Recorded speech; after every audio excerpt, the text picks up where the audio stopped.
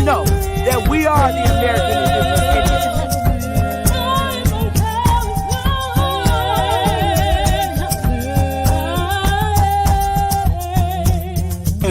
Copper color Indians, baby.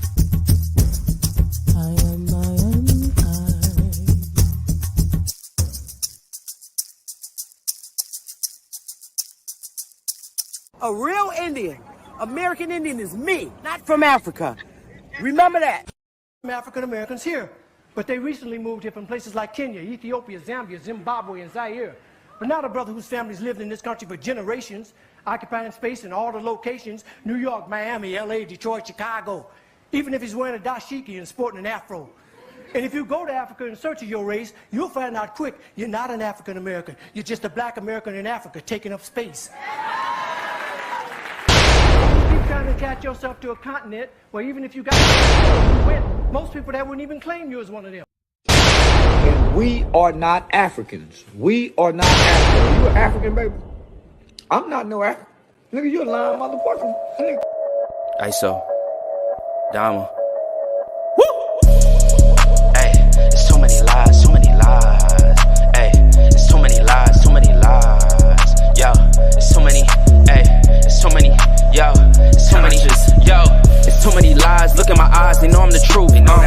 Knocking them down every time I step in the booth. We ain't got a lie, they know we the vibe, we living in proof. It's young conscious, shoot my life a movie, I live in a spoof. Ain't no sticking around, I'm on the move, I'm checking the dudes. Yeah, it's only us two, so you know we copping that coupe.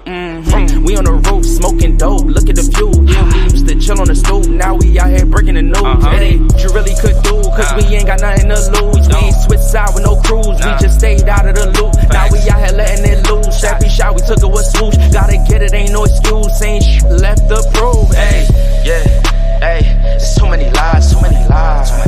Hey, there's so many lies, so many lies. Yo, there's so many, hey, there's so many, yo, there's so many.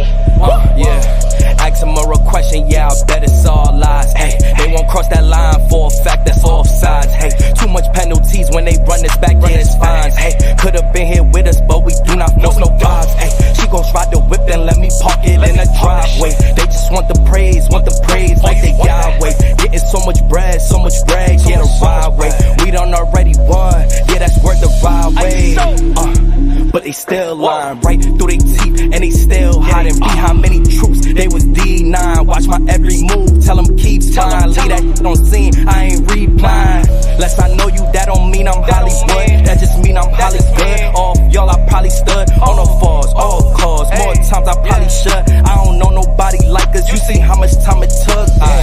Yeah, hey, there's so many lies, so many lies, so many lies. Hey, there's so many lies, so many lies, so many, there's so many, hey, there's so many, yo, there's so many. Hey, there's too many lies. Hey, yeah, ISO, Indies, Dama.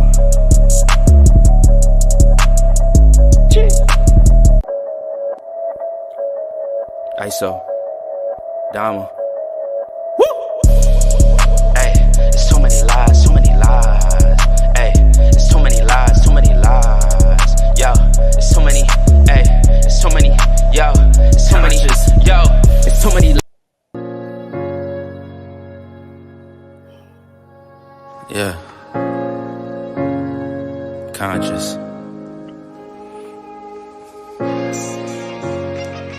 Matic.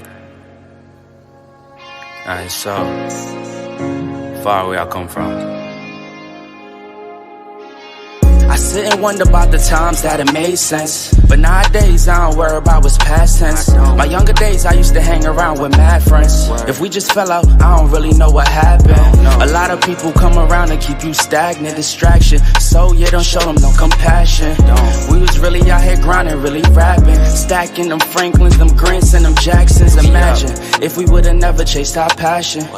We probably would've never knew what happened. They was all just talk, we showed action. Once they leave, don't you let them back in. Just pack up all their stuff and send them packing. I'm blacking on anybody thinking they could act up with me. This vibe ain't for free, cause where I'm at in life, I'm only focused on me. Note the self, know yourself, focus on your health. They don't wanna help, then fuck it, do it by yourself. Don't give them no excuse to put you on the shelf. If it's me, myself, and I, then it's no one else. Yeah, self-love is the best love. It's the people who always give that never get love. They ain't real enough to probably say they messed up. Just let it go and make the best of it. Yeah, self-love is the best love. It's the people who always give that never get love. They ain't real enough to probably say they messed up. Just let it go and make the best of it. Love yourself. Yeah, practice what you preaching, but clearly they not practicing entitlement and pride. Yeah, those two things they factor in. Spiral out of control just from all the bantering. When they accustomed to talking behind your back with all that chattering. I remove myself before I abuse myself. Talk about self-love, but you gotta do it yourself. Yeah, I won't act too good for no help. We all healing now. Said some things about me that ain't true. How you feeling now? Even at my lowest, they tried to find a way to bring me down. Big y'all up for years, ain't talking just the brand or the sound. I don't throw things around, I do it from the heart proud. Mama just wanna see her sunshine, removing them dark clouds. Yeah, self-love is the best love. It's the people who always give that never get love. They ain't real enough to probably say they messed up. Just let it go and make the best of it. Hey! Self-love is the best love. It's the people who always give that never get love. They ain't real enough to probably say they messed up. Just let it go.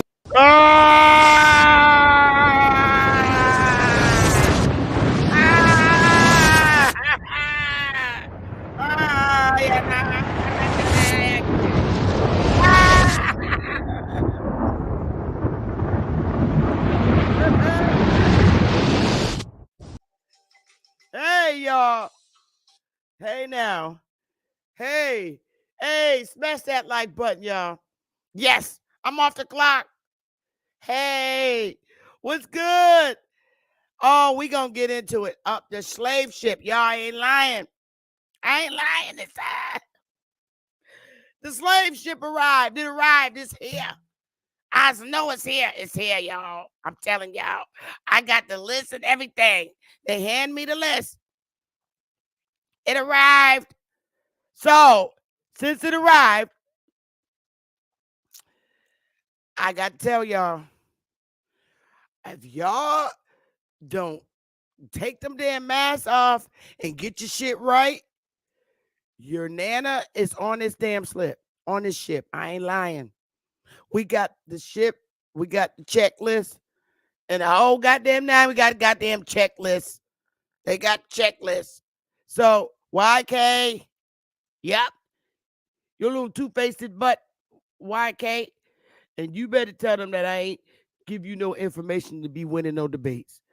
I never even met YK outside of YouTube or behind the scenes or nothing. Not a coincidence, your butt, your little dirty butt. Listen, SHUN, QUEBUDDA, and all you PANBOOs. I swear, y'all got to first I want to say this. Smash that like button. We're gonna get into this lesson today because I literally want you to prove that you can trace your ancestor to the slave ship checkoff list. And it is at that point that they're going to hand over a check to you for reparations. I really need you to prove this. Seriously. You can't make this shit up, what they're doing to our history. I keep telling y'all, let me shout everybody out first before I even start. Shout out to everybody watching. Because today, I brought the white guy with me that owns you. I brought him with me today. I did. I got the white guy that owned all you Negroes on the plantation. The one white guy, his wife in the house making biscuits. I got the white guy, and I got his picture. And I'm not lying. I know what I'm talking about. The one white guy that got like 50 niggas on his plantation, I got him. I do. Let me see who's up in here today. Man, ooh, we loaded up in here. It's lit, y'all. Throw up some fire. YK, your little butts in here. Demisha, hey, beautiful. Mary Gold, can't touch this. Ajamu, hey, Sitara, hey, Kataba Cam. Oh man, what we got up in here? Straight Smoke, John Davis, Anthony Lowe, Spencer, St. Louis, hey, hey, Lady Moon. Oh, Harlem Lover. Hey, hey. Who was let me see. Tony Furlow. Hey, Rodney. Bucky Wingo. Bucky. Bucky. I be seeing you on a communication tab. Let me see. I think Chief Kokomo. Hey, you slipping in and out. Peekaboo. Oh, a Bronx Flat Power. Bad Saint with your crazy butt. I know girly butter being here in a little while with her crazy butt. Oh, all right. Who else we got up in here? Did I miss anybody? Oh, Key Norfolk. Hey, hey, hey. Hey, Key, with your little cute self. I see you. Let me see. I think I got everybody. Yo, everybody out there. Oh, man. So, hey, Angela, Indigenous Minds. Hey, now. Hey, hey, y'all. Now, I keep telling y'all, we got to really think about our people and their behaviors. Okay? Back then and today. And I got this picture in my head of 50 niggas in YouTube on the plantation. And I got your slave owner. Shay son, not a coincidence. QUEBUDDA, all you PANBOOs. I found the white guy that owned you. He is here. Let me put up my little sign here. Got to get things going. I got to put the right stuff up here because we're going to meet the white guy that owns you. Okay? And he got to pay y'all a lot of money. Y'all all hot and greasy and funky down south. All just hot, stanky, and funky. 50 of y'all. And I found your owner. Finally. I kept telling y'all to point me to your slave owner. And I had to go and find him my damn self. There he is. There he is. In the flesh. In the flesh. Throw up some fire for this white master that owned all these Negroes on his plantation. You see? He owned all these Negroes on the plantation. Throw up some fire for YK, QUEBUDDA, SHUN. Not a coincidence. This is y'all's master. I found him. And he's strapped. He dare any one of y'all niggas to run off that damn land. You better stay on that hot, greasy sun, getting your back burned from that sun, and pick that damn cotton. He ain't playing with y'all. Massa ain't playing.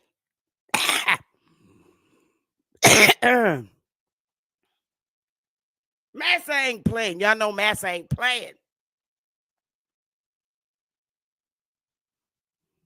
This here your owner. I found him. He ain't playing with y'all. You better not leave. You better not try to run away. He got the knife in there, tapped in there, so he cut your foot off like he did Kuta Kinte's. He got the knife. I dare any one of you niggas to run.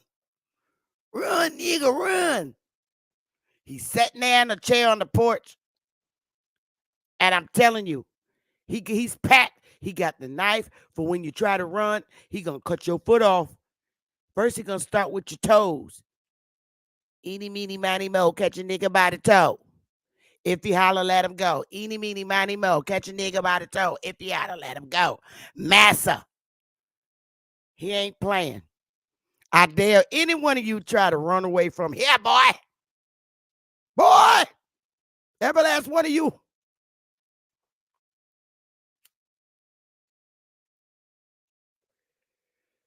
YK is your master sitting down there waiting for you. Because he got proof that he purchased you off this ship that flew in from Africa. It rolled all the way in from Africa with no motor. Niggas packed everywhere. Look at that. There it is. Transatlantic slave trade from about 1501 to 1875. Africans seized by slave traders on the continent were taken not only to the United States, but also to South America and the Caribbean, major destinations. Carolina, 210,000. The Gulf Coast, they dropped off 22,000 niggas. Spanish Caribbean mainland, 390,000. Dutch Guyana, 294,000. Amazonia, 144,000. Pernambuco, 818,000. Bahia, 1,568,000. Southeast Brazil, 2,281,000. Northern U.S., 27,000. Chesapeake, 128,000. Cuba, 779,000. Jamaica, 1,020,000. French, Saint Dominic, 774,000. Europe, 9,000. Note, does not account for all people taken from Africa's source. Slavery.voyage. Oh, they done got some more numbers, Dane. They got some more numbers, Dane. Outside of the slave voyages. They got more numbers, Dane. You're going to have to make another video, Dane. Tanika and Dane, you got to update your records. Remember what Dane said? Oh, they done found some numbers. Oh, my goodness. Oh, my goodness. My goodness. Now,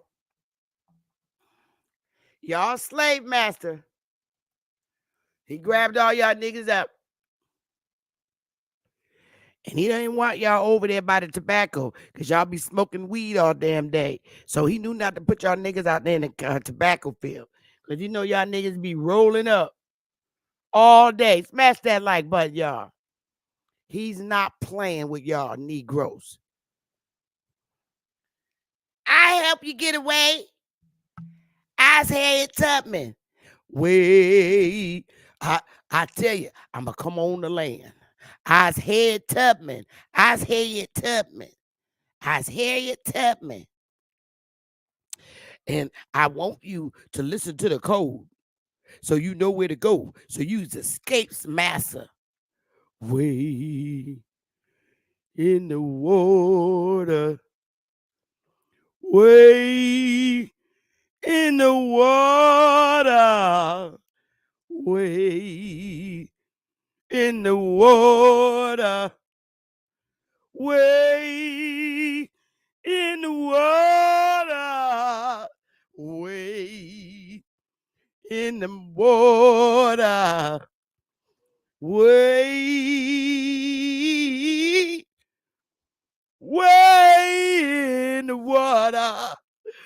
I want you to run from massa. Run from massa. 'Cause I'm tired. I'm so tired of this here massa. I'm so tired. I just go run. I just go run. Me and YK and not a coincidence in QUEBUDDA. We's gonna run tonight. Way in the water. way in the water.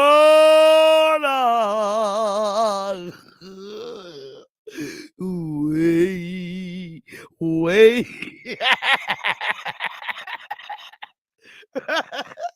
Y'all got to join me in QUEBUDDA.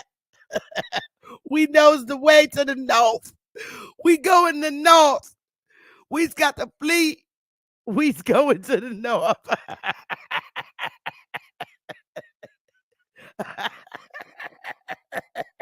Hey, Choctaw, you got to tell Dane that he got to do a whole nother video because they done came up with a schedule and said that the number don't include the numbers Dane had, so he got to update his video. They done found something. Now, tell Dane we got to tell him, where's my boy Dane? Where he at, Dane? You got to come back and y'all got to update your database because they done found some more numbers. It said it does not account for all people taken from Africa source, slavevoyages.org. See, they done got new numbers, Dane. So, my biggest question is, with this updated database, my question is, everything was burned down by the British. Every goddamn thing. How did they come up with those new goddamn numbers?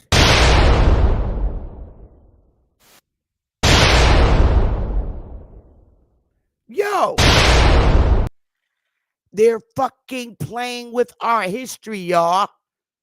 They got a whole new another set of numbers.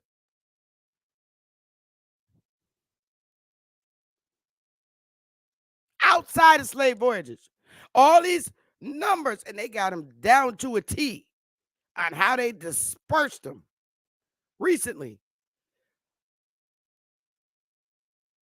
How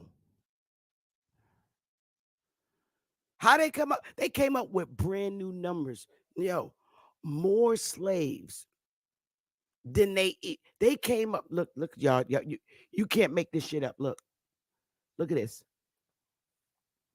If you add up all those numbers, that's more than the slaves they said they originally brought here. It quadrupled. What the hell? If y'all can't see that these people are playing with our history, lying, why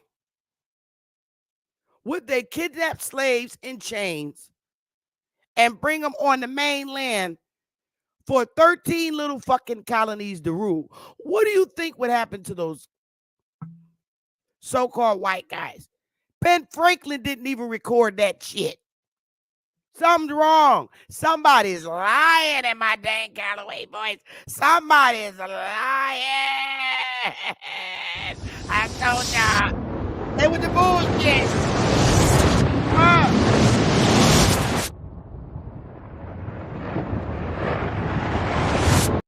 Yo, that whole new database that don't include slave voyage. Dang, if you're listening, please hit the panel. They came up with more numbers, Dane. That's not even in Benjamin Franklin's notes nowhere. They got more slaves than in history. All from Africa. Now, you got all them, yo, on that, you can't make this shit up.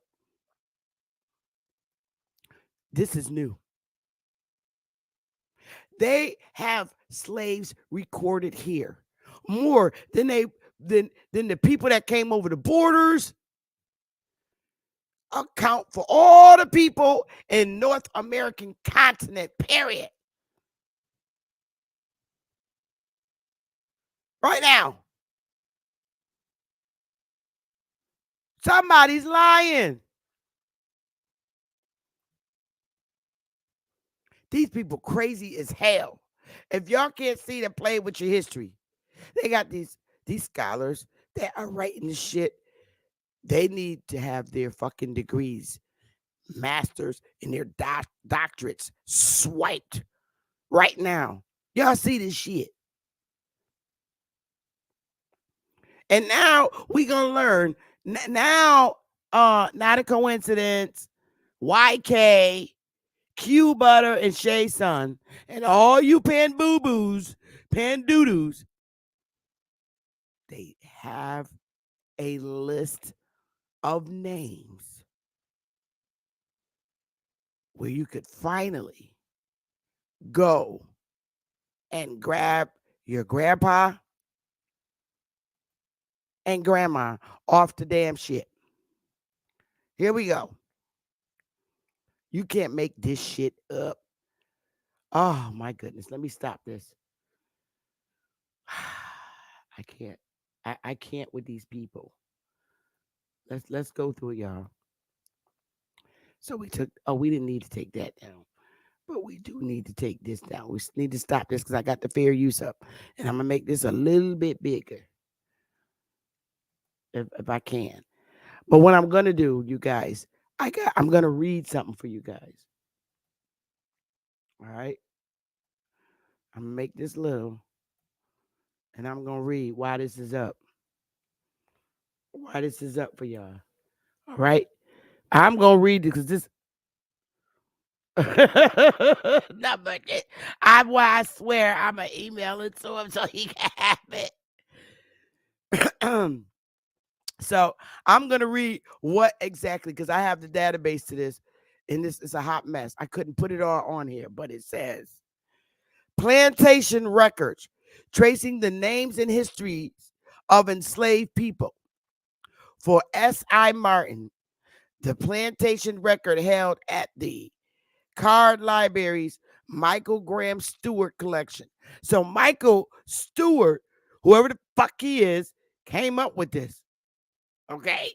Michael Stewart provide a gruesome but vital connection to the lives of enslaved people in the 18th century. Okay? This is 1870, and this is in the 1700s. This is a typical piece of tabulated information from the year 1796. Meanwhile, we have governors in Connecticut, Indian government, Negro, black governors up there in Mass, where it started at, originated in Mass. You know, the funny day when we had to slap SHA's ass around of where the black governor originated. He gonna pull up some Massachusetts shit, and I'm like, well, hold up, bro. This shit originated in Mass, and then it came to Connecticut. So, this is a typical piece of tabulated information from the year 1796. It's a list of enslaved people on the Waterhouse and Tunbridge plantation in Jamaica. Jamaica. Yo, they on your ass, Jamaica. It's a business document, but the business is people. So let's go through it. The first name in this list is the name Vulcan. Martin points out. You also have the name Bob. Yep, they're counting it in a row from the top down. You have Neptune, Brutus, Hector, a whole host of these Greco-Roman names were given to African people. Yeah, here we go. These are people whose names have been largely speaking removed. Some of the men and women listed appear to have been given names related to places: Kent, Portsmouth, even Waterhouse, the name of the goddamn plantation itself. Others appear African in origin, although whether these people have managed to retain their actual names is unclear. So this foreigner, okay, this foreigner is writing he got all the names, okay? He's a foreigner and he's got all these goddamn names to give to the folks on the mainland. Yo, y'all hear this shit. You can't make this shit up. Another document from 1780s. Still got mayors and governors, black ones down all the north. Records the names and occupations of enslaved people on an east state in Antigua. What is immediately affecting to me is that, like most people of African Caribbean origin, yo, you can't make this shit up. African Caribbean origin. My family history is completely unreliable before the 1860s or 1850s, Martin says. Any of these people could have been an ancestor of mine. The record includes a value in pounds for individuals on the estate, which varies depending on the age, profession, or gender of the person. Coming in a value of 100 pounds, you have someone by the given name of Boston. Boston is a distiller and a driver and is one of the more expensive lives on the sheet because, of course, a distiller is a specialized occupation, he says. He got a specialized occupation because he brought that skill with him over from Africa who ain't got shit. And if you had them skills, why they ain't fucking use it over there? You see how the prices vary and how the lives are valued. You've got Jacob, who is apparently only worth 25 pounds because he is, as they say, ruptured. So all you niggas that be on YouTube all damn day and how that work, y'all asses is ruptured. With y'all ruptured asses. I'll pay 25 pounds for you with your ruptured ass. This is one of the ugliest documents I've ever seen, but it points to the importance of assessing material like this. The Fort Commenda, uncovering the architecture of slavery. What we're looking at here is a plan of the Royal African Company's fort at Comendia in West Africa in the year of 1749.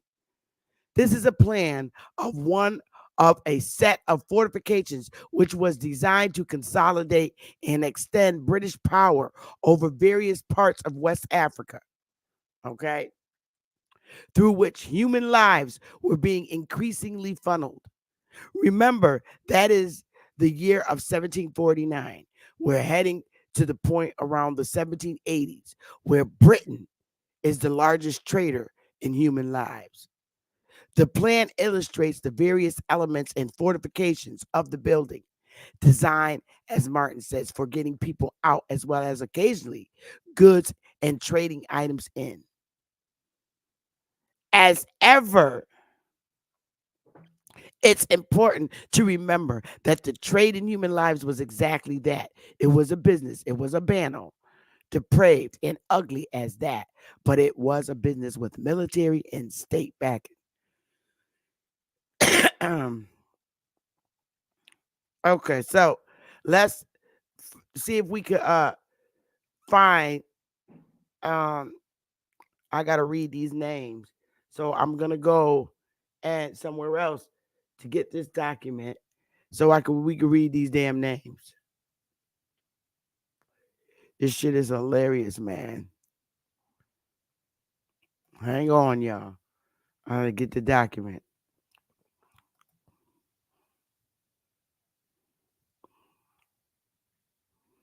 Come on now.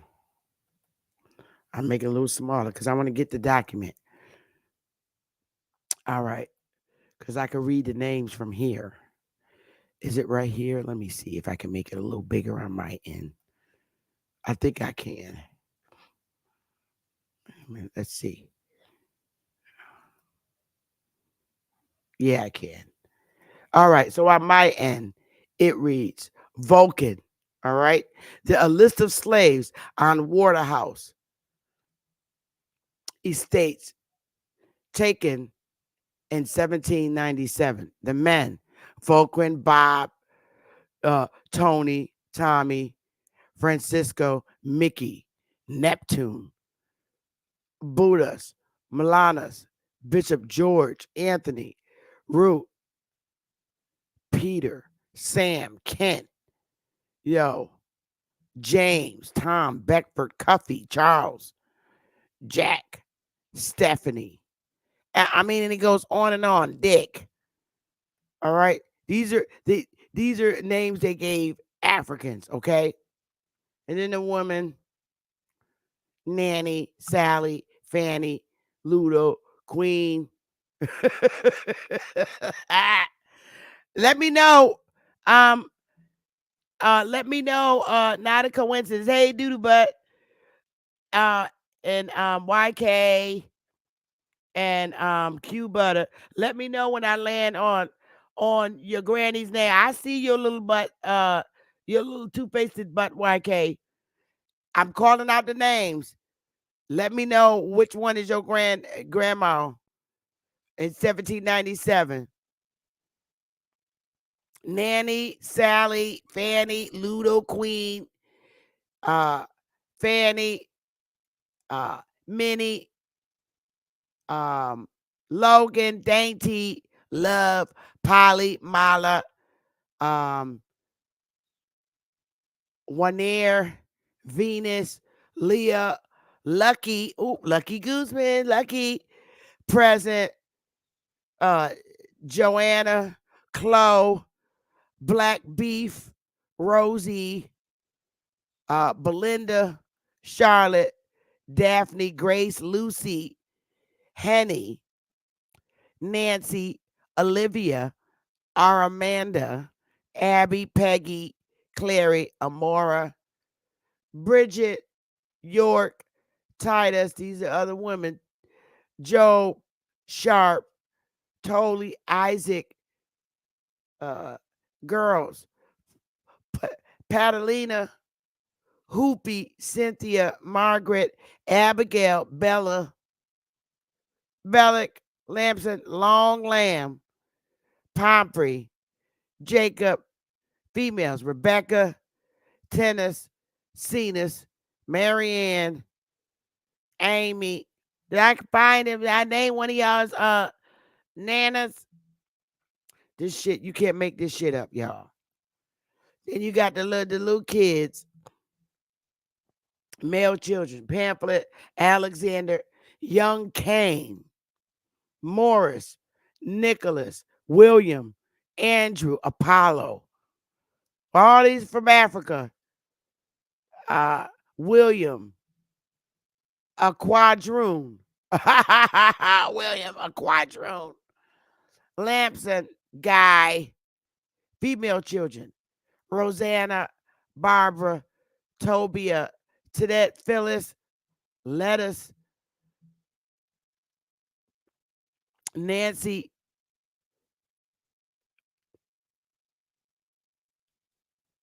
I give up. I can't. You can't make this shit up, y'all. I'm gonna put this in the chat. Copy, paste. There you go. All right. So y'all can have that to play with. I'm not gonna play with these folks today. And we're gonna go here now.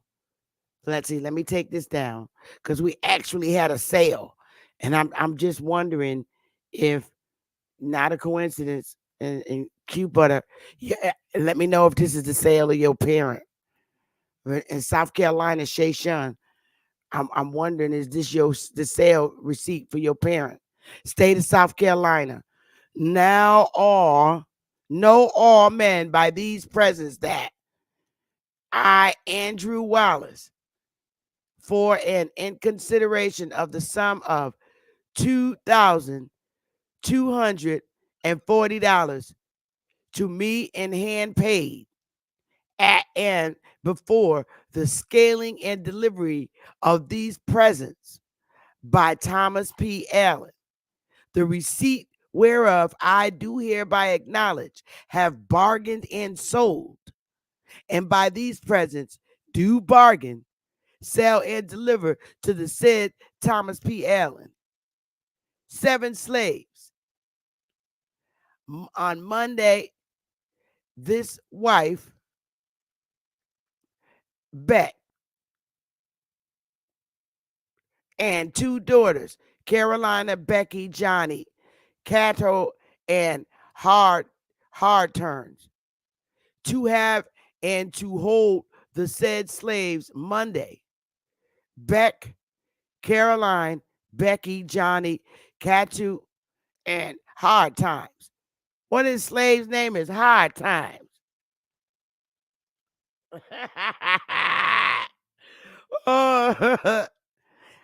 Unto said Thomas B. Allen, his executors, administrators, and assigns to his and thereon only proper use and behoof forever. And I, the said Andrew Wallace, my executors and administrators, the said bargain premises unto the said Thomas P. Allen, executors, administrators, and assigns from and against all persons shall and will warrant and forever defend by these presents. And here's the witnesses. They got this all the way from the date that it was sold, y'all. Eyewitness, have unto hand and seal in Charleston on the 31st day of October in the year of our Lord, 1849. And in the year of independence of the United States of America, Andrew Wallace. And here go all the signees and seal of this. And they kept this paper all the way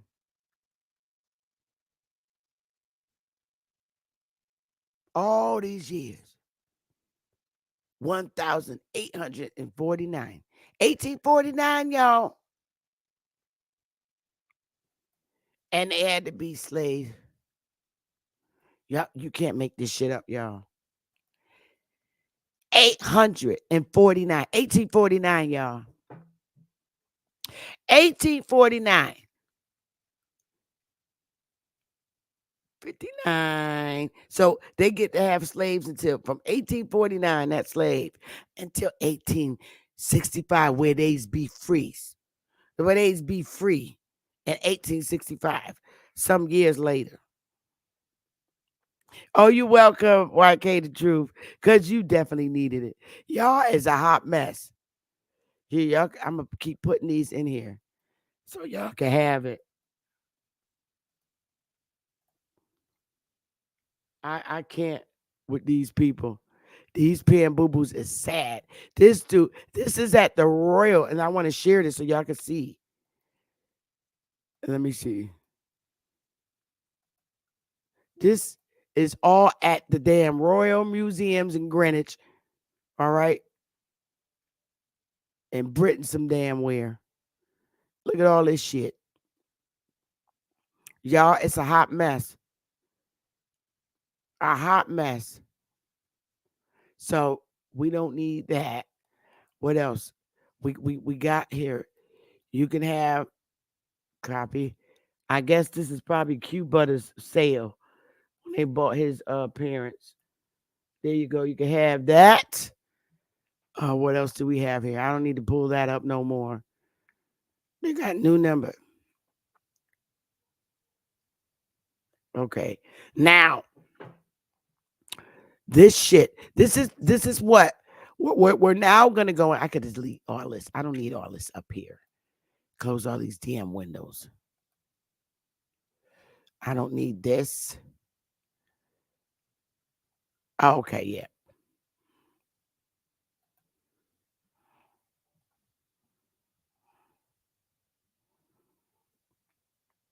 All right, y'all. So, hey, Empress. Okay. So, let's go into this, y'all. In Charleston. All right, here you go. You can't make this shit up, y'all. This is what they're doing to try and combat that Indian, because the Indian done took his mask off and shit. So this is what they're hurrying up doing, y'all. Look at this shit. I'm telling you.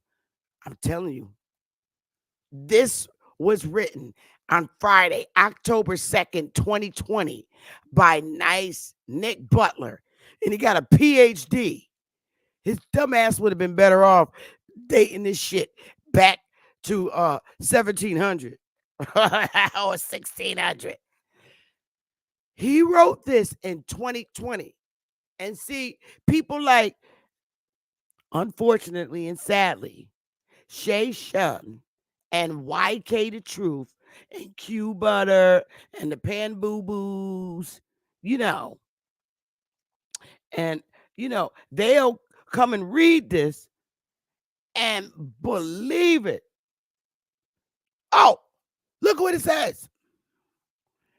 Okay, and this shit was written in 2020. Now, today is 2020. We're going to find words of today's usage. Okay, today's usage.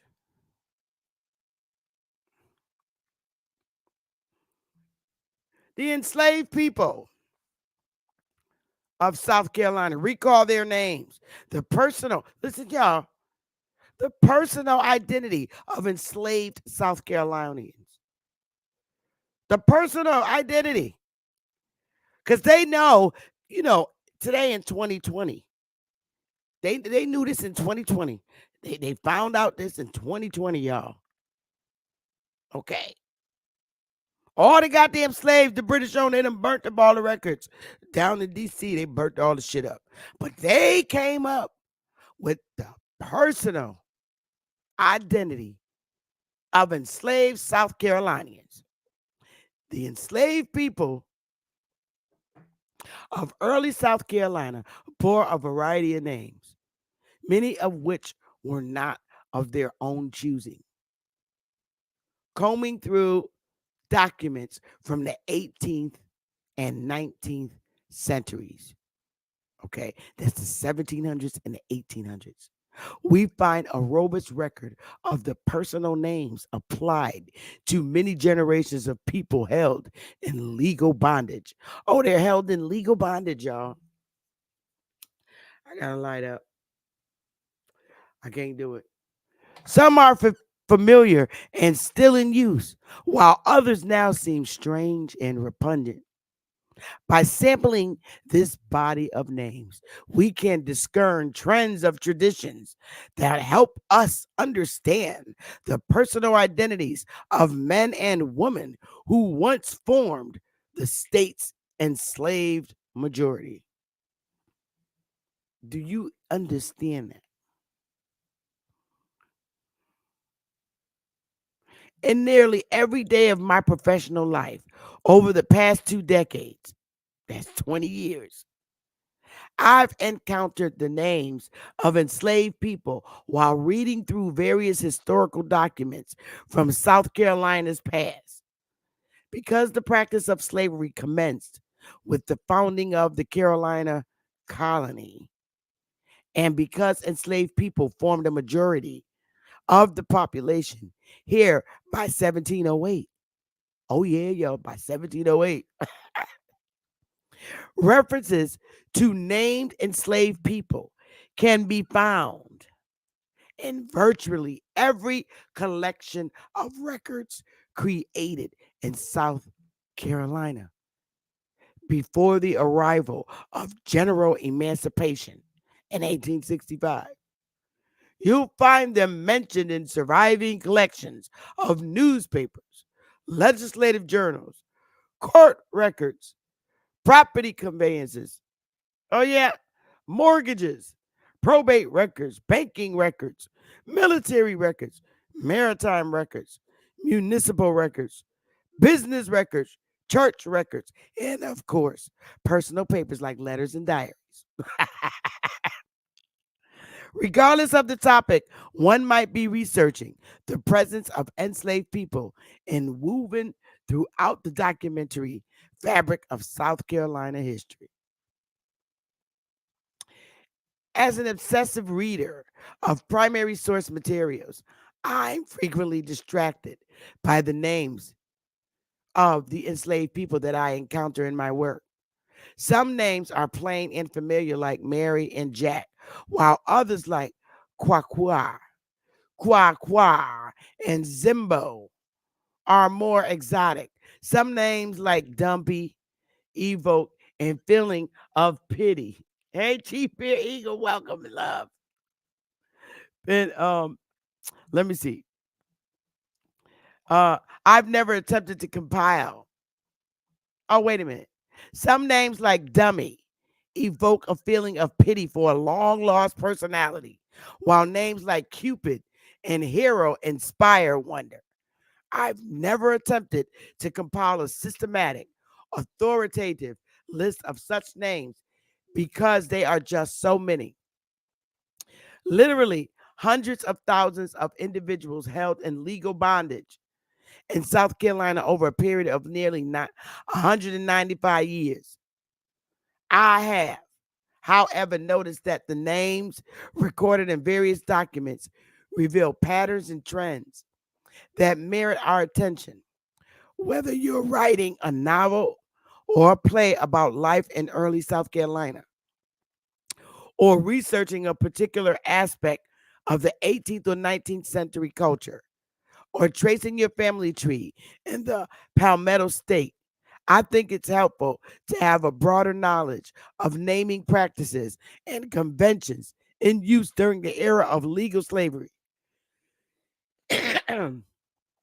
Before we attempt to describe and categorize the names applied to enslaved people in our past, let's cut through the mountain of evidence and acknowledge a dark truth buried at the heart of this topic. The name carried by an enslaved person in early South Carolina was more than just a marker of personal identity. In many cases, it was also badged of submission or resistance. Most enslaved people living in early South Carolina bore names assigned to them by people exerting control over their respective lives. Although more subtle than the use of physical violence and intimidation, the act of erasing and replacing a person's identity is an effective means of breaking the resistance of captive humans. Remember the character number 6 from the 1967 sci-fi series The Prisoner. The protagonist was kidnapped, taken to a new location, and renamed. "I'm not a number," he shouted. "I am a free man." Yo, this shit is a hot mess. Millions of Americans heard this message loud and clear in Alex Haley's groundbreaking 1976 novel Roots, the saga of an American family, and in the 1977 television miniseries and the 2016 remake. Haley's African protagonist, Kuta Kinte, was enslaved in Virginia and refused to abandon his native identity. Yo.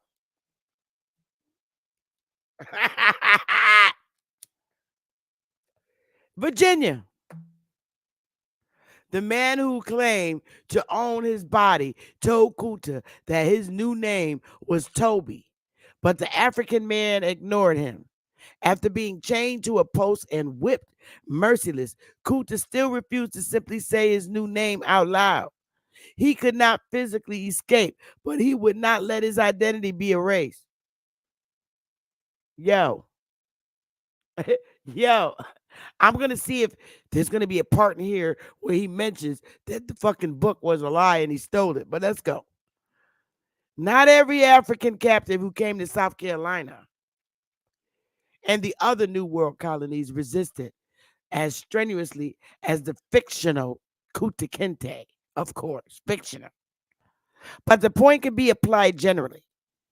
The names of enslaved people found among various historical records are the products of a process of dialogue and negotiation between persons asserting dominance and others being forced to submit. That process could be brief and relatively painless, or it could be protracted and violent. Regardless of its duration, it commenced at the port of Charleston when newly arrived Africans were initially sold into slavery. Not a coincidence, they talking about y'all. Some unknown number of the African captives brought to early South Carolina refuted their new identities and attempted to assert their original African or country names. Now, y'all, hold up, y'all. Hold up now. There's something wrong with this shit. Some unknown number. This shit, you can't make it. This is what I mean about the sloppy shit, y'all. Look. Some unknown number of African captives brought to early South Carolina refuted their new identities and attempted to assert their original African or country names. Now, yo, first of all, how the fuck do they know that this was refuted when they didn't even speak English? Wasn't they speaking?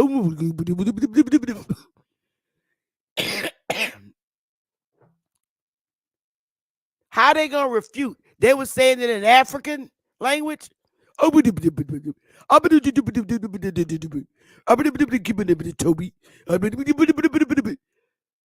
a minute. This shit don't make no sense.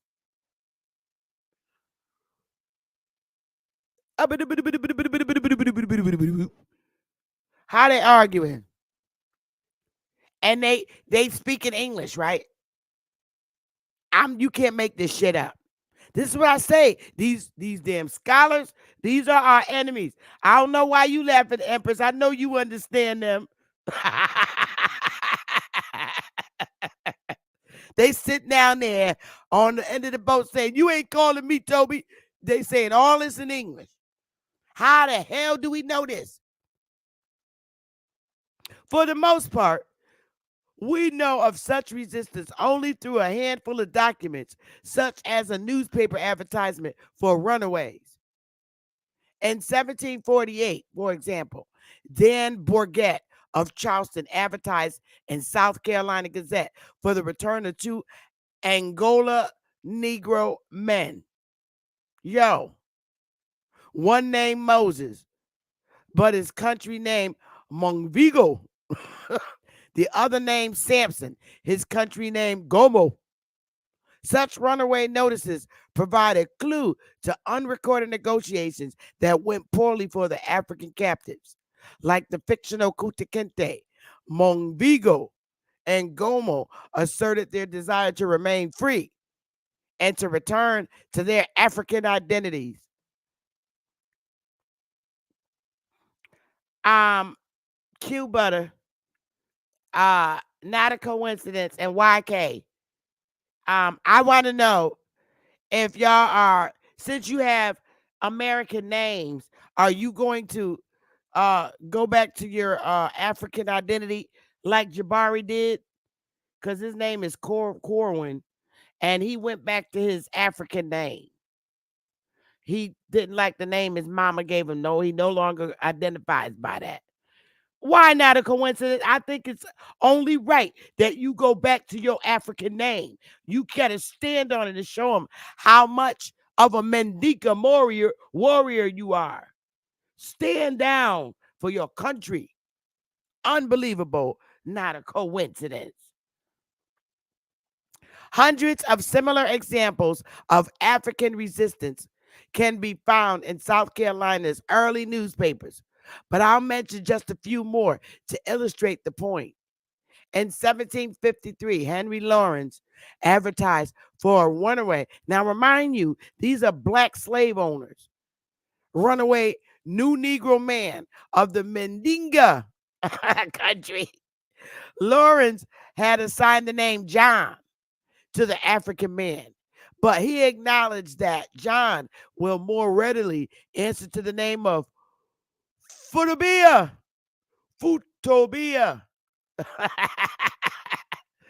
which he went by his own country. Similarly, Arthur Bull advertised in 1755 for the return of a middle-sized, middle-aged Negro fellow named London, but his country name is Appy, or which would be called Appy. Although white slave owners might have recognized that Africans generally wish to retain their original names, most disapproved of the idea and insisted on their right to define their new identity. When a fugitive new African woman was captured and lodged in Charlton's workhouse in 1765, for example, the warden interrogated her in order to identify her legal owner. So he interrogated her. How you going to interrogate somebody that speaking in African tongue in 1765? Was that a person who understood African language? This shit ain't adding up, y'all.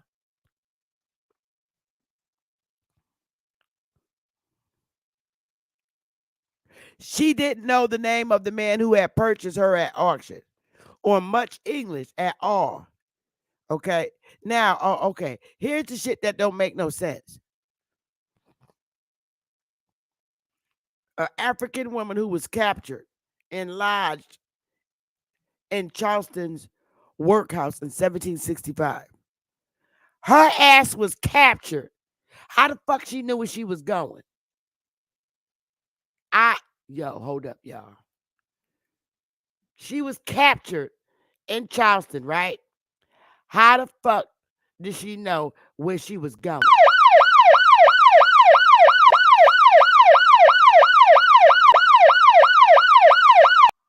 Hey, lady, where you going? You just got in here from Africa. How the fuck you know where you going? You coming down to Connecticut with Sister Betty?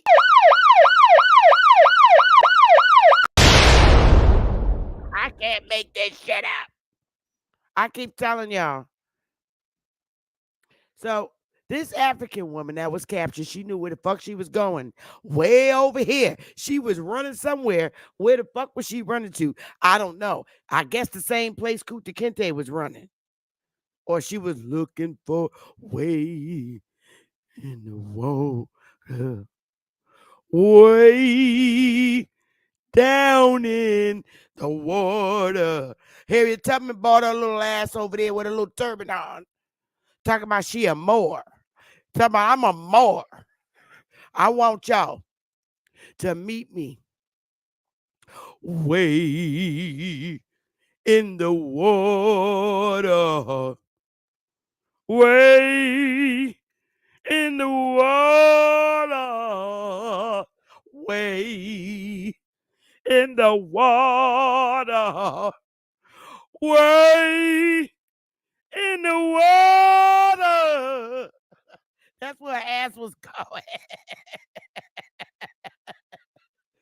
That's what she was going. She didn't know the name of the man who had purchased her at the auction or much English at all. So how you going to interrogate her if she didn't know much English at all?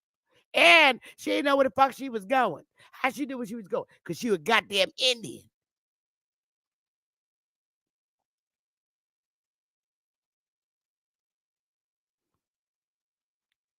But she remembered the name he had assigned to her. The master of the workhouse then published a notice advertising the woman's presence in his custody. The wench, okay? He called her a wench.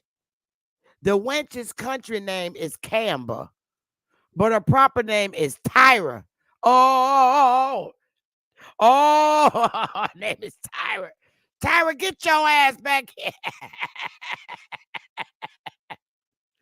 Tyra, get your ass back here, Tyra. Tyra. In this struggle to assign, supplant, and assert identity, repeated millions of times in the various American colonies, this will of the African captive occasionally prevailed.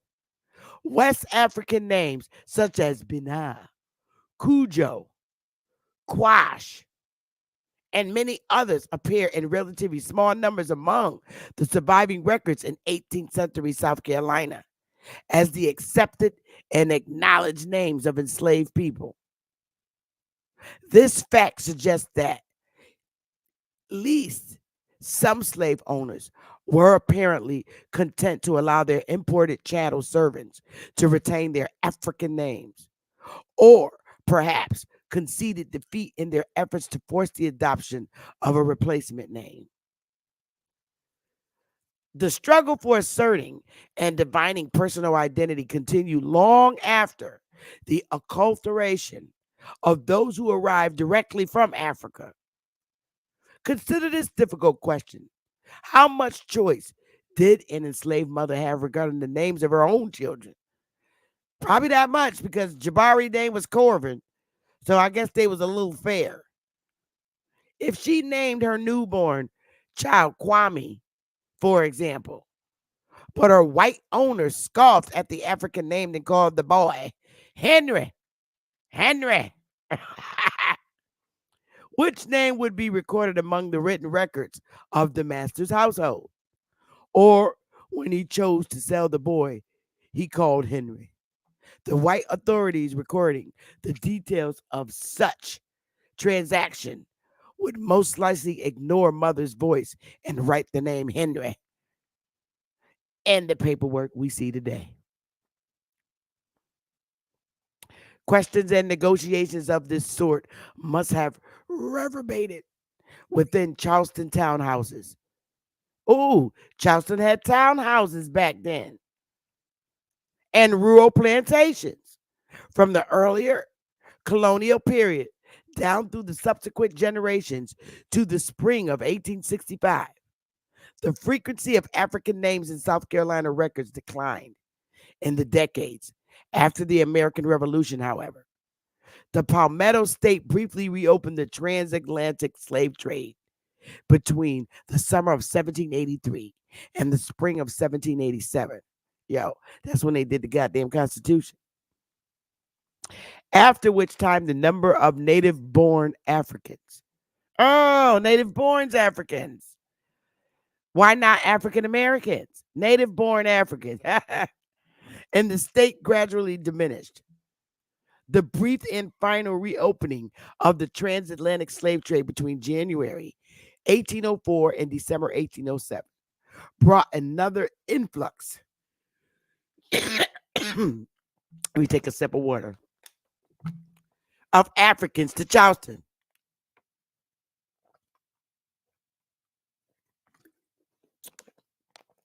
But other circumstances mitigated their local impact. Many of the people imported through this port in the early 19th century were immediately taken to westward plantations, far beyond South Carolina. In addition, the legal and cultural mechanisms for controlling the enslaved population were much stronger in the early 1800s than they had been a century earlier. Based on anecdotal observations of records and newspapers of antebellum South Carolina, it appears that fewer of the African natives who arrived at the return of the 19th century and remained here succeeded in preserving their country's name. Runaway from Jonathan Bryan in Georgia. 2 Negroes, one likely young fellow, country born, named Charles, the other an elderly fellow named Frank, and known in Charlestown by the name of Mackenzie's Tom. Whoever takes them up and delivers them to the warden of workhouse in Charlestown or to Mr. Bryan in Georgia shall have 10 pounds for each. They are supposed to be in Charleston Charlestown. Yo, these fucking Indians was running away. All right. Now, look here at the picture. All right. Yo, look at the fucking picture. Does the picture match with a fucking African or an Indian running away? I'm just gonna let this shit sit right here for a minute. You can't make this shit up. Yo.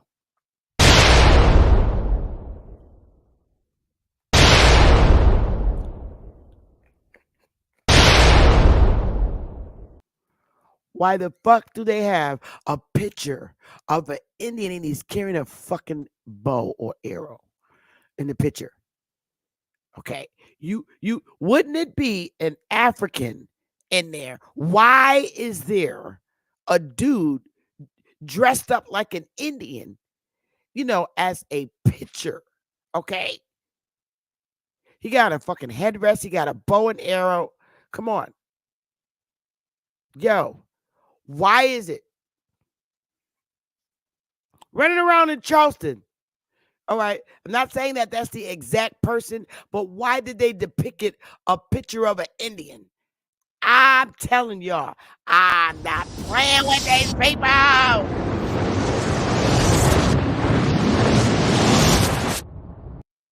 They running, they a goddamn Indian.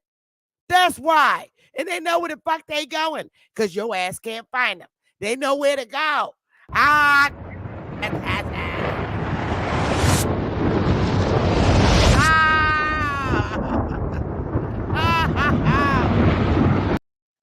Oh my goodness. But y'all know, not a coincidence, little dirty butt, SHUN and YK gonna pull up and say, oh, we found him. We found the nigga. We found his ass. We got him. Can we get our money? We found him for you. We found your slave. Yo, you can't make this shit up. They'd have been better off not putting no damn picture there. That's what fucks them up. You got a picture of an Indian running, right?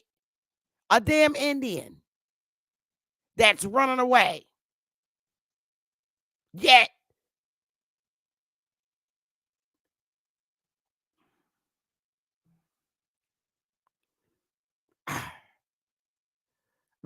I just can't with y'all. You can't make this shit up. I tell you, the ancestors ain't not a coincidence. Could you quickly explain to me why they have a picture of an Indian? Okay, they drew a picture of an Indian, yet they're talking about a runaway African slave. Can you just tell me if they made a mistake or it's just because niggas and Indians is the same goddamn thing? I just want to know. Hey,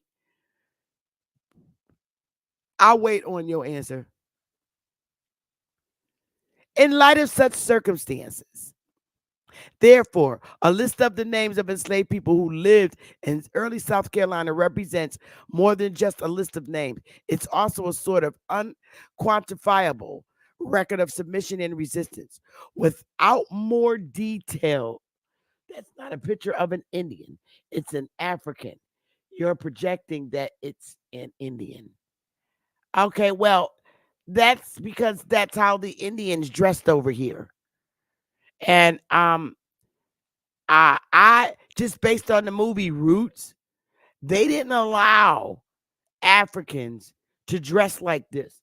They had on them little old hand-me-down clothes. But in this particular picture, this is how the Indians dressed. And I doubt it very much if an African that's a slave is going to get dressed in his old African attire and run around the fucking woods away from his master.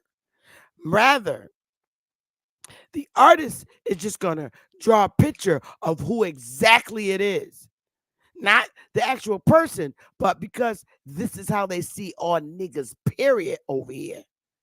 Like Indians. Because he's running away. How the hell he know where to go?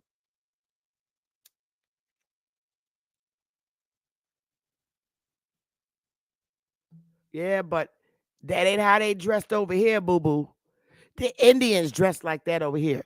The, you don't tell me that the drawer is gonna picture in his mind that the guys over in Africa running around. He's going to draw it just like they see it over here.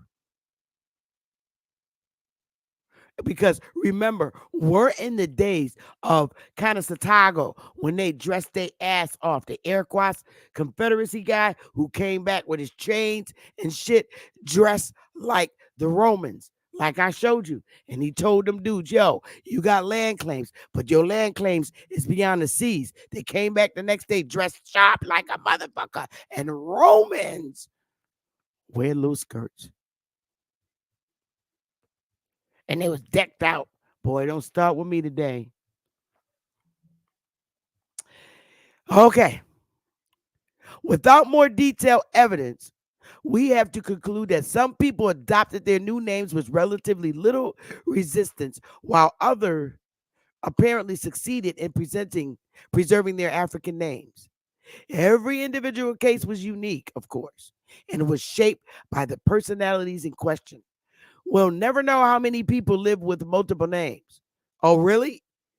I know a bunch of niggas that's identified as Aboriginals, Indians, coloreds, Negroes, Afro Americans, mulattoes, African American. Yo, that's some multiple motherfucking names right there. One used by the white masters and one or more used privately among family and friends. Because that's how we get down, Bubba Skillet. Because the system of slavery generally denied enslaved people access to education and the tools to record their own stories in their own words, we have only their legally recognized names written among documents created by and for the dominant white minority. Yo. Let's see. Runaway. I want to read this little article at the bottom. What does this one say? Oh, that's this first. Runaway. From the plantation of the late Charles Lowndes, Esquire, near Ferguson Ferry in February 1772. Meanwhile, there's governors down in the north, black ones. A Negro woman named named Amy. A Negro woman named Amy. This country born, pretty black, very sensible, and has a numerous acquaintance thereabouts. And at Goose Creek, oh shoot, that's where what's his name? OTK, Goose Creek, where she was bred. She is about 30 years of age, has been seen in Charleston selling things. Selling. She's been in Charleston selling shit. That's what crackheads be doing, but has been seen in Charleston, right? Her ass a runaway, but they seen her ass out there selling things about the streets, pretending to be a free woman. All right, her ass out there because she got master pussy whooped, so she out in the street selling shit, talking about she free. A reward of 20 pounds will be given for apprehending her, and the utmost rigor of the law will be exerted in prosecuting those who harbor her. Rollins Louder, yo. I can't. She came master some booty. He fell asleep and she took off. She out there selling master shoes and shit. All right. One could fill volumes of explaining the philosophical and psychological components of this topic, but I'll leave that work to others. It's time to name names. I don't claim to be a linguistic expert, and it's not my intention to construct a comprehensive lexicon or taxonomy. Rather, I want to share a few conclusions and point you in the right direction if you like to pursue this topic farther. Having spent many years turning thousands of pages of archival records, I've compiled a non systemic, non quantitative collection of common and unusual names of enslaved people who lived in South Kakalaki before the end of slavery in 1865. Based on my own experiences and observations, I've divided my collection of names into 7 categories that I believe encompass the gamut of 18th and 19th century slave nomenclature with reasonable accuracy. Country names: the people brought by force from African continent to the Americas and to South Carolina represent a large diversity of cultural groups who spoke a number of different languages. Most, but not all of them, spoke a tongue included within the large Nigger Congo or Niger Congo language family that dominates the west coast of Africa. But a few examples of East African names can be found in early South Carolina records as well. The blending of this distillation of these various tongues and personal names on this shore led to the rise of what we now call the Gula language.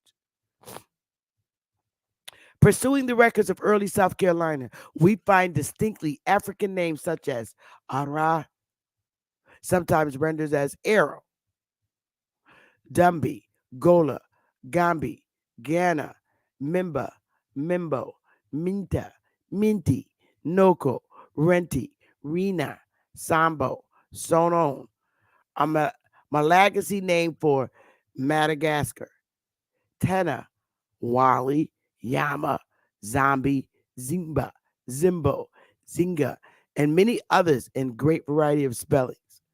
A number of cultural groups in West Africa follow a tradition of naming children after the day of the week on which they were born. These weekday names are different in various African languages, including Akan, Hausa, and Yoruba, for example, but we can identify the following temporal names with a variety of spellings in the early records of South Carolina: Quash, Quashi, Quashiba, Sunday; Cujo, Quadro, Juba, Monday; Quabina, Bena, Bina, Tuesday; Quaco, Cuba, Wednesday; Qua Aba, Thursday; Kofi, Cuffy, Friday; Kwamina, Kwamino, Kwame, Saturday. In contrast to these predominantly West African names, I personally seen fewer names of undoubted Arabic or Islamic origin in my own research. Names like Farah, Fatima, Muhammad, Maram definitely appear among surviving records of early South Carolina. But there are probably other Arabic and East African names among our historical records that I simply haven't recognized. Christian or anglicized European names. It's very difficult to determine the criteria used by white European settlers to choose certain names for enslaved Africans in early America. But familiarity seems a reasonable candidate. Most of the early colonists to this area were of English extraction and Protestant persuasion. So it seems natural to that they would choose names drawn from familiar cultural traditions. Among the surviving records of 18th and 19th century South Carolina, we find names such as Christian or anglicized European names as Abigail, Affy, Amanda, Amy, Andrew, Ann, Archie, Beck, Bella, Ben, Bess, Betty, Billy, Bob, Bridget, Kate, Charles, Charlie, Charlotte, Dick, Doll, Dolly, Eliza, Elsie, Fanny, Frank, George, Harry, Harriet, Jack, James, Jane, Jenny, Jemmy, Jockey, Joe, Johnny, Judy, Juggy, Kit, Kitty, Larry, Lindy, Lizzie, Lewis, Lucy, Mary, Marion, Miley, Molly, Morris, Nancy, Nanny, Ned, Nellie, Patty, Peggy, Peter, Polly, Prissy, Pussy, Retta, Rhodey, Robin, Rose, Sam, Sancho, Sandy, Sibby, Sue, Suki, Toby, Tom, Tommy, Tony, Violet, Will, and many others. Now, all these goddamn names, if you look on the goddamn Indian censuses, all of them got these goddamn names. I ain't even ever gonna front, and they niggas.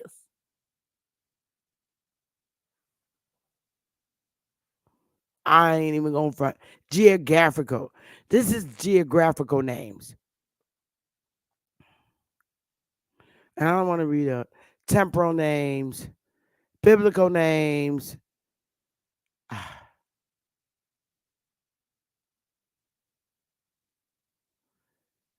I just don't want to read all these names, but I'm gonna put this in here so y'all can read this. Give you plenty of documents. Paste. Here y'all can read and play with the names. I just can't do it. But this shit is hilarious. So I'm gonna stop this one there. And I'm gonna take this down. Because this shit is hilarious, man. And another document I found to be interesting was the independence of these countries. Let me go here. These are countries of independence. Here we go. They don't add history at right now. I know that this is when they got their independence, not when they were founded, but you got the country Algeria in 1962. They gained their independence from France. Should be showing it. Angola, 1975. The Kayam from is who they gained their independence from. Okay?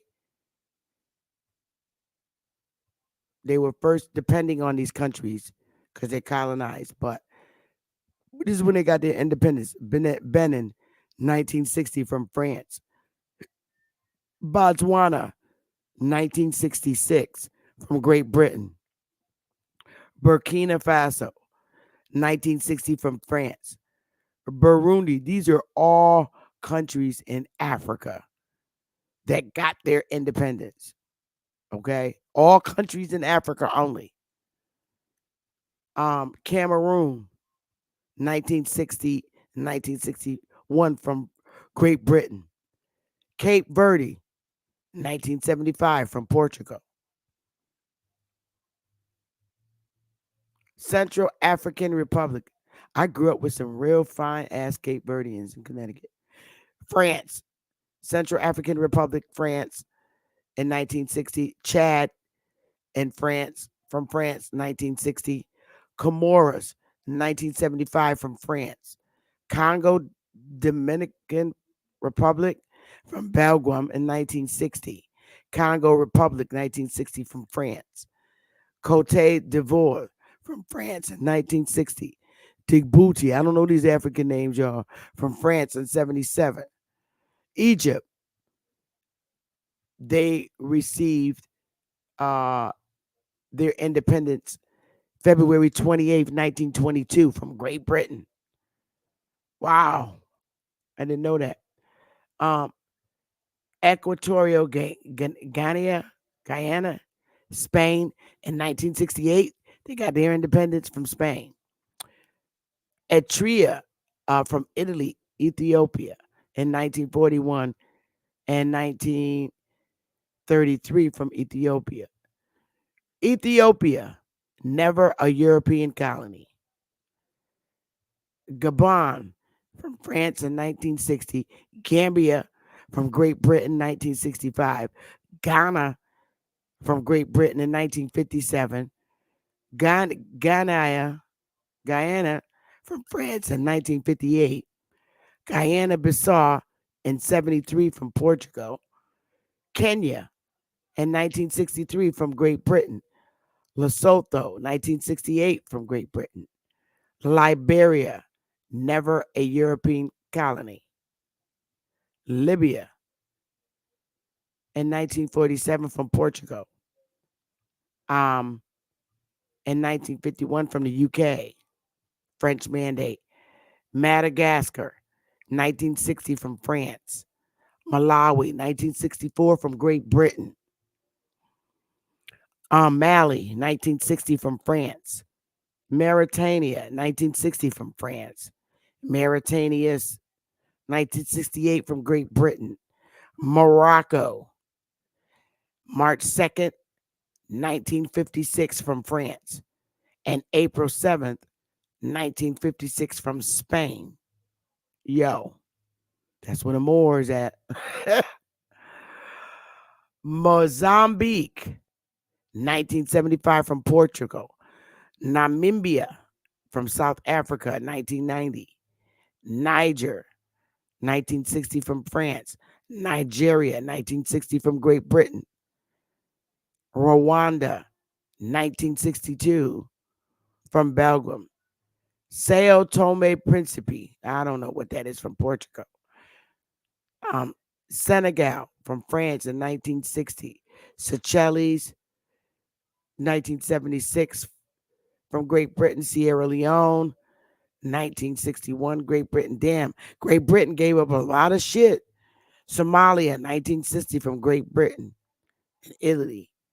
South Africa, May 31st, 1910 from Great Britain.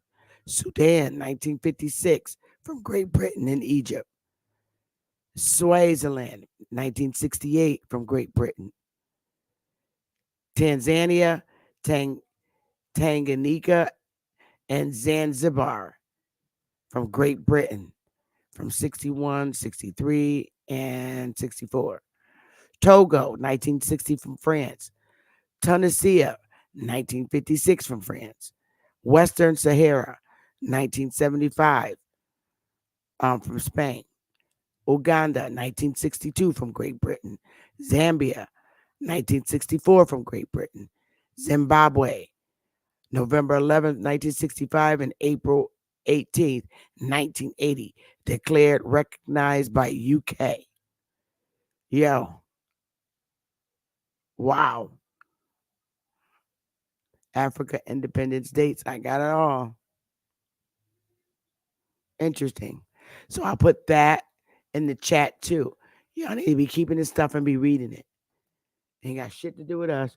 But SHUN, all y'all reading about your little African ancestry. So we got that out the way. So, facts about slave trade and slavery. I'm not reading this. I don't feel like reading this. It's bullshit. Anyway. So, you guys, wow, I've been talking for an hour and a half. Whew. So, I'm going to open up. Oh, please, SHUN, you little rascal. So, I'm going to open up because there's a lot of questions in this. And it's just mind-boggling to me when you hear of runaway slaves. And like I said, when you point out major things, okay, and the time frame that it was being in the 1700s, listen, Africans ain't gonna be dressing like that running around. Indians are here. I mean, you have news people from here writing these news articles back during that time, the 1700s, okay? And when you have news people writing articles, they're very familiar with their homeland, which is here in North America, okay? And they already have a vision of the Indians that's here. Indians were the ones that were enslaved. And this is the sad part. This is very sad here on the mainland. And if they're going to draw a picture in the mind, Indians here in North America are always notoriously, the black ones notoriously are drawn in with that vision. That's a vision of an Indian here. They're not over in Africa, these paper writers here, for back during that time. Their depiction is because they see us all the same, and they always have. That's the arrogance of white people. Your skin is brown, fuck it. You're just all the same. That was the aggravation and frustration of Walter Plecker too. That's why he made all the Indians colored, because they predominantly look like us. We the Indians. No matter how you try to white them out, people go through surgeries and everything to get rid of the nigger features, and it's so sad. And to you see this woman, okay. Obviously, she ain't really getting her ass whooped as a little Indian woman, okay? If her ass running away, and somebody done seen her ass downtown running out selling master shit, she probably was trying to hustle her way to the goddamn north, okay? Like we do here. We still do that shit today. Crackheads do it all the time. Always taking something from master, going on the street selling it because she done gave him some booty and he tired. And now he know her ass out there in the street running around with Billy Bob and Cujo and all that other shit. And now he want his boo-boo to come home. If a woman know she gonna get her ass whipped with chains and just get her ass whipped, she ain't doing that shit. Because to get hit with whips and shit, that shit hurt when you're butt naked. She ain't gonna try to do that. That's because we keep looking at the Roots movie. You got to stop looking at the Roots movie and look exactly what the fuck is going on today. Your daughter wild as hell, her ass out running the streets, and she need to bring her fucking ass home. And she done ran away, bring her monkey ass home. She out there, but she 30 goddamn years old. Obviously knows where she's going, because she's going downtown to sell shit. I can't with these people, y'all. And then the runaway niggas. Where they running to? You ain't been here that long from Africa. So where are you running to? Where you gonna hide at? Their asses can't even go off the plantation. I can't do it. But anyway, I'm gonna open up the panel now because I just want to laugh now. It's all about laughing now. For real, because this shit, it really got to stop, y'all. This article that I read, I put it in the chat. This shit was written in 2020. So somebody that's in Generation Z, their kids later on in history is going to read that shit and believe it. If we don't correct this shit now, that's why we doing what we doing. And we making noise. Y'all little college professors, y'all fingers. I hope y'all damn fingers fall off and you get arthritis in your hand so bad. And they be like this, curled up. I'm sending out magical, matter of fact, I'm throwing out right now a spell on y'all college professors right now. I'm placing an evil spell on y'all right now.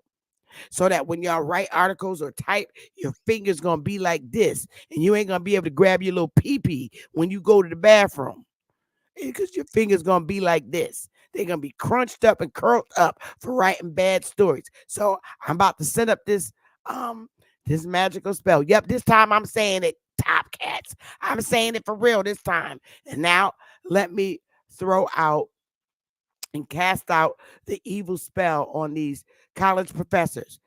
Okay, here we go, y'all.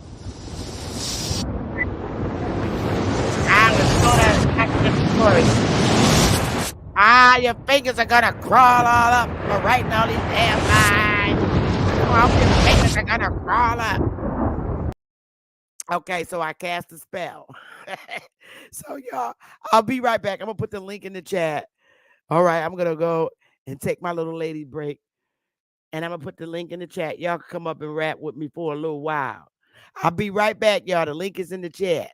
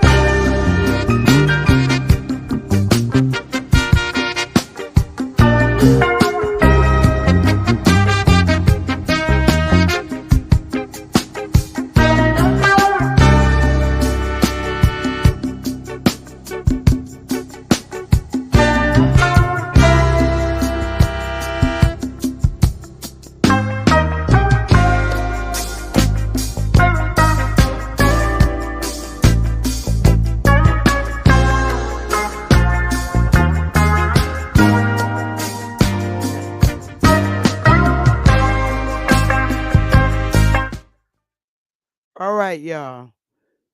And poor SHUN and like when I'm telling you about back during that time and and in the 1700s, when I tell you that the newspaper people, when they're making articles for newspaper, they just throw a picture in there, a random picture. Now, in their mind, because the picture, if somebody's not a great reader, you got to just a vision. All right. And one of these little fucking wild ass Indians done ran away. And for SHUN, that's crazy because the drawer, the article person that's writing the article is from here. His mind is not over in Africa. His mind is here. And they're depicting our ancestors here. What does he see here that's going to make them draw something like that? All right.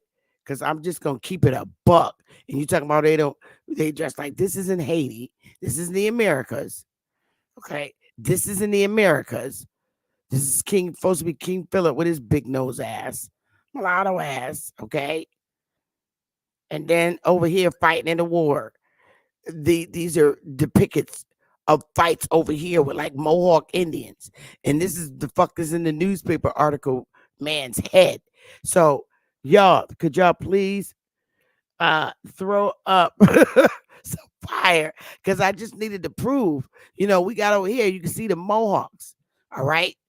And the guy, the newspaper person is gonna have the newspaper person, if they're drawing somebody, then these are not Africans. These are Mohawk Indians, these niggas. And so you got somebody running away. And if they're running away, they know where the hell they going. But I'm up here, y'all. So SHUN, I had to do it to you again, bro. I just got to keep whooping your little butt. When you gonna learn? You said they were drawing Africans. That newspaper man knew what he was doing. You stop it. Stop it, stop it, stop it. But the panel's open, y'all. Y'all come on up. Come on up. I'm good. Come on. What y'all think? What do y'all think about that? Hit the link. The link is pinned to the top. And if damn, it's 800 people. Smash the like button, y'all. Shit. Oh, okay. Y'all did. Y'all have been. I didn't refresh the page. Oh man. Hey, Empress. I don't know when they leaving, but I wish they would, man. I don't know what's going on. But these dudes ain't gonna ever win.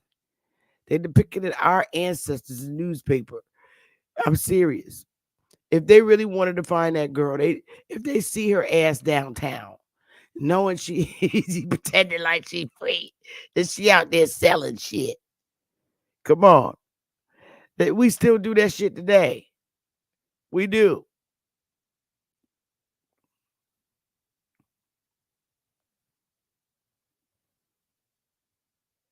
So I don't know. Y'all want me to stay on? I've been on almost 2 hours. Y'all want me to stay on? Y'all want something to talk about? What y'all want me to do? And welcome to my new members, y'all. Y'all can become members. Hit the little plus button. SHUN, y'all might as well become members. Hit the little plus button. Hey, I'm up here, y'all. Cosmos, you ain't coming up to talk to me. Y'all not talking. Hey, none of your business.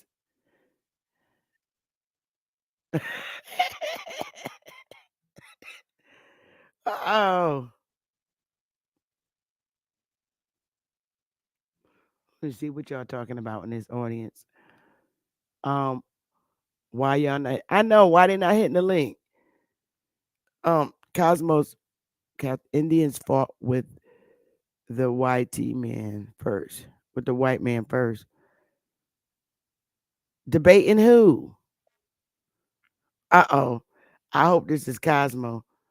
Let me put up my little thing in case it's somebody coming to show they people. No, it's me. It's me. Oh, hey, Cosmo. Hey, Sister Betty. Hey. Hey. Hey, no, Dan. You listen. I don't know why you got on these boys' heads like that today. You know? and They and just, and they, them boys be over here so much they might as well go and be members. You yeah, dig what I'm y'all talking might as about? well be members, man.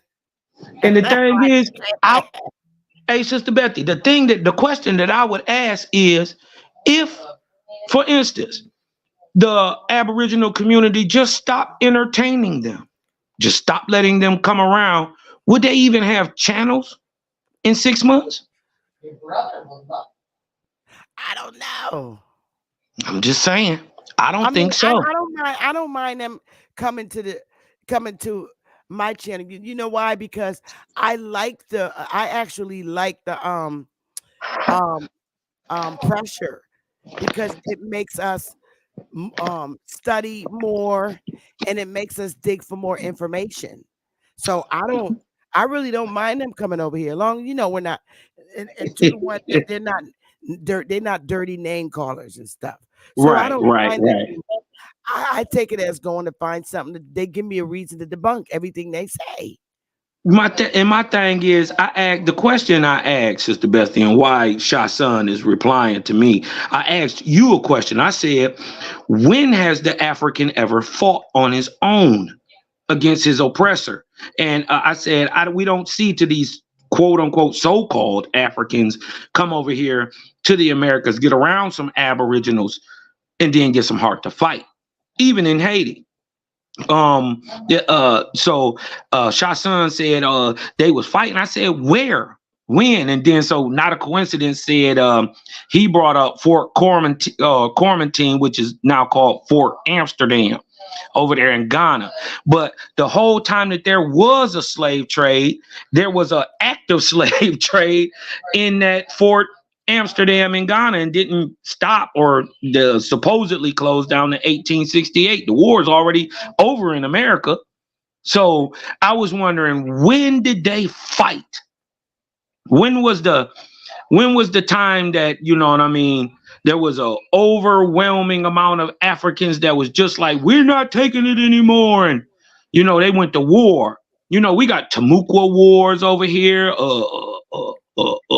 We got Yamakra, Yamasee War, Stono rebellions. We got the Iroquois. We got people fighting. You know Yes. what I mean? For their freedoms and for their ideologies, their heritage, their cultures, their nationality, for their land. Yep. We don't see that as a as a marker for the people who are the quote unquote willing to be slaves in America. You know what I mean? Yep. I don't even get how you become a slave. I die before you ever put me in chains, put me on a boat. We're Facts. dying. We're dying. So this is why they say Indians wasn't no good, really, to, you know what I mean? To try to. I, these movies is what's doing it. They're Hmm. making these movies, right? And they're, Yeah. like Woman King, all these women fighting, kicking butt, and they're leaving out the men. I think it was maybe 40 men, but how many women were there? Warriors, women warriors, and I, I don't know. I don't know anything about Africa wars and stuff. For as long No, as I I've been mean, over here. even when Me neither, Betty. I don't know neither, Betty. So why you standing on them so hard? Like it's like they your people. I mean, like literally, can you really, really prove that that your family literally came here from Africa? Do you have proof that they came here from Africa? And please don't embarrass yourself and say DNA, because that's just ludicrous. Nah, I I wouldn't. mean, I wouldn't say. Is that question for me or just in general? that's for anybody. I'm like, Uh, I mean, like, can you trace any of you? You're from South Carolina. Can you trace any of those people on that list to being your grandparent?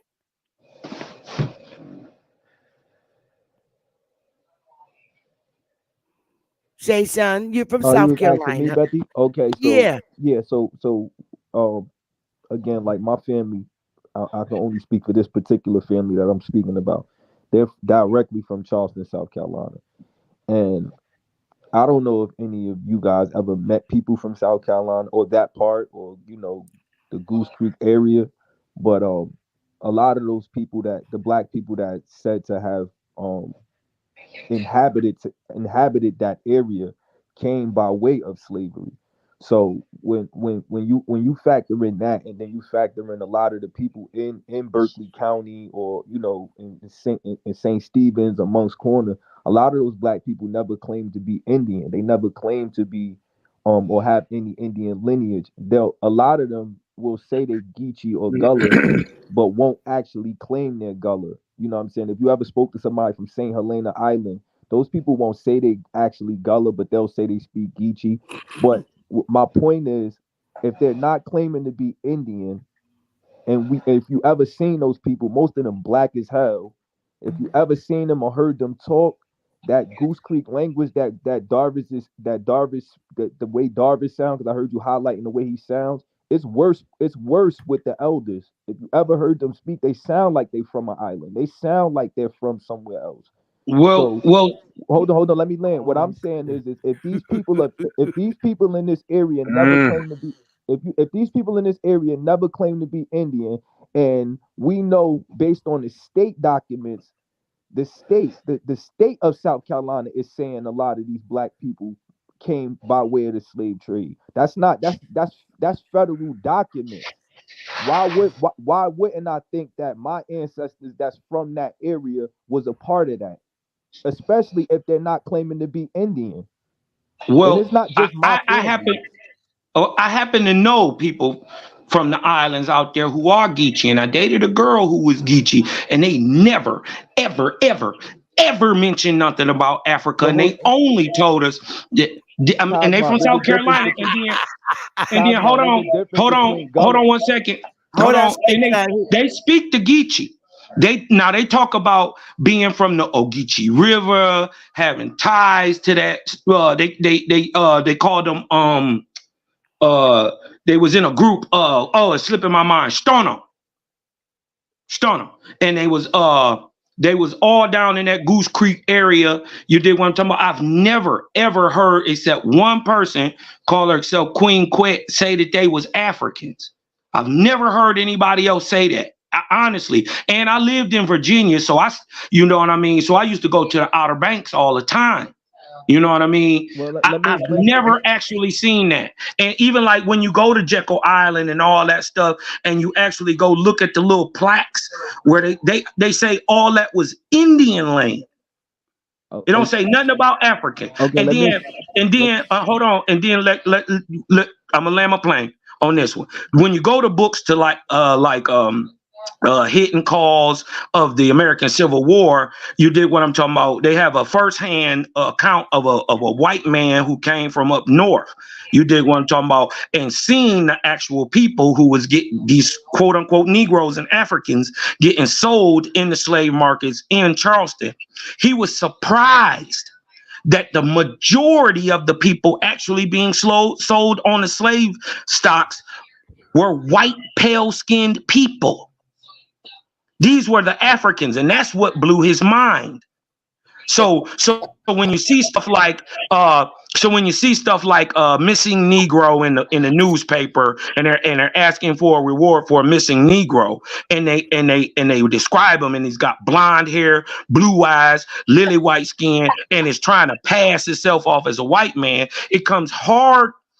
It becomes hard at that point. You dig what I'm talking about, to actually say who is African and who was actually caught up in the slave trade and who was actually caught up in peonage, indenturement, and other tax statuses to take the land from the people. You know, like farming. You dig what I'm saying? So, I've never seen that personally. I've been to South Carolina probably 8 times in my life, 6, 7, 8 times. I've never, ever. I dated a Geechee girl. You did want to shout out my homegirl, Adrian, for years. And her mama speak that shit. You know that patois I'm talking about. They speak that shit. And they never, ever, ever, not once, ever said nothing about Africa or being enslaved. They said they fought and then they stayed. That's what I was heard. That's what I was told. Now I'm gonna land my plane. All right, let me explain something to you with the Gullah thing. The Gullah, not the Gullah, the Geechee. That's what I'm trying to get to, because you mentioned the Ogeechee River. You know what I'm saying? What I'm telling you is the Gullah people are not identified or classified as an Indian tribe. So when you talk about Queen, you know what I'm saying, the Queen, those people, that's why I keep saying to you, those people never claim to be Indian. And we know that they're not European if you ever seen them and if you ever heard them speak. So when you say, oh, those people never say they African, you've never spoken to anybody that was from the time. The people you speak to are descendants. Of course, you know OTK, my homie, right? Hold on, let me land, brother. Let me land. And also, we could speak about. We could speak about to go there. We could speak about OTK too. He said he's Edawan. If we know the Edawan are some of the original people, Indian tribes from South Carolina, Goose Creek to be exact. The Ogeechee, the Gwao predate the Gullah. The Gwao is the original people of the Ogeechee. The Gullah only got that Geechee part attached to their name because they came later and they occupied that area. They're not actually the Gwao or the original Indians from that area. The Gwao. I heard that story in reverse. Not to cut your wisdom, but I heard that story in reverse that it's actually the Gullah. Wait. You see how? I'm giving he shall pop up. Salute to you, OTK. What I'm saying is the Gwao, I'm giving the Indian their credit. The Gwao is the original Indian of that area. So when people try to connect them, the Gullah are not known for mound building. That's not what they're known for. They came way later. That's why I keep telling y'all they don't classify as being Indian.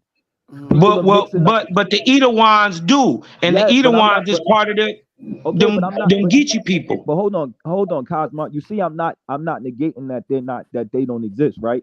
You don't see me negating or saying that the Edawan or the Siwi people did not exist.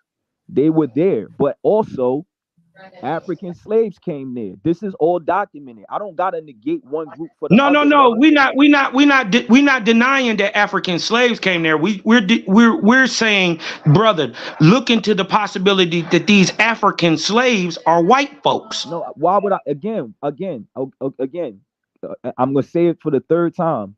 If you got Gullah people from Charleston and Berkeley County that's black as hell that never claimed to be Indian, what are they?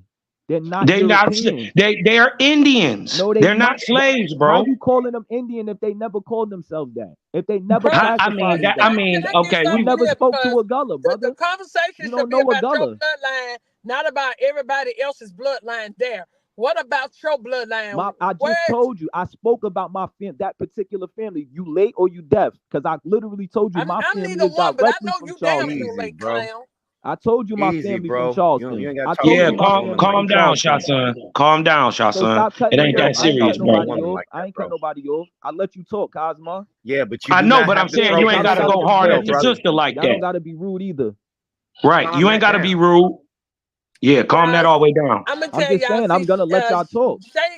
I know, bro, but what we're saying is stop disrespecting that sister. I ain't disrespect her. She gonna come up here, cut me off. She cursed me out before. She gonna keep cursing me out. Watch her. Hold on, bro. Look. Get out your emotions real quick, my nigga.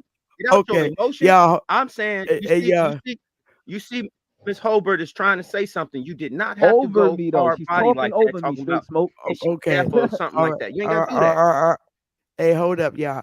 YK, you got it, and then I'm gonna let Empress take it.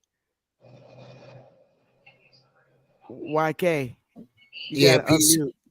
Yeah, peace to everybody on here. Sister Bethy, you did a real great job with these sources today, and I appreciate you teaching such wonderful African history. This nigga YK funny, man. I like YK. Man. YK crazy as shit, man. Yeah, they wrote it. I heard you did a wonderful job. You did so many sources. Yes, I'm using them. I'm using it. They used it in 2020. Somebody wrote it in 2020. Let's not forget that now. They wrote this in 2020. But you're very welcome. Just make sure you pay attention to that. It was written during the shutdown. You got it, Empress. Well, you know, when he say he appreciates somebody, you know, telling it, because he told me that during the transatlantic slave trade, I asked him, well, who was cleaning up the feces and the urine when the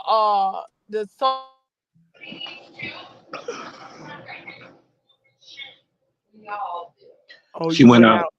You went out, sis. Take your thing off mute. Your thing off mute as well. You went on mute, Miss Holbert.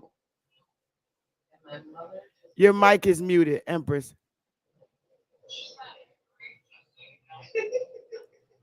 I think she went out. There you go. There you go. You know, he told me that they had cleanup crew to disinfect the boat, and they put all the slaves on top of the boat. And,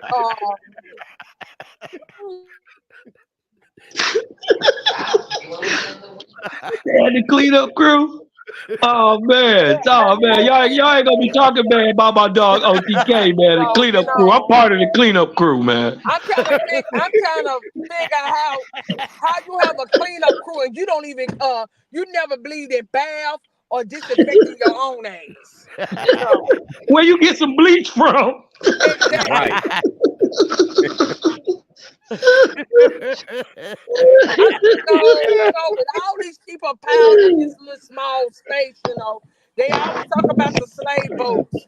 I mean, it's a lot of things that's gonna be missing from your slave boat narrative, and I'm trying to figure out how that many people fit in a small space without windows. You know what I mean? There's no oxygen. Well, I do have a serious question though. To the bottom of the deck, there was no oxygen. So y'all wasn't. What was y'all doing? They were just toting around dead bodies. Sister Holbert, not your sister, sir. Not your sister. Not your sister. All right, Holbert. I got a book that's coming out, right? And there's a whole chapter that speaks on the slave trade, documents of how it happened. I'm already finished with that. So if you got any questions about who cleaning the ships, how it was done, how many people died, who they used, all of that. See, I understand. I'm in a new part of my life where I'm starting to sympathize with a lot of Aboriginals. You get what I'm saying? Wait, hold on, sis. I'm almost finished. Let me land. And what I mean is, when you know the psychology of the people, you try not to get upset anymore because you know they gotta have denialism. You know your ideology can't exist without denying shit. Saying, well, how they did this and how was it possible? And it's always a negative, but it's never a positive. It's never, I'm gonna bring you proof. It's that didn't happen. It's a mindset. So you got who made these chips and when they crossed and you got the insurance and all that stuff on them. That's cool. Cosmin, let me prove it. People who believe, people who believe that the earth is flat, what they say, NASA covered it up. It's all a lie. You could take any conspiracy, there has to be a hidden plot. There has to be a secret agenda, a boogeyman. Let me say this real quick. You know, only is somebody that dreams in color. I guess you would try to write a book with the dumb shit that you out of Pittsburgh. And so y'all keep playing the, you know, and I was just watching a video just yesterday. I watched it last week where there's been an unalignment of our people in over there in Africa, but these are their people, but they're unaliving them. They robbing them and they're unaliving them. And then they taking all their stuff out of their house. One lady, she was she braided hair, had a whole business and opened up a business. Y'all know what they did? They unalived the lady and then took over her business. Went in there like everyday business. So that's in Gambia, right? This is what we dealing with when we have people send our people on this great journey that they're not going on. And then we had this one. I mean, it's videos of this. It ain't like it ain't videos of these women talking about them poisoning them and everything over there. One woman spoke out, but then she was gone. Wow. They said, "Well, nothing wrong with it." It's funny how everybody going over there, they claiming to be the so-called blacks out of America. Now, why are they coming on alive? They going over there to start and get into their roots. I thought those was your people. Then why are you unaliving your people, sir? I don't. Was that a question? Yeah, that's what y'all doing. Y'all out here giving misinformation. You sending people on this damn dry run that y'all got going on. Africa has only 9% of the water on the earth. Who's going over there to be worrying about some goddamn? But this is the mother's earth, the mother earth. The motherland, whatever you want to call it. But Africa only have 9% of the water over there, right? And I'm trying to figure out how is that. Mother, she can't even goddamn and give fresh water to her motherfucking babies. It's not adding up. It's dry land, dry. And every video I watch of them over on TikTok of them dancing every morning, it's all dry. These people walking miles to get water. But then y'all say that, the Caucasian man is the one that enslaved us. But they got the Caucasian man over there digging wells for them. Yo, Straight Smoke, you have something to say, brother? Of course I do. I can wait my time. Go right ahead, say one. Nah, we wanted to hear Straight Smoke. Okay, I appreciate y'all. Thank you so much. Thank you, Sister Bethy, for having me up here today.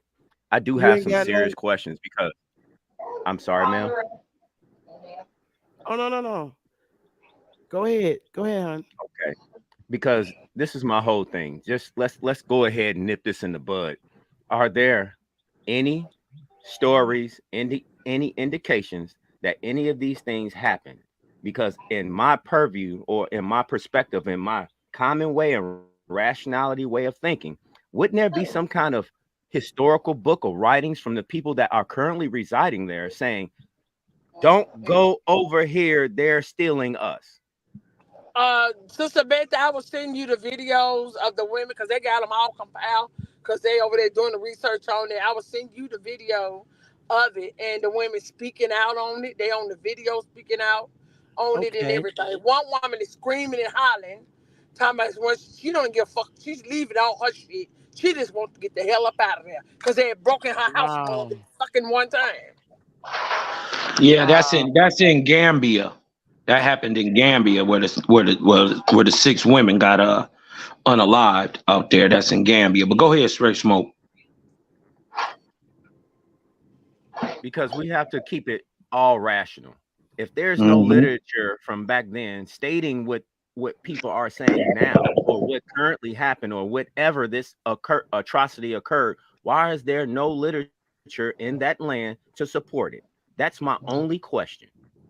Straight Smoke, who would you expect the literature to be like? Who would you want it to be from? The people over there, you saying, or over here, the people that got taken, like that got brought over here? Who are you saying that it should come from or should have came from? It should come from the people that's residing in the area where they were taken from.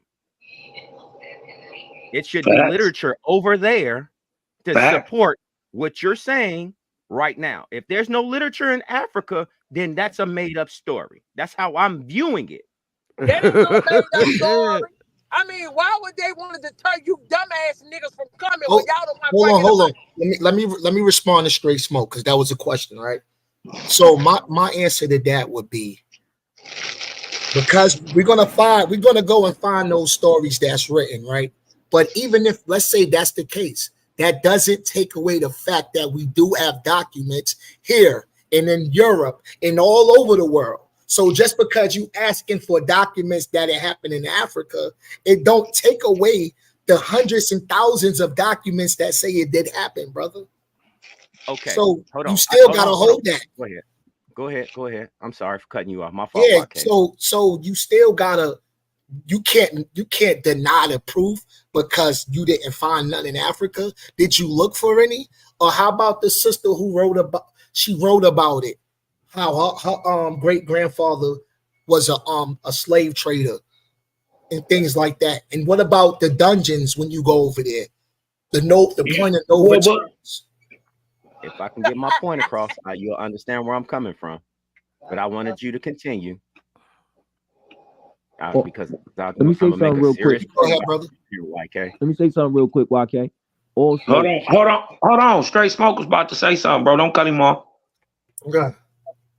Now, we might have all of these other documents from different locations or regions or however you want to put it. I'm solely pressing on one particular thing. I need to see the documents or stories or transcripts of the people that was inflicted by in their land. Do you understand what I'm saying? Anybody can write a op-ed piece about anything. Big facts. All right, so what I let me need speak on that. Right, hold on, just give me 1 okay, second. Go ahead, brother. So what I'm saying is that why isn't there any? Because I've done a lot of digging to try to find this, and I have not seen any materials surface saying or suggesting that this took place from the people that is currently there right now. And if you ask anyone that is living in that region, they do not identify as being African, brother. And I'll yield the floor. Okay. All right, now let me speak on that real quick. I'm gonna go straight out a chapter in my book, and I'm gonna speak on it. A lot of those African people did not want the world to know that they were selling their own people, brother. They not gonna go. Listen, bro. Listen. That's to what crazy. But look, don't listen. That's what I'm saying. That's when we get disrespectful, because when the brother you're selling them to the world, but you don't want the world to know. Finish, brother. It wasn't selling them to the world. We gotta let him finish. Let's mute. You were. I gotta hear Let me finish, bro. Cosmo, you gotta let him finish, this is how you know when people get triggered. They start acting like that. Let me say what I gotta say, and I'm gonna mute up. Finish that sentence. All right, cool. We don't gotta do that, y'all. Now, there was actually a time where they was trying to hide it from people. I'm trying to get to it's a specific event where they was trying. I'm looking at it. It's in my book. It's a chapter. And they were trying to even hide it from the white people that was coming over there, because they didn't want them to know.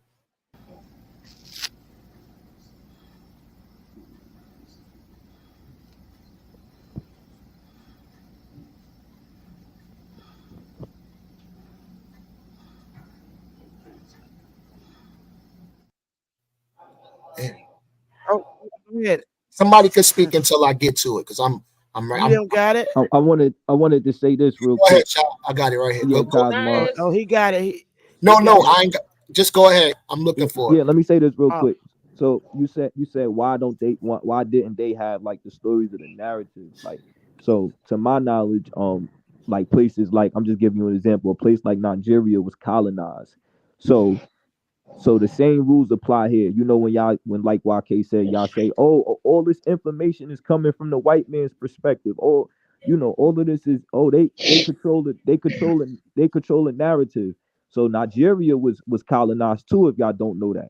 So how do you know that these people had the will and right or willpower to even give their opinion on a large scale to where it's in schooling or the education system, like knowing that they was colonized? When you feel the same, when you know that America was colonized. Hold on, I got you. If I ask you about America, you'll say, oh, our people didn't speak because they controlled the school system. Da da da da da da da. You know that America was colonized, but do you have the same standards for a place like Nigeria, where this supposedly happened, where the slave thing happened at? Do you get what I'm saying? Like that, I'm asking you if there's a double standard there. Okay. So if I could clear that up real quick, I understand your analogy. But we have to understand two things. If you were already pre-existing, let's just say let's just say there was no Indians here. Let's just say if you were already pre-existing, where are your records of your pre-existing? Where are your records of what you were doing as far as transactional, trade, and anything of that nature? There would be some records to suggest what you are implying. That's all I'm looking at, is the implications to support the narrative that is put on the African theory or ideology. That's all I'm looking for, and all I'm saying. There should have been records, because as you see, now I'm going to go and let you know on our end of things, there are records. We have done our genealogy, so we know what was mistakenly done, what we adhered to, and what we did not adhere to. I want to see the same thing from your side of the aisle, sir, and I yield the floor. Let me respond to him. Your genealogy consists of something that white people gave you too. You know that, right? Huh? All your records are not. Wait, all your records. Wait. I got you. Or when you're doing your genealogy, you have to. There's no way you're doing your genealogy and you're not using some type of form that you would consider is from the European or that from their system. You're not just doing your genealogy and not using something that a system or tool that they didn't create. So that's one thing. What? Two, again, like I said, you're under the pre-assumption that these people had some type of system or forms, like they had to have records. Prior to the European, Indians didn't write like that. So y'all don't got. Wait, let me land. Talking about the Ghanese. Wait, I got you. Indians, y'all records, y'all wouldn't even be able to understand unless you spoke a specific Indian language. Right. Because they didn't have. No, but we're talking about your records there. Hold on. Wait, hey, Cosmo, I'm gonna ask you and Straight Smoke. Where's y'all records, and what do they say? What language do y'all have before the European got here to prove that your people was here?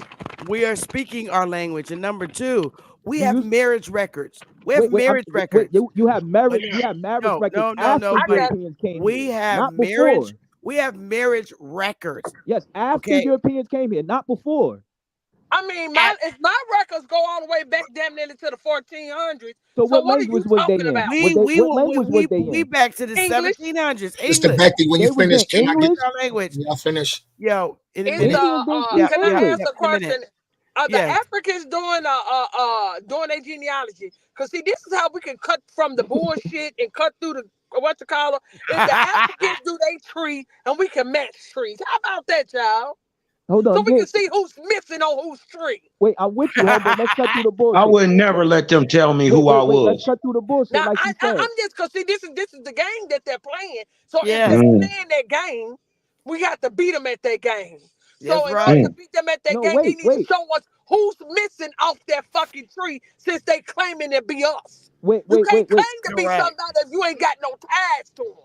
Wait, Cosmon. I heard you say that you from Michigan. You Ojibwe? No. Oh, you got Blackfoot ties, right? No. You said you had Blackfoot ties and hold on, SHA, you having cognitive dissonance right now, brother. My family moved up to Michigan over 100 years ago. But what I'm saying is what Indian tribe? Hold on, wait. In like 19. We're gonna cut through the bullshit. What Indian tribe do you claim to be from? Hold on, wait. If you gotta chill, bro. I got multiple tribes and clans and familial lines in my blood. Okay, so which one do you want? Do you want the tribe names? Do you want the tribe names? No, yeah. Hold on. We're Indian tribe. Yeah. Cosmon, hold on. Name yes, one. sir. No, hold on. I'm about to show y'all something right now. That. Name one, Cosmon. No, Cosmon, just chill out. Cosmon. Yeah. I'm gonna run. Before you answer that, just know he shifted the whole narrative off. I know. What I asked him about. Hold on. Yeah. The narrative is. Wait a minute. Not running for let me y'all finish, running. please. No. We all grown up. We can talk rational and calmly to each other and have mutuality. I was just about to say.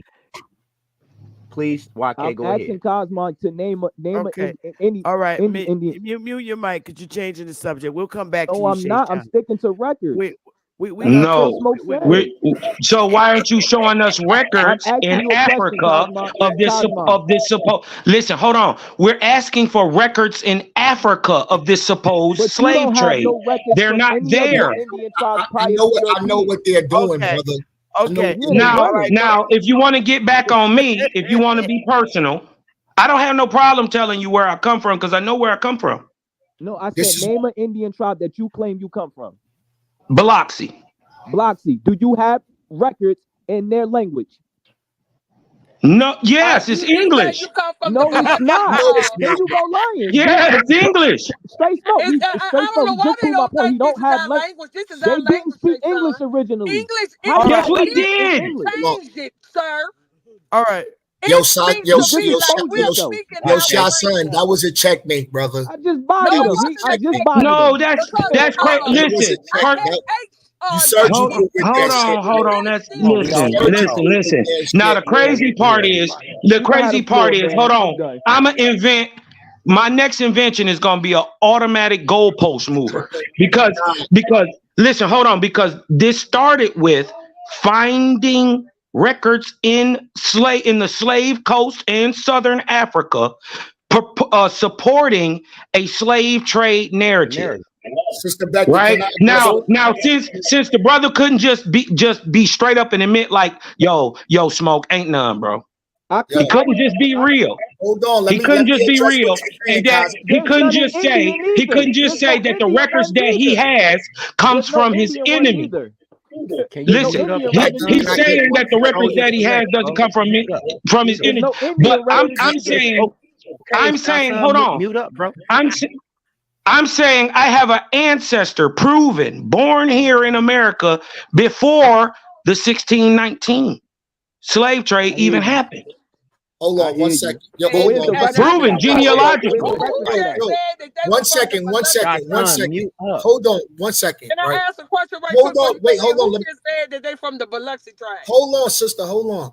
Because I want to address Cosman, and I first want to address Straight Smoke. This is what you did, brother. And I'm gonna tell you because I said we dealing with denialism. So Cosman said that. Hold on. Cosman said that SHA moved the goalpost, right? But this is what Straight Smoke came with out the gate. Dismissing evidence presented in response to a specific claim by continually demanding some other often unfulfillable piece of evidence, aka shifting the baseline. So hold on. Wait a second. You didn't understand what he asked then. You didn't even understand the question. Just wait until I'm finished. You didn't understand the question then. Wait until I'm finished, and then you could speak, bro. Wait until I'm finished. We don't got to get triggered. Because I was quiet. Nobody's triggered by the bullshit. Hold on. I mean, I will shoot you if that's what you asking. All right. Cosman. Can I have common courtesy? For sure. Can I have that? For sure. Now, what I'm saying is this: don't cut me off.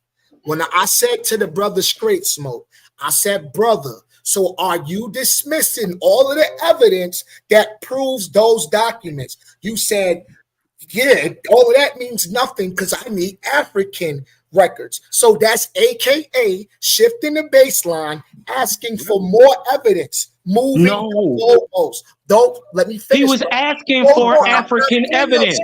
So hold on. So if you go to any other source, hold on, he's being disingenuous and he doesn't actually understand what he's saying. If you give him any other source other than an African source, you've already admitted that you've lost the conversation. You're already admitting his point. Let me finish, bro. It's showing you scared of something. Let me finish. Nobody's scared because y'all said if it's our record. Sister Becky, respectfully, can I finish what I'm saying? We like to see y'all the slave trade of our names written in whatever language come up out of Africa. That does work both ways. Let me finish what I'm saying. I know how to mute my mic when everybody else is talking. Till you finish, then I'ma speak. So what I'm saying is this: SHA was showing him that you could use the same thing to those people that were here. Where are your records? So does that mean y'all don't? None of y'all shit exists because y'all people don't have records of it? We do have records. No, you don't. You lied. No, you don't. You just Remember, listen, you're a slave. that. You're a slave. You a slave from a long line of slaves. Hold on. Hold on. Listen. Hold on. You a slave from a long line of slaves. Your granddaddies was hoe ass niggas getting their whole culture and heritage beat out of them. Here we go with that.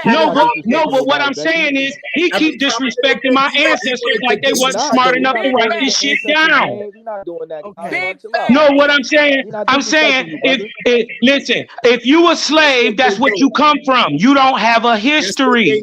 So, but you can't tell the people who do have histories that they don't have none just because your granddaddy was a slave. English. Okay. Please. All right. Hold up. That's all I'm saying. Thank you. That's all I'm saying. If you a nigga with no history, you can't turn around and tell a man who has one that he don't have one. Okay. Do you speak to your one? No, I'm not being disrespectful. You being disrespectful because you trying to call me a slave. But when I point out the fact that you come from a long line of slaves, you get triggered. You get triggered. You come from a long line of slaves. You didn't even know who you was in the 1900s. You didn't know who you were in the 1800s. Could y'all Cosmon, hold on. Everybody, hold on. Sister Becky. Could you YK, Shay Son, everybody on the panel, could y'all explain this picture to me? That looked like the French. Is that in Haiti? No, it is. It is. Yeah, that's like the revolution, right?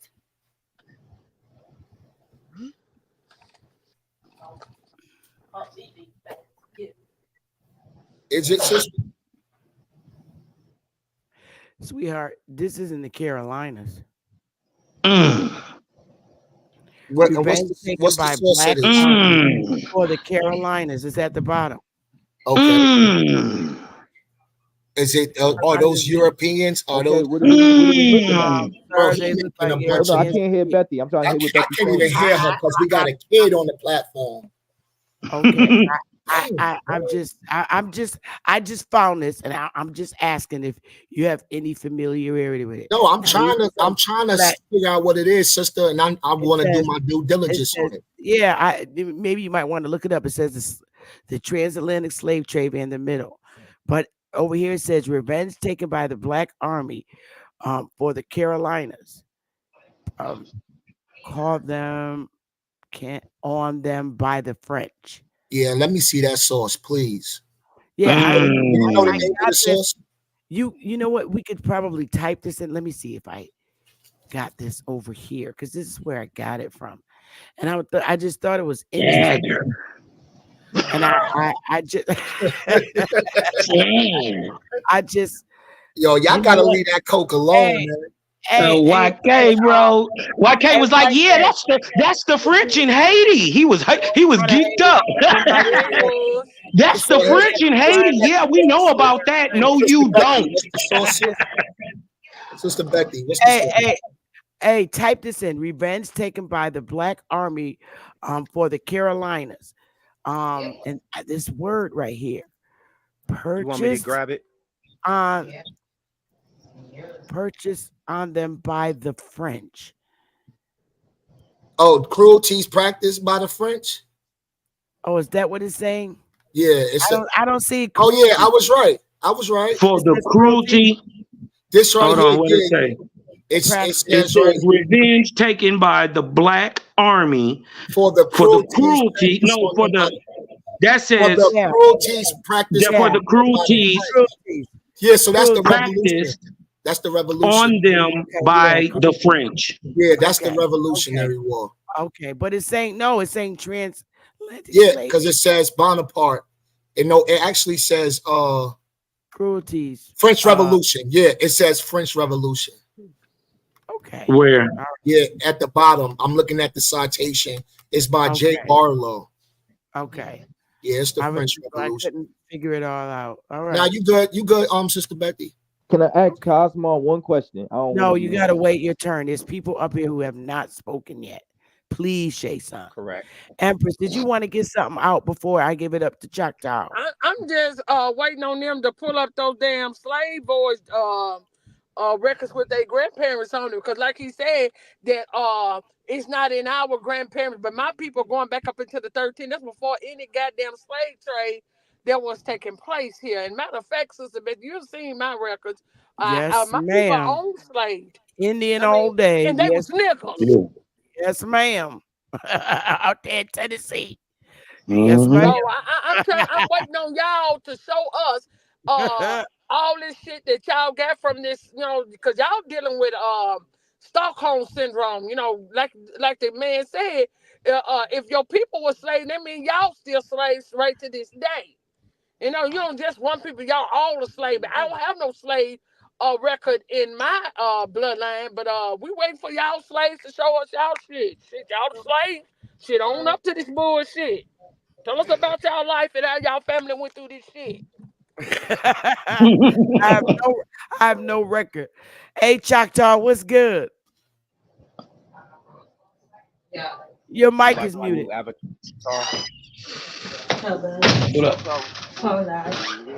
Hey, Choctaw, can you hear us? Excuse me. Can you hear us, Choctaw? Oh, what's good? Yeah, can you hear me? Yep, we can hear you. I'm good. We got to tell Dane he got to come up with another database. They done found some more numbers. I'm good. Man, I don't got much. I just wanted to respond to what dude said talking about where the record's at. Well, I got mine. And mine is and mine on my mom's side, they all served in all they wars. So I got mine. So we just waiting on you to show yours. Call your African mom, you know what I mean? Call your African auntie on Christmas. You still waiting. I got mine. So I don't know what buddy's talking about. I mean, I understand, all the lies you've been told all these years, you know what I'm saying? Yeah, it hurts when you find out the truth. It hurts. Oh, no, I got mines, brother. Well, you got your African records? Yeah, of course I got my African records. You got people over in Africa. But see, Sister Becky, let me respond to that, because it seems like every time we say, "Yo, I got them," it's the response is "Go home." Like my ancestors didn't die and fight. I got pension records, Civil War records, where they fought for this shit. So how you can't tell me to go home when they shed blood on this shit? Yeah, you can't do it. But see, that sound like the white man. But see, that's your cop out. He sounds just like the white boys with his patriotism. Look, I know, because you be triggered a lot. So I know the next response is going to be, well, go home. Why? Because you can't respond to what I'm saying. Yeah, I got it. But YK, to keep it real, I mean, you want us to respect your information, right? And that goes both ways. You have your history. You were able to successfully find your ancestors and your cousins in Africa. We don't have that history. And, I find it so disingenuous that you can't respect our records. What did our people call ourselves? From what I'm hearing, our people didn't call themselves Indians. They really didn't. They were the tribe that they were. And you was the name of Sister Betty. You was the name of the house you come from, which was your last name. While they always try to make it look like that we got our last names from some Caucasian. Those are our last names that they sit there and vote. I got a video of them coming into Ellis Island, talking about they bought 12.5 million of them from Europe. Of the Caucasian. I got the whole documentary. Yeah, I seen that. That was crazy. They said that they said that was the largest migration into America. Now, how is it? Then they turned around. Now they're trying to say we the 12.5 million, but they got a whole documentary of them coming here. Correct. 12.5 million, and they didn't even have last names. They was giving them last names as they got off the boat. Who last name did they get? They got our last names. This is how they started running off with our land. Correct. Because those were And the if I ones can that build come on here that right there. as the militia. They had those people as militia running us out of our towns when they started those wars with Germany and all them. World War I and II. They was taking our people out of America, they were backdooring us, bringing them in through the Pacific Island, through Angel Island. Mm-hmm.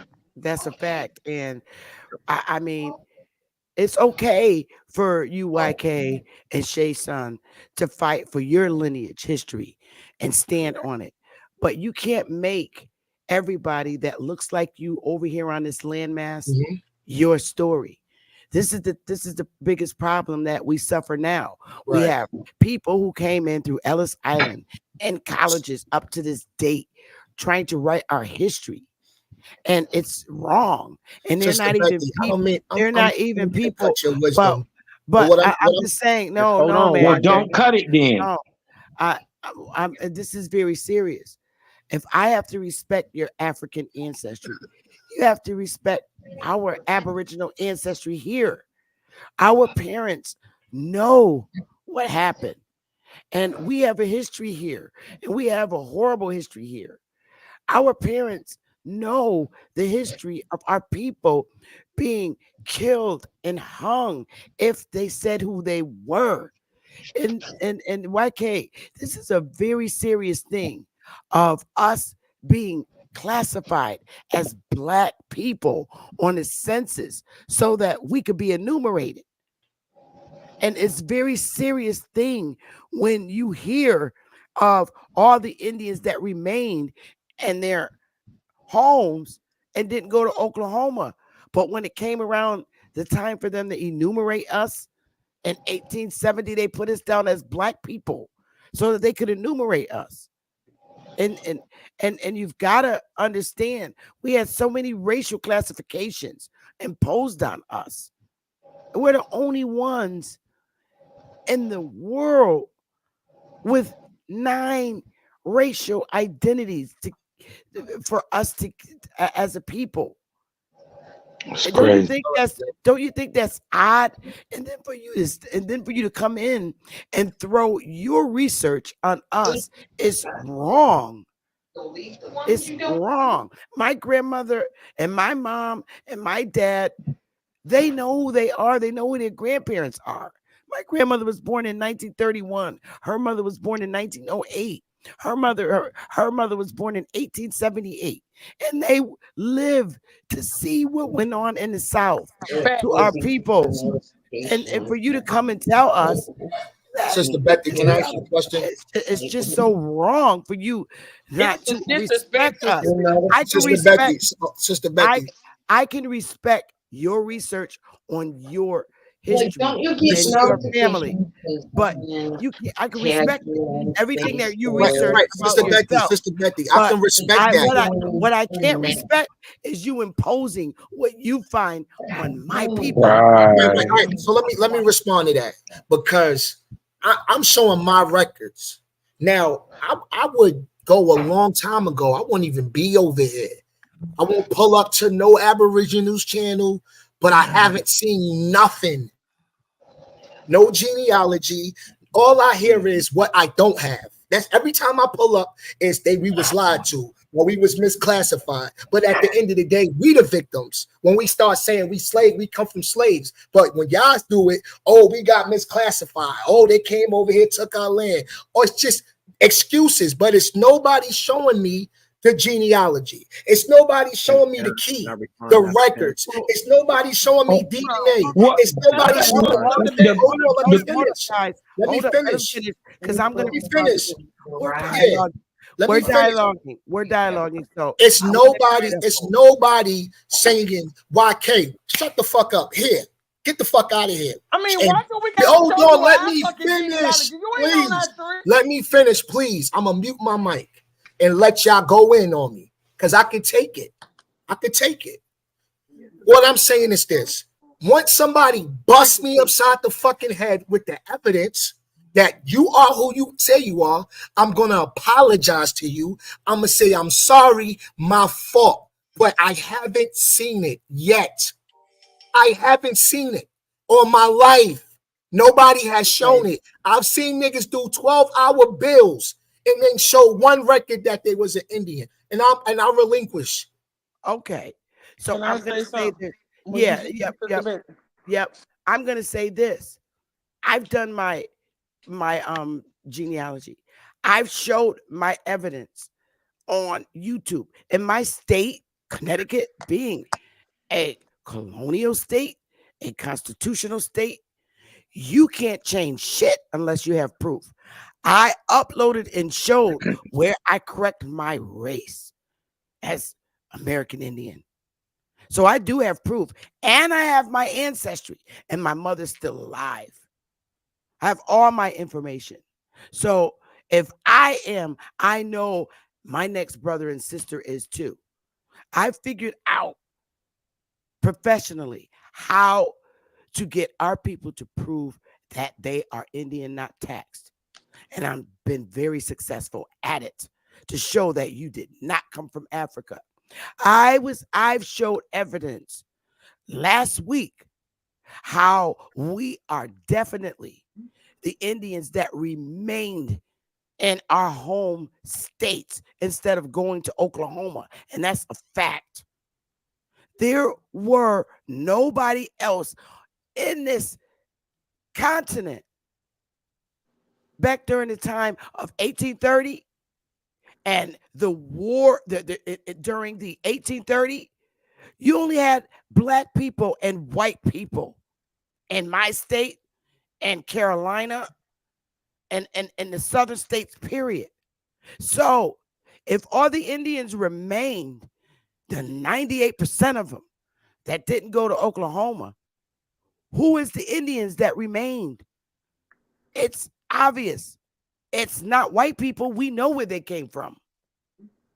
Who is left but us, living in our own homes, on our own lands? Our chiefs we weren't even part of the United States in 1830.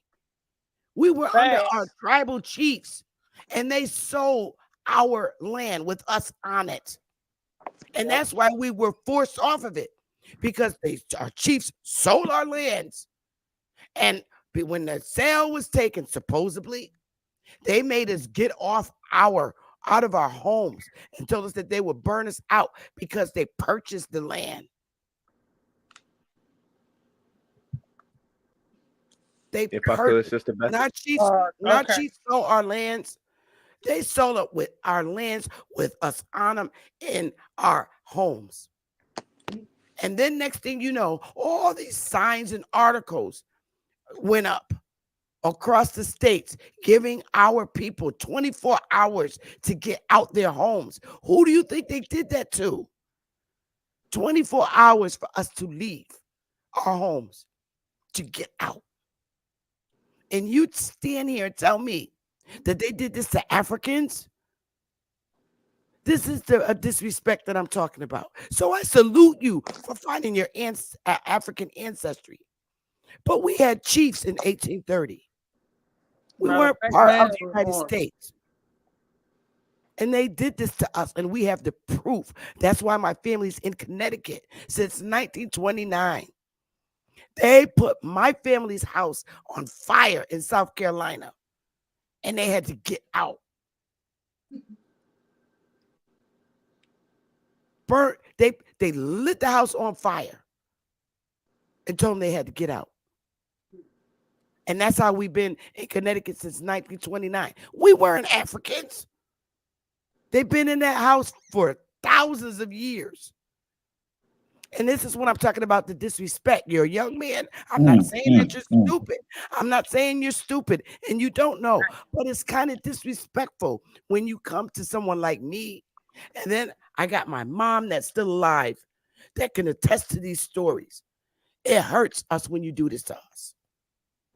Sister Becky, hold on. Sister Becky, I'm not. Speak after her. I had already asked her. I am. I'm sorry. Come back. You good, Hobart. You good. Let me go after her. Why can't I go be long? Oh yeah, y'all good. I'm mute up. Like you said, Sister Everybody Becky, get a chance. My bad. He want us to prove to him who the hell we say we are, even with our family paper, because I didn't come from a bunch of dumb motherfuckers. My family owned the railroad motherfucking station and the motherfucking post office. But you want me to prove who the fuck I am when y'all coming with us with some shit after they goddamn it redone what they call it, the what's it called era where they redone every goddamn Reconstruction. thing?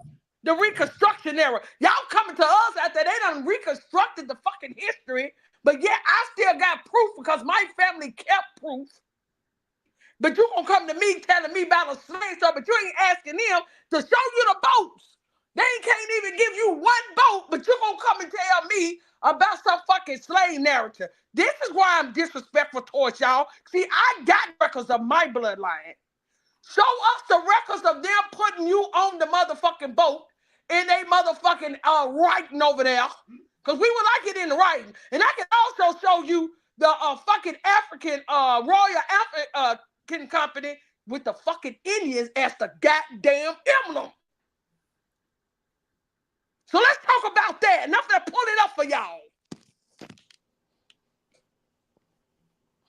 Can I say something real quick? Indians is on their damn emblem. Now, why is the Indians on the Royal African Company emblem? I just want to say this to Betty, like, I actually do respect that y'all have Indian, that y'all Indian claims. I'm not, when I asked the question about y'all records and, me knowing that y'all records are not in the original language from you guys' tribe, I don't feel like that negates y'all from being Indian. I still feel like y'all are. My issue is when you have some, like, I'm gonna use Choctaw, Montana for example. My issue is the way y'all be trying to tell a story and y'all try to twist and say that certain things didn't happen in history when there's all types of documents. He's Choctaw. We know the Choctaw. We know the 5 civilized tribes owned slaves. We know that they have freedmen. So when we get on these platforms, we'll try to say, oh, my family, we'll try to spin it like that never happened. You know what I'm saying? I'm not saying Choctaw Montana family is freedmen, but I'm just saying that's an actual thing. So when YK is saying, yo, I want to see records, I want to see this, because we don't know if Choctaw Montana. Put me on the big screen. I mean, put me where I'm by myself so y'all. Hold on, we don't know if Choctaw. We don't know if Choctaw, Montana, or anybody in the Mississippi or Oklahoma area are freedmen or not. And the only way we would know that is by them showing records. So it's easy to say, yo, I'm Choctaw. But we know that the Choctaw had slaves. So again, my issue ain't that y'all saying that y'all Indian. I know a lot of black people have Indian in them. Right. Nobody's denying that. My issue is why y'all trying to lie and deny documented history about the way black is. Our issue is with y'all gotta let me land. I didn't cut nobody off, bro. Conversation with y'all yesterday. Betty, I'm the same ring around the rosy talking points. Betty, and we had the same conversation yesterday. Betty, I'm not gonna cut nobody off. This is ring around the rosy, man. When y'all gonna stop this? Yo, Betty, I'm not gonna cut nobody off. I don't want to disrespect your panel. I don't want to yell. I don't want to argue. We having a decent civil convo. What I'm saying is, again, you're not being civil at all. Yo, I am being civil. I'm not arguing with nobody. You brought up freedmen and you don't even know the definition of the word. Freedmen just don't mean people that was owned by them five civilized tribes. Here that we not okay, hold up, straight smoke. Cosmos, hold up one second, being peaceful. Hold up, Sachi. 1 second. I'm gonna let you get the mic. Yeah, I'm gonna let them land. Betty, all I'm saying is again, when we having this conversation, you guys try to throw away certain documents that don't fit the narrative and say, oh, that's fake, when it's not saying otherwise. There's whole court cases about freedmen, black freedmen. There's whole documents saying that the Indians owned black slaves. There's slave narratives in When Virginia. is you gonna shut up? Yo, you done saying this shit 3, 4, 5 days in a row. But you keep cutting me off, brother. I'm not. Because you keep saying the same thing on different panels. But we we're not doing that that already. And we told you the same thing yesterday. Yo, Sachi, you disrespecting Sister Betty house, brother. I ain't disrespecting Sister Betty. Sister Betty ain't got nothing to do with it. You can't come yelling in her house, brother. That's crazy. We having a civil She wanna cuss y'all out. I'm just doing it for her. Okay, let's say this. Go ahead and land my plane, please. Land your plane, and then all I'm saying is again, nobody's taking away y'all Indian heritage. Nobody's doing that. The issue we having is people are saying, oh, slavery never happened. This didn't happen here. Oh, there's no freedmen. Oh, they're lying and denying documented history. All of this plays a part into you guys. Can you shut up? Because you keep saying the to same throw thing it out over is and over and over and dishonest. over and over. Hold up, Sachi. Hold up, honey. That's all I'm saying, Betty. You can be Indian. Nobody's saying that's not the case. Not me personally. But I'm just saying, why do we gotta throw away documented history and say that it's lying or that's disingenuous. That's disingenuous. I'm not gonna tell none of y'all. I'm not telling none of y'all not Indian. I'm just saying tell a story right. Tell the history right. That's how you all I'm gonna tell saying. us? See, this is the shit I'm keep saying. If this ain't your you got history, it, how the bro. hell you gonna tell us our history and what we talking about? This ain't your history. Okay, but look, Sachi, Your history different from mine. Your story's not gonna align with mine because your history is different from last thing, mine. Betty. All right, I'm gonna let you say this one last thing, and I'm gonna get off the panel because I don't want to argue with him on your panel. We all have no, we ain't trying to do that. No, we're not gonna argue. Yeah, I'm gonna leave after this because I don't want to disrespect the panel. Let me tell you this. I want to respond. Wait a minute, say, son, calm down. I'm gonna let you respond and land your plane, and then I'm gonna respond to you. And then I'm gonna let Sachi respond after me. Sachi, I'm gonna ask you to keep your mic muted. I know you're upset, but I'm gonna give you your chance to speak.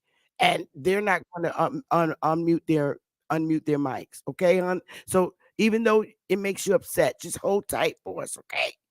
All right, go ahead, Shay-san. All right, so look, Sachi, I'm gonna use him for example. He's the same person that got on AP's channel and showed the source showing that it was black slaves. Man, I'm not gonna be quiet. The nigga bring it up my name.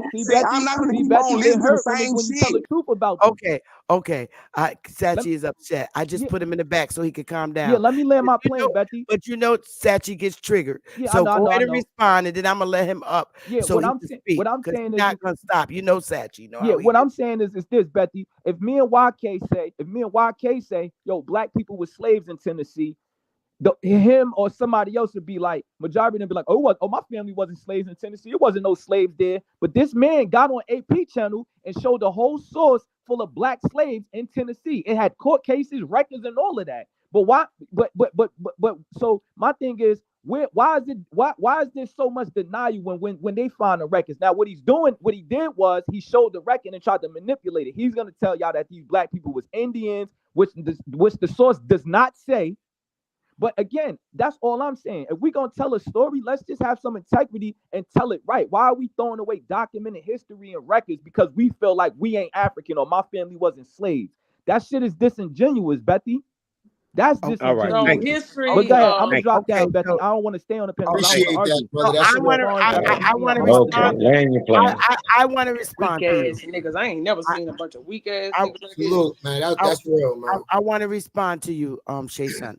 Okay, that's because what you're saying about the slaves and the Indians owning slaves, that's because you have a different understanding of slavery, period. Slavery, in the sense that is over here, is employment, and you can't wrap your head around that. In Oklahoma, when they're saying that they own slaves, these people actually managed these workers on the plantations. They were Indians. Indians enslaved Indians. A lot of times it was our parents. That was the agricultural lifestyle. And you're seeing slavery. If you could get the use of the word slavery out your head in the sense that you see it through the movies and all this other stuff. That lifestyle was how it was in the South. It could, like, my family had 16 children, and they were the only ones that worked on the farm. And my grandfather owned everybody that was on the farm. That's because they were his kids. The word usage back then is different from today. The words have changed. So if I have 10 kids, right, and I have a farm, Shay-san, I own all the people on the farm because they're my kids. That today we call it, and you know the change. On your taxes. Right. You know the changing of the wording when the censuses started coming out. So it went from being owner to head of household. Facts. It changed the word, baby. And that's what you got to start focusing on. Indians, enslaved Indians. And you got to understand that. There is no way that the superintendent for the United States government is going to submit a report that clearly spells out that the Negroes didn't speak nothing but Indian languages and that they had to use them to go to the other so that he could understand the other Indians. Oftentimes when I'm at work, they don't understand me. And I have to repeat myself. You got to understand that we are speaking our language, hon. First of all, let me say this one last thing, and I'm gonna leave. We didn't speak the Queen's English. Now I'm gonna let Sachi back up. Betty, let me we didn't speak the Queen's English, and like you said, let me say this word to you, Betty, and I'm gonna drop down. slave meant the word family meant slave and servant at that time. Look, Betty, Betty, I'm okay with that. SHA, mute up. Mute up, SHA. Mute up. I'm gonna leave. Mute up, SHA. You cutting the Queen. Come on, man. Don't do that. Hang on, sweetheart. Hang on, sweetheart. The word family meant slave or servant, just like Sister Betty said. All they did was just change the words around. When they did Reconstruction, that's what really messed up everybody, because those people was getting paid. Yes. These people was using their craft as a apprenticeship to be sold so they can make money. This is what I'm talking about. Y'all mind is messed up. It's messed up. Because we didn't believe in that type of lifestyle. We believe in paying these people for their work. Yes. So y'all talk about, oh, y'all was beat and all that. Prove it. Okay. Because what y'all talking about is shit they sold you in a movie. All right, Betty, let me say this to you before I leave. You don't have no proof of none of your people being. I'm about to leave. I don't want to beat. Betty, let me say this one last thing in response to what you said. Smacking a white woman being electrocuted. Betty, you said that I have a problem with the slave term. I don't. My issue is, and I think YK can agree with me, my issue is the repetitive and consistent. We don't care about your issue though, because it's really my turn to respond. You're supposed to be quiet. Exactly. Mute up, because you ain't listening to nothing nobody's saying, so we really don't care. Please, because Sister Betty just told you what's going on. All right. You got 60 seconds, and then it's Sachi. 60 seconds. 60 seconds. Go ahead, Sister brother. Betty, you real, yo. Huh? You got 60 seconds. I'm giving you 60 seconds, honey. That's 1 minute. Everybody mute, and you got to be finished in 60 seconds. 60 seconds. Betty, my issue is not slave or the term. My issue is the consistent and repetitive, and I think YK can agree with me, is the consistent and repetitive distinction between the Indian and the Negro. There's always a distinction. There's always a separation telling you and letting you know that there's two different people. It's always that, Betty. And that's my issue. I don't have a problem with that. I get that. I say, it's the term. My issue is that in most documents we see, it's telling you that the Indian and Negro are two different people. Okay. I don't care if it's in the southeast and the north and Indian territory. It's always. Well, mind your business. Your minute is up. It's my turn to talk. Mind your business. All right. Okay. So we got what you said, honey. I get what you said. I get what you said. He left, and I'm gonna let Sachi go, and then after that, I'm gonna explain the Indian and Negro again. Whether he accepts it or rejects it, it's up to him. But Sachi, you got it now. I got some stuff I'm researching about that word Negro as well. I'm seeing that they gave us that was theirs too. That they reclassified us that so they can take our fucking land as well. Correct. So I mean, all this shit was given to us. We was only supposed to go by our last name from the house that we was from. Facts. And if I could, I can give the simplest analogy for the whole slavery term, and I know I can. Yep. Yep, hold up, Straight Smoke. Let me let Sachi get it because he been waiting. I'm gonna let Sachi get it, and then I'm gonna go to you, Straight Smoke. So I'm gonna mute. Go ahead, Sachi. First of all, the document they keep wanting to try to bring up to try to make me look like a liar was pulled up to show that my granddaddy was on there buying slaves. And also on this same document, since he bought it up and we talking about slaves getting paid, they seem to skip over all them slaves on there suing for payment and stuff when they didn't get paid in court. They seem to skip that part. And third, they always bring up this freedman term as if freedman don't mean just you got dark skin. That's all it means. It don't just necessarily mean you was nobody's slave. People was called freedmen just because of their skin color when they created the Dawes Commission.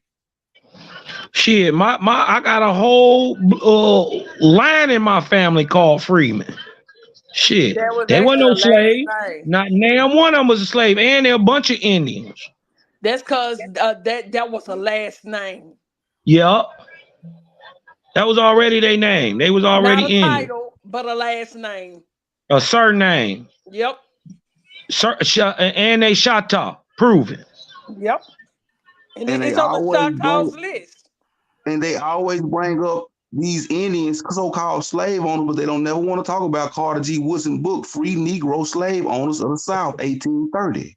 This is what they're doing. They're getting slavery mixed up with like it's just for a set group of dark-skinned people. This is their problem. They dealing with trauma from a fucking word that they don't know that was just classified that shit just to get y'all niggas riled up when you start going back through paperwork on who came here on the slave ship. I gave you that stuff, Sister Betty, of the teeth shoveling. Remember you read that? Yep. And it's telling you who the real Indians are. Hey, in 1842, the Cherokee Nation had a slavery bill, and they passed a law called the Free Negro Act. Anybody that wasn't classified as nobody's Cherokee tribe slave that was black had to roll. They kicked them out the tribe. You can look it up. Not the slaves either. The people that wasn't so-called slaves of the tribe got kicked out. Okay, so I believe SHUN may still be in the chat room, but what I'm going to do now is use is another attempt to explain the Indian and Negro, why it's like that, and I'm going to give you examples of what they do today. Okay, so when you're let me see, is it this one or this one? No, is it this one? Okay, so I cut my camera on because I'm gonna keep it real, and they still practice this today. Now we're gonna go back then. The citizens of the 5 tribes watch with a jealous eye each movement of the United States or its agents. A serious difficulty was met in the answer to, "Are you an Indian?" Right here, you already see it's the problem of who is the Indian, because they know that the white person is not. All we have on these 5 civilized tribe representation is whites and Negroes. Under the laws of the 5 tribes, a person white in color and features is frequently an Indian by remote degree of blood or by adoption. Now, you look up remote, that's a distance away.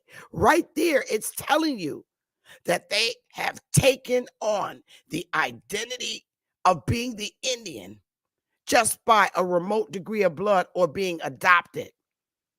They took over our identity because they claim our blood. There are many whites claiming to be Indians whose claims have not as yet been accepted upon by the nations. We're talking about 5 nations.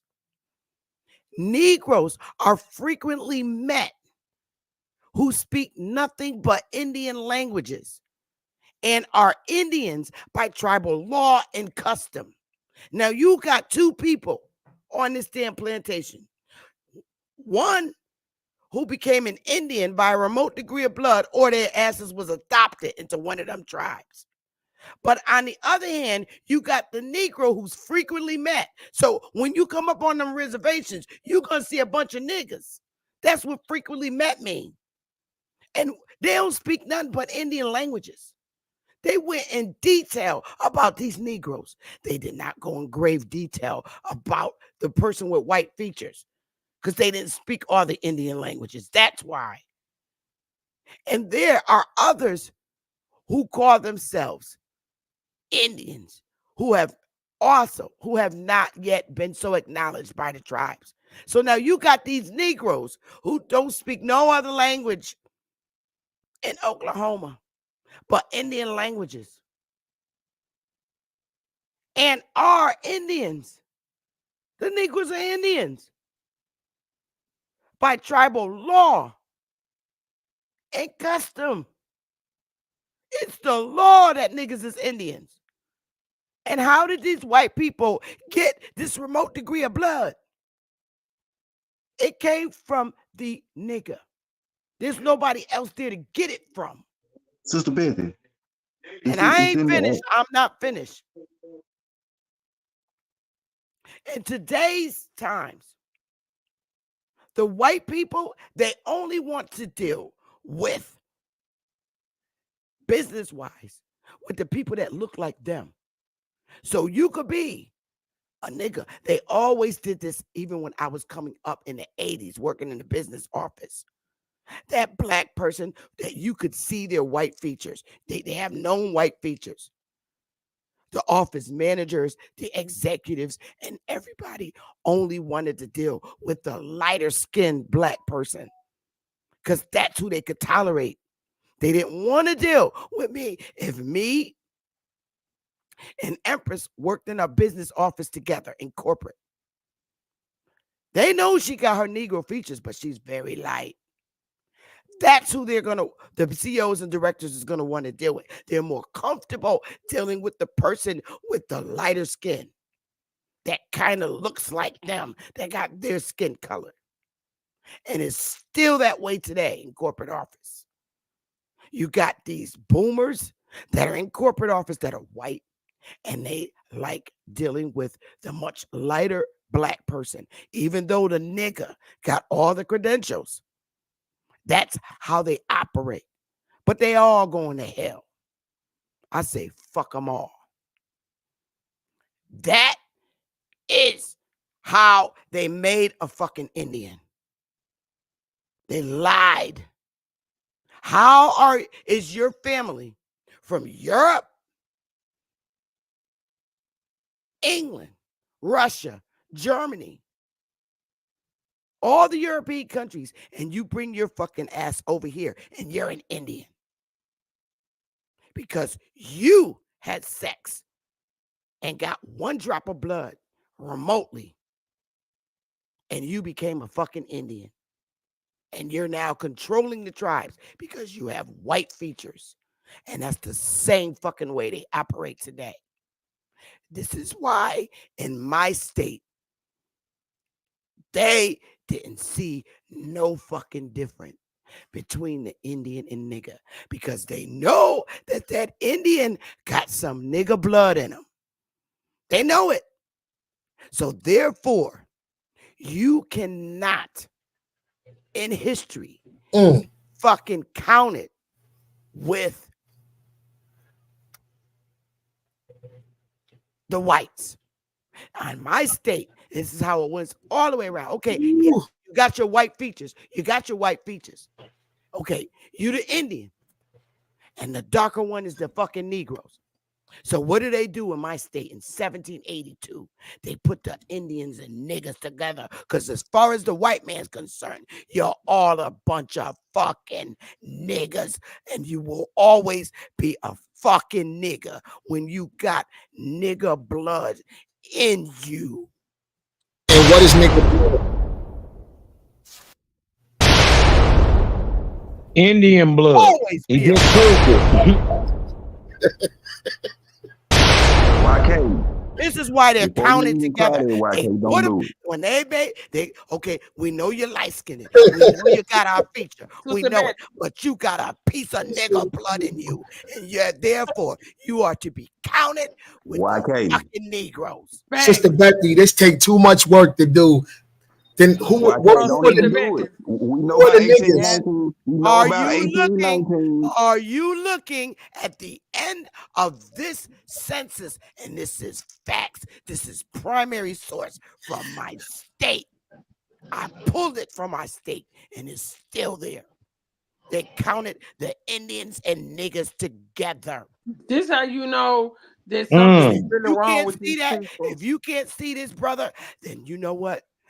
I'm gonna have to tell you. Sister Betty, I see it. I see it. But what I'm trying to, it lets you know that they're not the same. Even if they are the same. They are the same. They are the same. All right, so let me 1 second. No, I'm explaining this. They are the same because the white person got the blood from the nigga. And they made the one that they could tolerate to deal with more. The one that looks more white in features.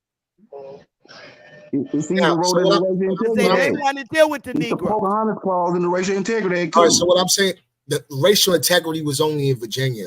Now let me speak on that. No. So we're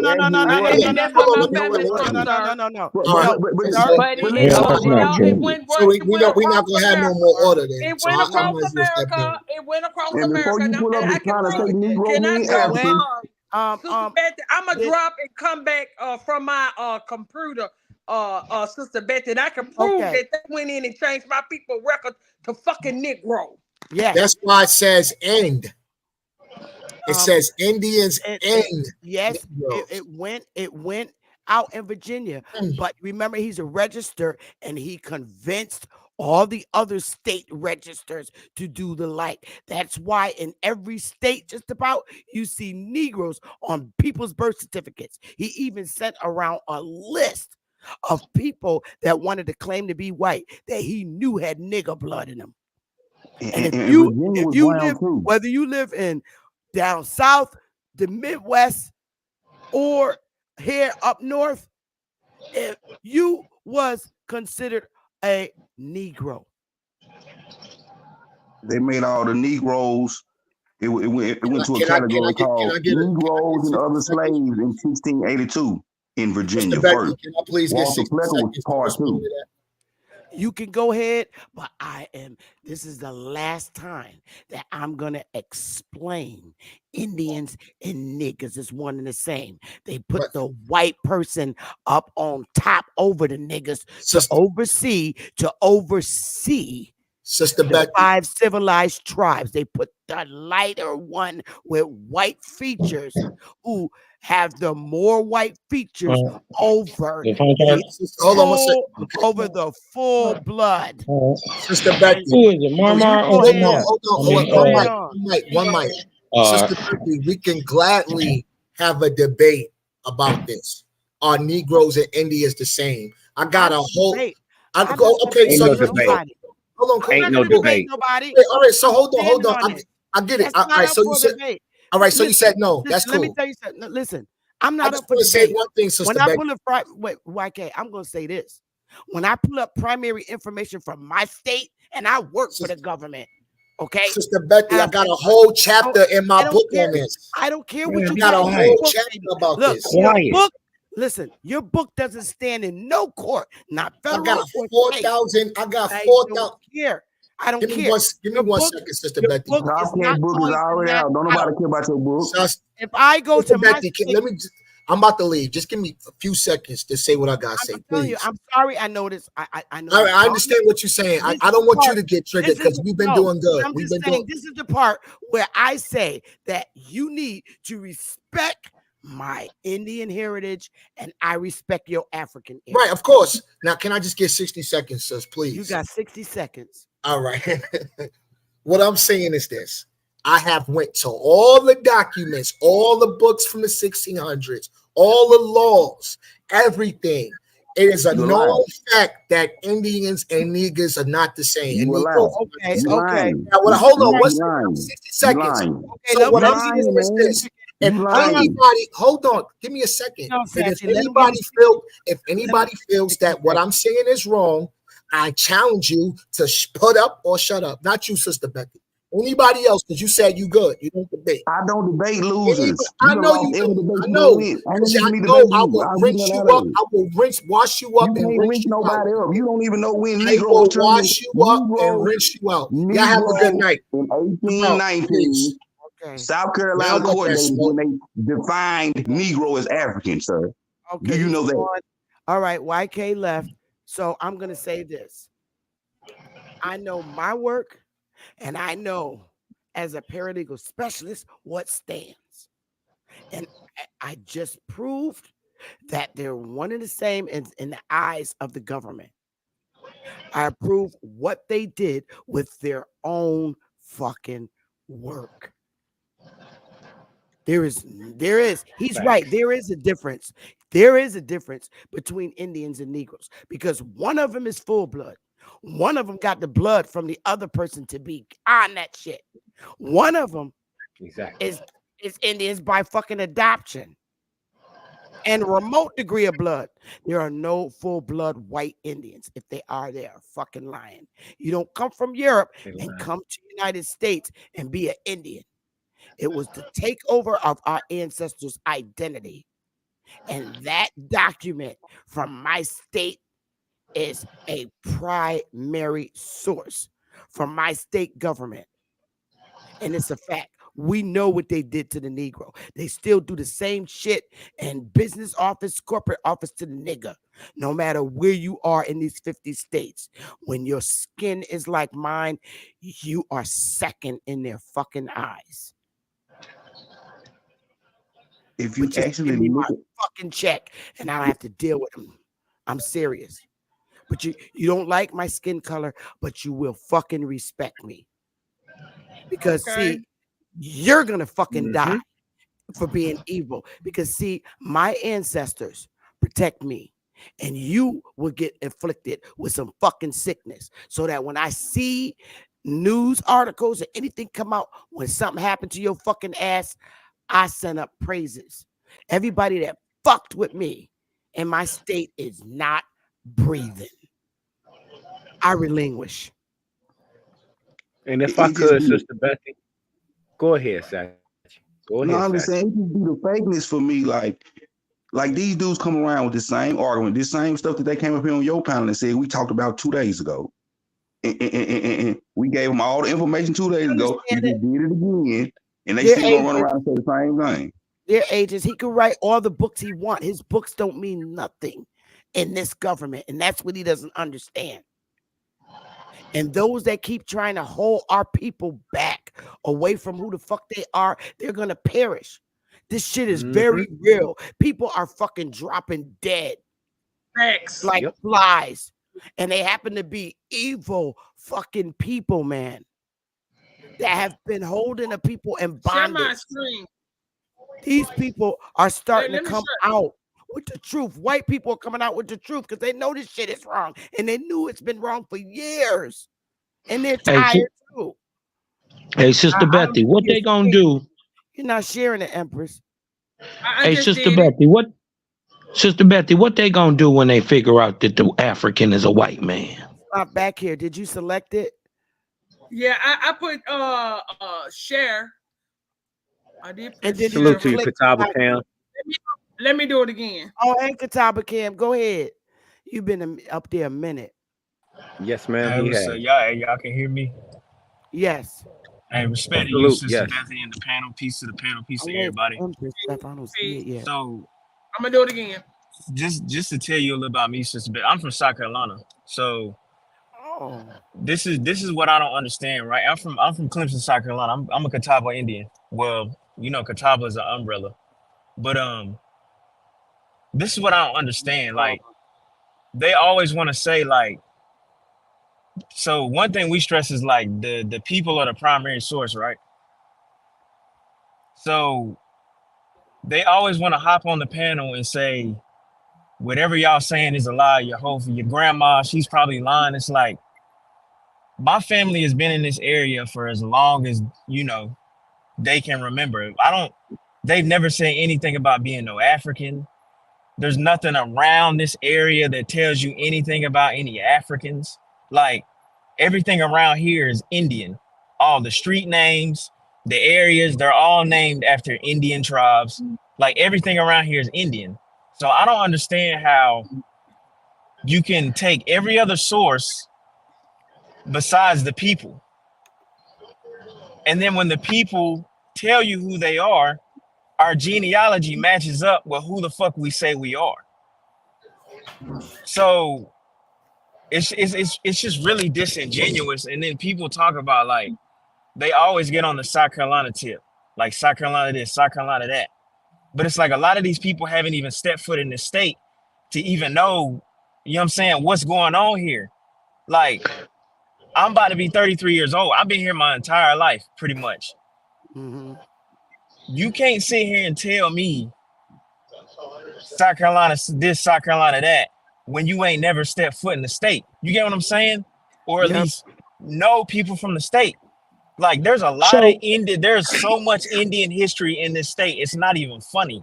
Yeah. So Cam, let me ask you a question, because SHA's son, who claims to be from South Carolina, got up here today and said he met the majority of the so-called Gullah Geechee people, or the nigga from South Carolina, Goose Creek area and all that stuff.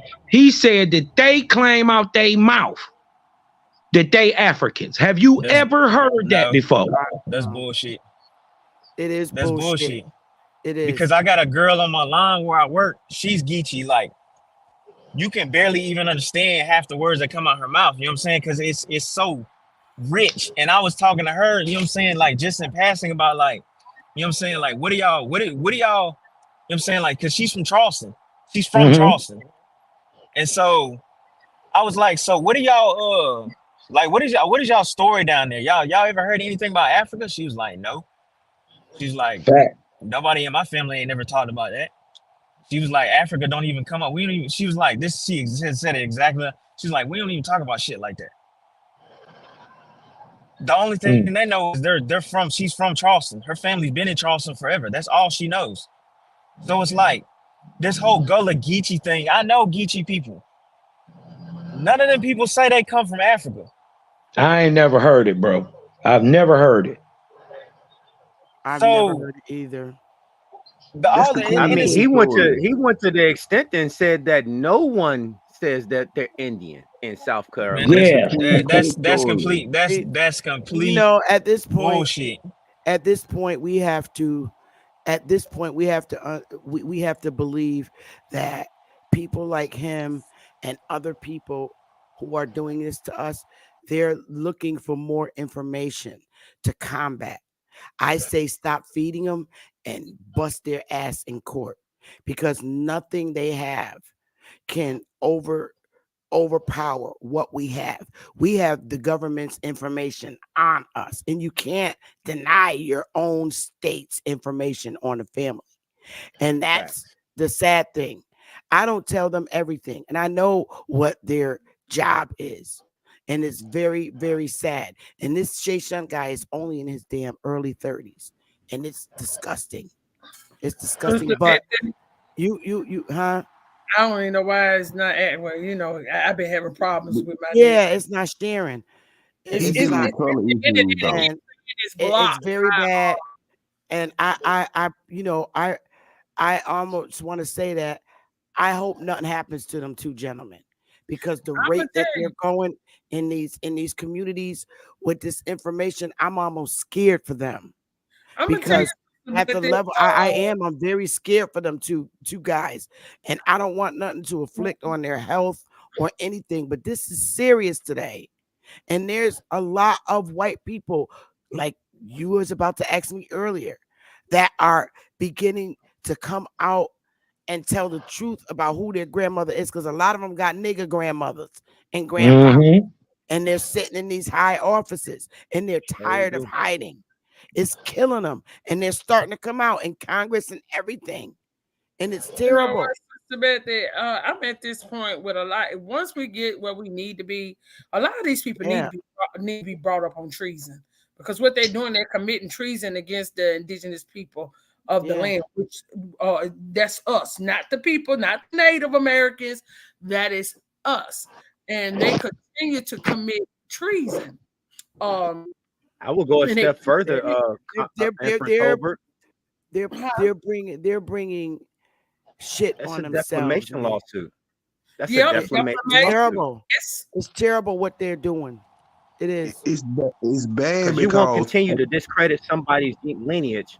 You won't be able to discredit somebody's lineage to suit a narrative of your choice. That's not how that works.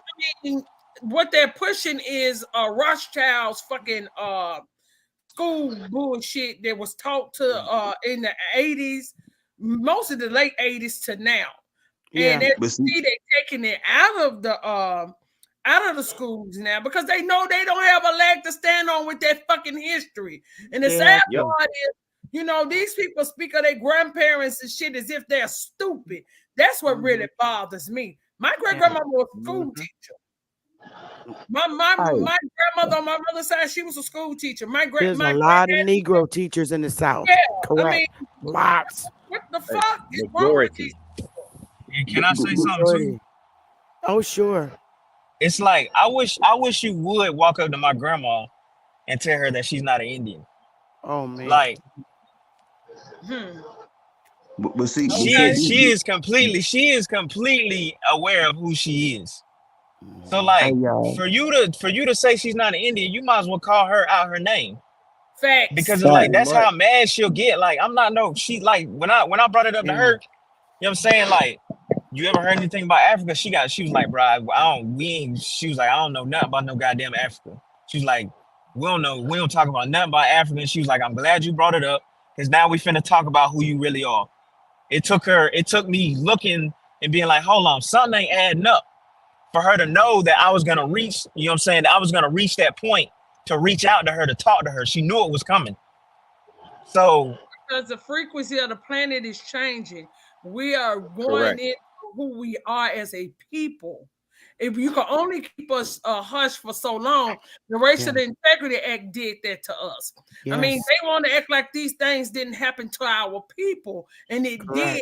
And either you was on or even in Temptation song, they told you the safest place to be was on an Indian reservation. It didn't say a Native American reservation. They said the safest place to be was on an Indian reservation.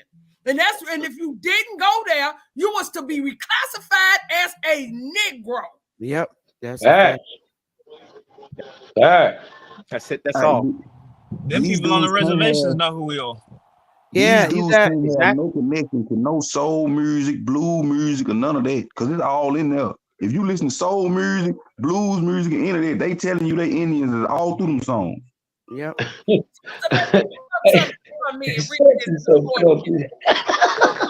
For me, Sister Betty, and read this to the audience. It's called Indigenous Music. Say that again. Indigenous Music of North America. You won't find anybody on no reservation. Since the rise of the United States and Canada, Native Americans have forced a common identity and invented. No, that ain't it. Which one? I'm gonna send it to you in your email so you can get it. Right. Okay. The title of it shows you who it is. Now, keep in mind, we can pull up 1,000 white people telling you that the only people that created music on this continent is us. That's it. Yeah. You know, and then, you know, my family, like you, Catawba Camp, we started in York. We came from York, South Carolina. Moved our way down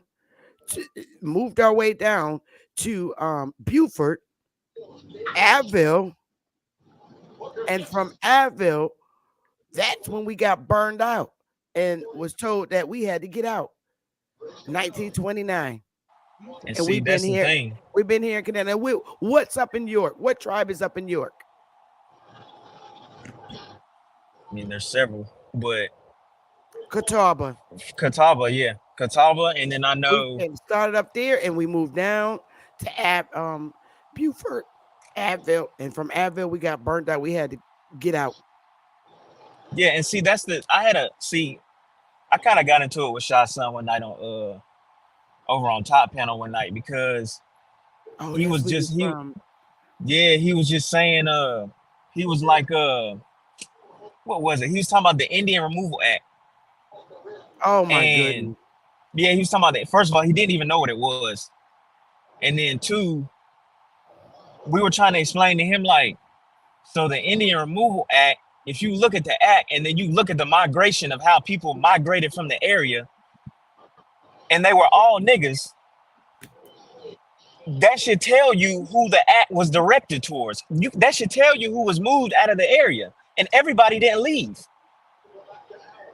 Because I know personally, Clemson University they stole a lot of our land, and they issued an apology to the Indians in that land. And he was trying to say, yeah, all the Indians left and they just left the Africans. So they apologized to the Africans for taking the Africans' land when it wasn't even their land to begin with.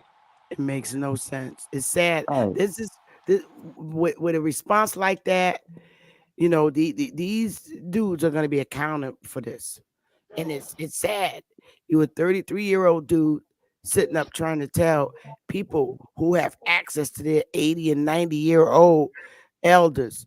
And these guys are just so sadly disingenuous.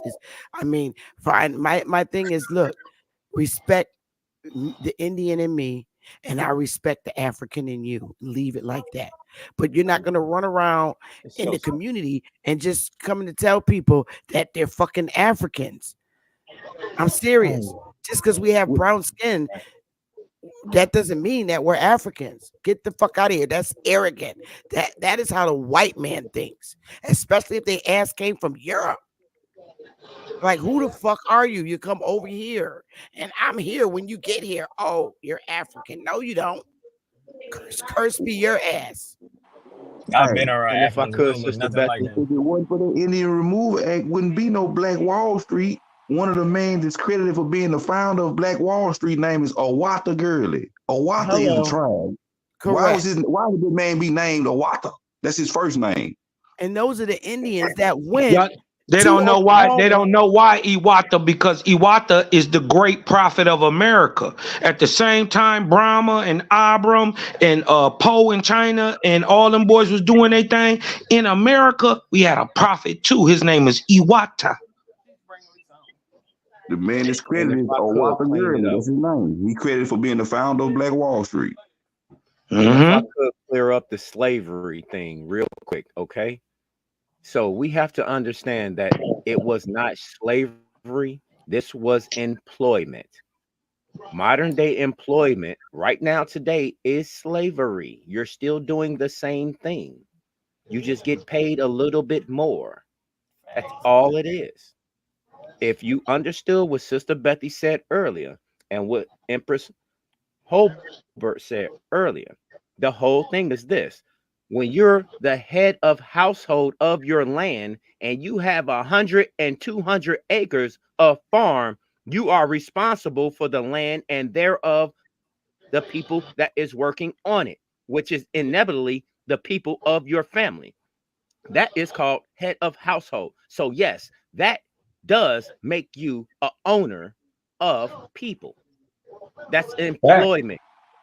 Hey, they was being disingenuous. Because on this slave document that they keep talking about that I showed, it's a Negro girl on there suing her master because he didn't pay her for taking care of him while he was sick. Yep. And you see this Indian church in Oklahoma in 1897. Ain't nothing but niggas lined up out there to go to church. What the hell is wrong with these folks? You can't see Indians. Okay, Sister Betty, I just sent it to you. You missed a screenshot. I just sent it to you. Is that you, Catawba Cam, that came back on the panel? Because it was two of you up there. Yeah, it is. I got kicked out from the other one for some reason. Okay, good. All right, let me see what Empress got here. They don't never want to show go to the courthouse with this slave shit, because when they go to the courthouse, it's gonna show them financial transactions, because all financial transactions went through the courthouse back in them days. And say it again, man. Yep. Say it again. for the slow bus shorties, for real. These are all business transactions. That's what y'all do not understand. All business. And going back to what the Sister Bethy was saying, one of my grandfathers dedicated some land. How he a slave and he dedicated some land to an Indian church. They're still there today. Today in North Carolina. It's a little place called Pitt, North Carolina. He dedicated some land to the so-called Indians. You dig what I'm saying? And he built a church and went to it. If SHA's son from South Carolina, I'm pretty sure his family got a somewhere where they family get buried. They family burial, funeral home or burial grounds. All they got to do is do research on that, and it's gonna show them. No, Chachi. No, we going with his narrative. He a slave. He don't have history. That's a fact. Don't have history. We're gonna leave him right where he at. Leave him where he at. All right, y'all. So it's saying this: indigenous music of North America. Indigenous music of North America, which includes American Indian music or Native American music, is the music that is used, created, and performed by indigenous peoples of North America, including Native Americans in the United States and Aboriginal peoples in Canada. So it says including the Native Americans in the United States. We know they're separating them from the Indians. And even at the top it says Native American Indians or the Native Americans. They're telling you these are two different people. Correct. Go ahead. And it says, I'll read it again. Okay. Indigenous music of North America, which includes American Indian music or Native American music, is the music that is used, created, or performed by indigenous peoples of North America, including Native Americans in the United States and Aboriginal peoples in Canada, indigenous peoples of Mexico, and other North American countries, especially traditional tribal music such as Pueblo music and Inuit music. In addition to the additional music of the Native American groups, there now exists pan-Indianism and intertribal. Indianism is. It didn't say pan-nativism. It said pan-Indianism. Go ahead. Yep. And intertribal genres, as well as distinct Native American subgenres of popular music, including rock, blues, hip-hop, classical, film music, and reggae, as well as unique popular styles like chicken scratch and New Mexico music. That's our music. That's all I gotta say. That's our music. That's our music. That's bomb drop. All our music. Because you notice they didn't name nothing that the Native Americans done. All that music right there is our music. It's ours. That's a fact. That's a fact. Reggae. West Indians. Yeah. That's where it comes from. And they got Indian in their fucking name. West Indians. This is why I say the disingenuousness in this community by these young brothers is just mind-boggling. And that Empress is a bomb drop. That's what I don't get too. How they don't see that, like everything we do. Well, go ahead. Oh no, go ahead, honey. I don't. Everything we do is like we don't have to try to be anybody. Like everything we do, we just are. If that makes sense. Like everything we do is like the world follows. Thanks. We are the culture. Without us, there is no culture. Hey, if they don't believe we created all that, all they gotta do is come holler at me. I'll give them a whole list of Indians singing them songs for them. That they can look up and show them, gonna say that they what tribe they is, all that. They left out country. They left out country and gospel. When we know country and gospel is ours, you ain't heard not one person besides Akon at a damn hip hop award. Or you ain't seen none of them in gospel. You ain't seen none of them in no damn R&B, Soul Train, or none of that. That's ours. We didn't They take just started winning awards in the last 2 years with Burna Boy. I'm sorry, you're probably YK. He probably is African. My family have never ever been a part of the African Methodist Episcopal. Nope. Never. Nope. My family was. My family was because my mama married a fuck nigga. Yeah, my parents, all the way back, none of them were ever part of that. I mean, they have to even just the term African applied to the so-called Caucasians in Africa. It didn't apply to the dark-skinned people there. So when you say that, I mean, that let me know you talking about you wrote a book. You ain't went back to see what they was called before they came to America. Hey, I'm glad he brought that up. I'm glad he brought that up in the AME church because my family was members of the AME church, and I know the history on the church we was members of. I know how I got started, who built it, and everything. It was built by my mama's husband's granddaddy, and he was a Mason. I got their family book. Hold on. They family book say they Indians though. It don't say nothing about no Africa. That's the thing, Sergey. The thing is, that damn church that they keep talking about, it would have belonged to the fucking crackers and not the dark-skinned people of that land. So why he keep calling those people didn't go by Africa? They went by their fucking nations that they belong to. And if he dig any deeper, he'll find out the Igbo tribe came out of South America. Hey, Empress, what they gonna do? What they gonna do, Empress, when they figure out that the African is the white man? Oh, yeah. They love them anyway, because look how they run around here and push the red, because they act like these people are not fucking criminals. This is the organization, what they call a criminal organization. Crime scene. Hey, y'all look up Prader-Willis syndrome. 35% of them black South Africans have blonde hair, blue-eyed babies. Okay. Wow.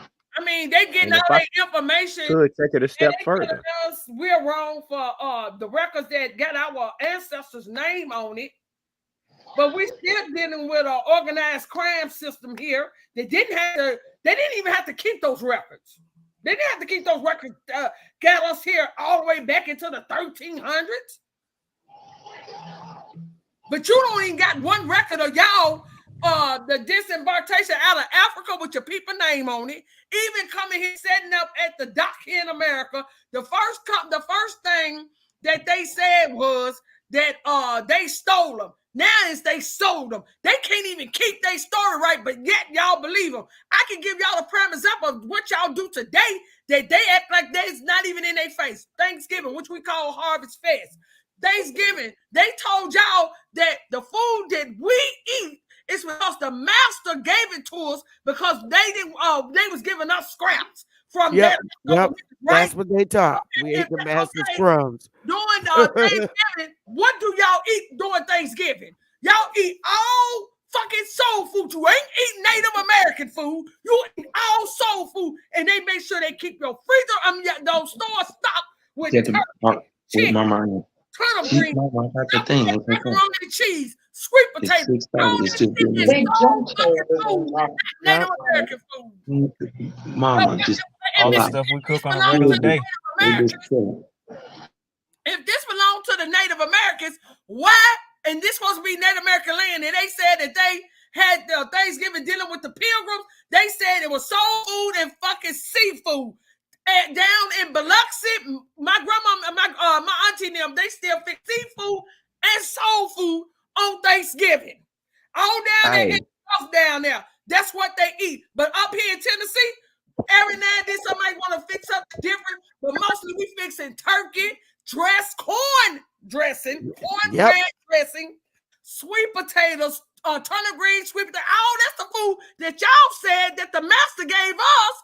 So that's what we came up with after he gave us their scrap. But yet, that's the food that y'all eat on Thanksgiving. Why y'all eat American food? And I'm a country boy. Don't leave out the chillin'. I still ain't met a Native American in Texas to tell me we're gonna go pick the turnip greens yet. I asked them every time. Exactly. Okay. I I was gonna ask what Native American food? What dish they known for?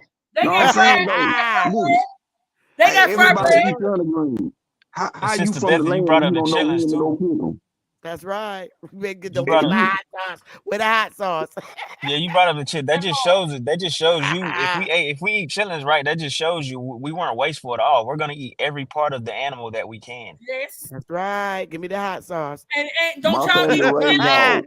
Ain't that one y'all people? I don't eat them, but he want to say she's loud. Yeah, I'm loud, just like you're loud. Just like you set up there on Am Channel that day and said during the crossing the transatlantic slave trade that they were bringing people on the top deck so they could clean away the feces and the urine. Nick, you sound weird. Now, who gonna allow all they damn fucking they did? When they said they were piled up down there like 700 to 800 people, let y'all y'all say this narrative that it was 700 to 800, maybe to 1,000, 1,500 on the ship, right?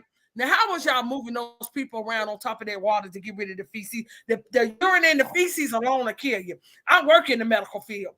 Not only that, laying down would definitely make you deteriorate because your blood is not moving through your body like it's supposed to. So whatever side that you laying on, you would definitely get a decrepit sore.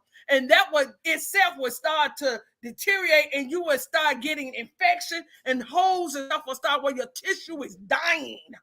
So I don't even know what you're talking about. Even today, when y'all not even moving around like you going to a hospital, what they have to do after you done laid up in that bed sick for weeks at a time? They send you to therapy because guess what? Your body, it hasn't moved in so long that your body is deteriorating. So they have to, Aftertry. Hey. Okay. Can I ask a genuine question, y'all? Can I ask these Africans a genuine question? What reason do they have to be messing with you today? At all people? None. Don't you know this fool said, y'all, that they bought you over here as slaves? What reason they still got to be messing with you today in 2024? If they bought you over here, they slave and freed you, went to war fighting and killed each other to free you. In the Civil War and all this, what reason do they have to still be messing with you today? Exactly. Did y'all hear what he just said? He said they was down there rotating the people and he got paid. You can't make this up with people. I don't know. I'm saying, listen, have any of them ever thought about this? I want to know, have any of them ever thought about this? I spoke on it. Because why are they still unaliving you, gunning you down in the streets when they supposed to set you free? I mean, they ain't over there on the damn reds unaliving them. Why? I mean, it's a lot of things that go with that set check. See, why was they putting drugs in your communities? Why they wouldn't go over there? If the natives own the land, why were they not over there doing it to the natives? But they was definitely putting them in your communities right along with guns in your communities. Them in the midst of them doing that, they opened up more prisons to put you in the prison system because they said after that, in order to be a slave, you have to be a prisoner. See, all we get from this so-called happening to Native Americans is a bunch of stories. You're a white man anyway. Listen, all we get from them is a bunch of stories, but we can show the attacks on us all throughout history. All throughout history. What reason do they still have to attack you today if they went to war with each other to free you? Nah. See, like what the first thing that started making me question everything was like, so you telling me, right? You telling me people from a whole nother landmass in Europe came to a whole nother landmass in Africa that they knew nothing about, snatched up people that they knew nothing about, and brought them to a whole nother landmass that neither one of them both knew nothing about. Hold on, stop. I don't even like a normal random everyday person here looking at me for too long. You gotta say repeatedly though, because after the first time they weren't supposed to be able to come back and do nothing. They might have been able to put it off once, but not twice. So you gotta say repeatedly, because it like repeatedly would make it real weird. Not a coincidence. If I could, real quick. Yeah, crazy. If I could, real quick, I just want to say this, Sister Betty. Thank you so much for having this tonight. As always, I love your work that you always do. But again, if you're going to imply that the narrative of your African slave trade happened, I need to see any kind of documents or anything of Africa depicting and showing how their families were taken. If you cannot produce that, if you can, hold on, give me 1 second. Let me just say this. I'm out of here. All right. I need to see how after the first time they came and got away with it, they was able to come back and keep doing it. That's what I need to see. But shit, you ain't seen it the first time. That's what the whole point is. You ain't seen it the first time. I'm gonna let them have the first time. I'm using this real life. Because you might have pulled, I'm gonna let them have the first time because they might have pulled it off one time. I'm saying how you come back to a whole continent full of Negroes, right, or Africans or whatever they is, and what I'm trying to circulate this around the whole continent that y'all snatching people, and you come back and you snatching again, and ain't nobody looking for you, ready to go to war. And what I'm trying to illustrate again. What I'm trying to illustrate again is the simple fact. Everyone keeps wanting to attack what Sister Betty is doing and everybody in the same category of things that we're covering. But yet they always say what they know, but yet they cannot prove. What tribe do you come from in Africa? Where your people at? Where's your records and all this other stuff? But you want us to show ours, huh? Do me a whole solid favor.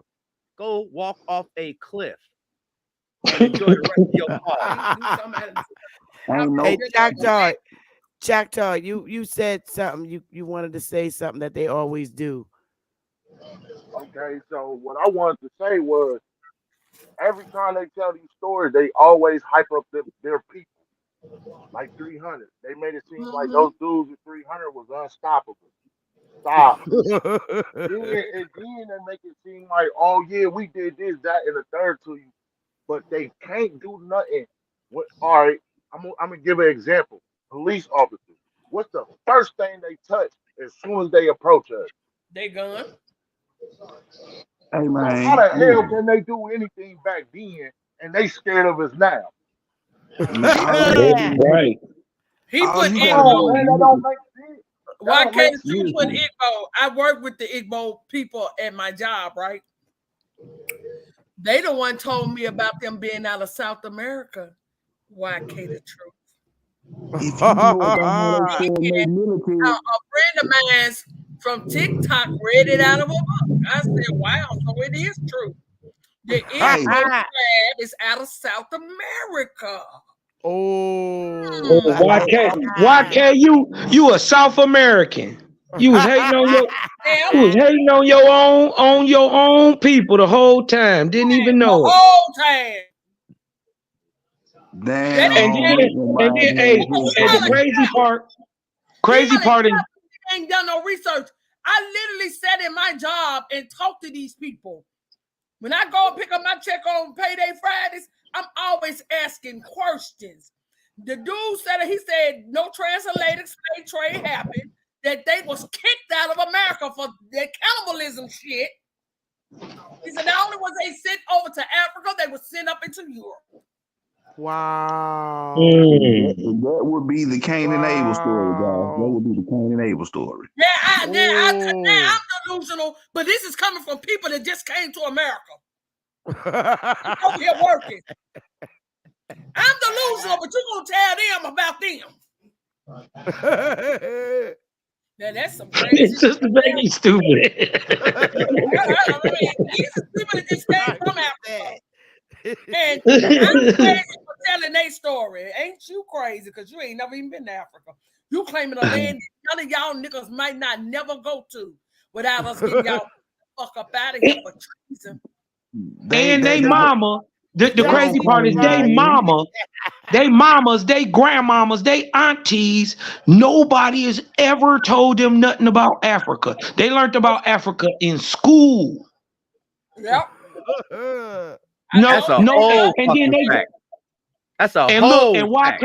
YK, or who shot son, if any of them just be real, you got to be real with yourself first to be an Indian. You dig what I'm talking about? That's the first thing you got to do. And if you be real with yourself and you go ask the oldest person you know in your family, ask them, are we African? Have we ever been African? What tribe we from? Or are we Indians? They gonna say, no, baby, you got them cheekbones because you got a little Blackfoot in you. It's no, you a little bit of Huron. You dig what I'm talking about? No, that's some Upper Creek in you. You dig what I'm talking about? That's what they gonna say. And they deny that. They deny that because they all have since this in the last let's just say 5 years. Every one of them has gone and asked their they answered they people, are we Indians? And every one of them has heard yes. Hey, at that point right there, I done literally seen a nigga get on there and call his folks and ask them that live, and they tell him, no, we Indians, and he get mad and snap and cut him up. See, I can't make it up this good, Sachi. I can't make it up this good, Sachi. Hey, Sharice. What's Peace good, and girl? love. Hey, Peace Sharice. and love. What's good? Hi, Sister Bethy. What's going on? Nothing much. I just, if it's okay with you, like the only thing is though, I have it in a book. I can't share my screen, as you know. I'm still working out those kinks, but I just kind of wanted to like piggyback on what you were talking about as far as like roots and things like that. Yeah. And I just wanted to like read this small excerpt, if that's okay, so everybody can hear it. Oh, absolutely. You got it. All right, cool. So this excerpt comes from the book Black Rednecks and White Liberals by Thomas Sowell. He has a very interesting perspective about slavery. So here we go.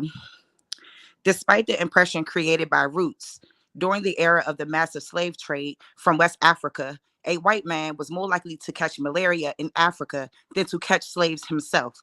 The average life expectancy of a white man in the interior of sub-Saharan Africa at that time was less than 1 year. By and large, men from Europe or the Western Hemisphere came to the coast of Africa, bought their slaves, and left as soon as possible. Even so, the death rates among the white crews of the ships carrying slaves to the Western Hemisphere were as high as the death rates among the slaves themselves. It was only much later, after quinine and other medical measures enabled Europeans to survive where there were tropical diseases, was it possible for them to invade Africa in force and establish empires there. But by then, the Atlantic slave trade had already been ended. During the era of that trade, Africa was largely ruled by Africans who established the conditions under which slave sales took place. The crew of a slave ship was in no position to defy African rulers and their armies by going out across the land and capturing people willy-nilly. The stronger African peoples captured and enslaved the weaker peoples, the same pattern found over the centuries in Europe, Asia, and the Western Hemisphere and Polynesia. So that's what I got for y'all. Stop talking this shit about that slave trade. And if I could real quick, because she said something in that book, because we got that same book.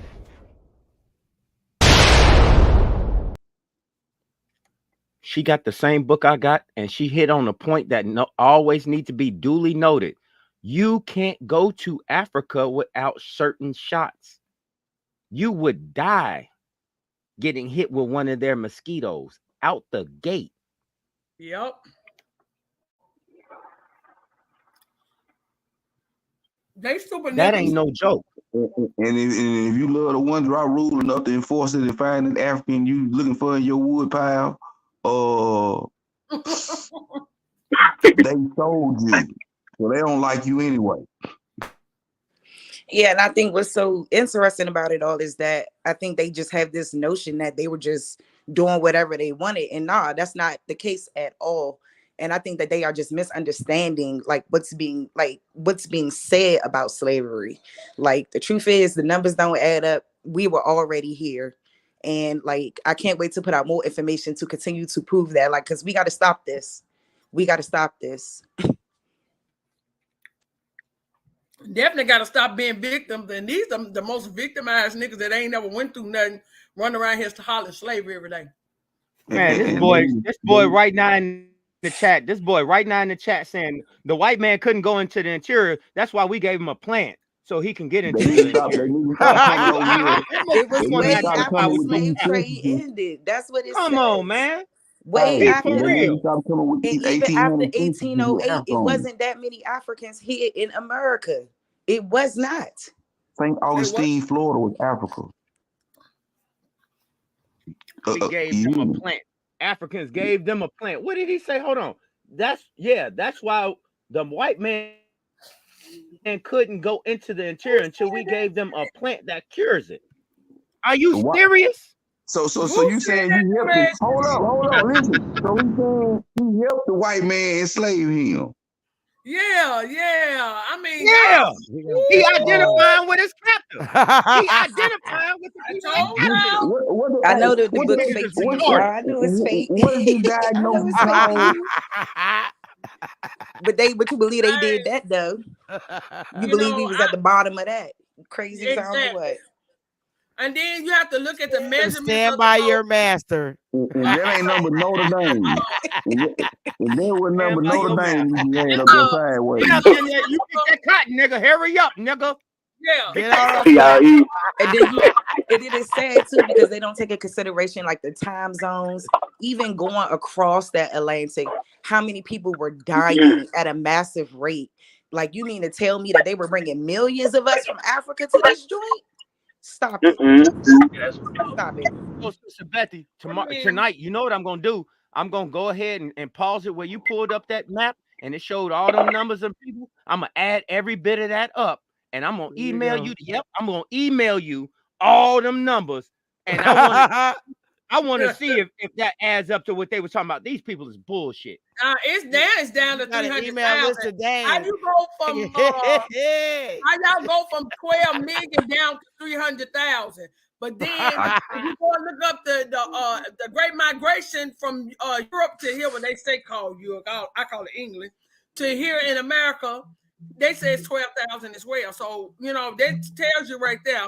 Both of them 12 million on both sides. That means somebody's fucking lying. I got a quote from Henry Louis Gates, 388,000. Well, they got some new numbers. We got to get this out the dang quick because somebody lying. I'm telling you. Yeah, you got to add these new numbers up there. They got more numbers. Yo, they got the numbers, right? Yo, they got what book numbers, right? He's a hater. He's a hater. Yeah, we know he's a good He's hater. a hater. That's all. Anything that debunk what he say, he's gonna be a hater. But you all know good and damn well. It's a published book. It don't matter. All know it's from a professor. It's from a source. It don't matter what you think about the source. You don't gotta like the source. Not a coincidence. When you pull them censuses out, talking about alcohol, and I got bullshit. They always talking about primary. This is their favorite saying. They always talking about primary source and where they got the primary. Every last one of those primary sources black are fucking Caucasians. They're getting the information from Caucasians, not niggas. They got new numbers, right? They got all these fucking numbers, but don't got no names. No names. No names. Not even a description. They don't even have a description. Because I want them to show me. I want them to disprove that my whole point is that white people are the Africans. You got to show me these people getting off these boats wasn't lily white and blonde hair and blue eyes. And not only was they African, they was British, they was Irish, they was all kinds of white descent. Because they were slaves. They were getting sentenced over here. They were getting sentenced for crimes, all kinds of stuff. Them folks were slaves too. Like they need to cut the cap. Like they were alongside so-called black people. Like I don't deny that slavery happened. The only thing that I don't agree with is the numbers of the slave trade. And many of us was here in this land. That's the shit that I don't agree with. I don't agree with that whole they took us there back and forth. They was doing all that. No, I don't agree with that. So that's just where I stand with it. Hold up. We just had a gentleman up here that said, yes, ma'am. Oh, we got Bailey also. What's good, brother? Yes, Hey, what's going on? Peace and love, everybody. What's going on? Can y'all hear me? What's Yeah, going on, Bailey? What's good? What's good? Say, check it out. Going back, I want to ask. I need some portion docs, man. I really do. You know what I'm saying? Cause you can't just pull up over there without. How long it gonna take you to build a dock over there? You just go pull up over there and just swim and go get the Crash niggas. into the rocks.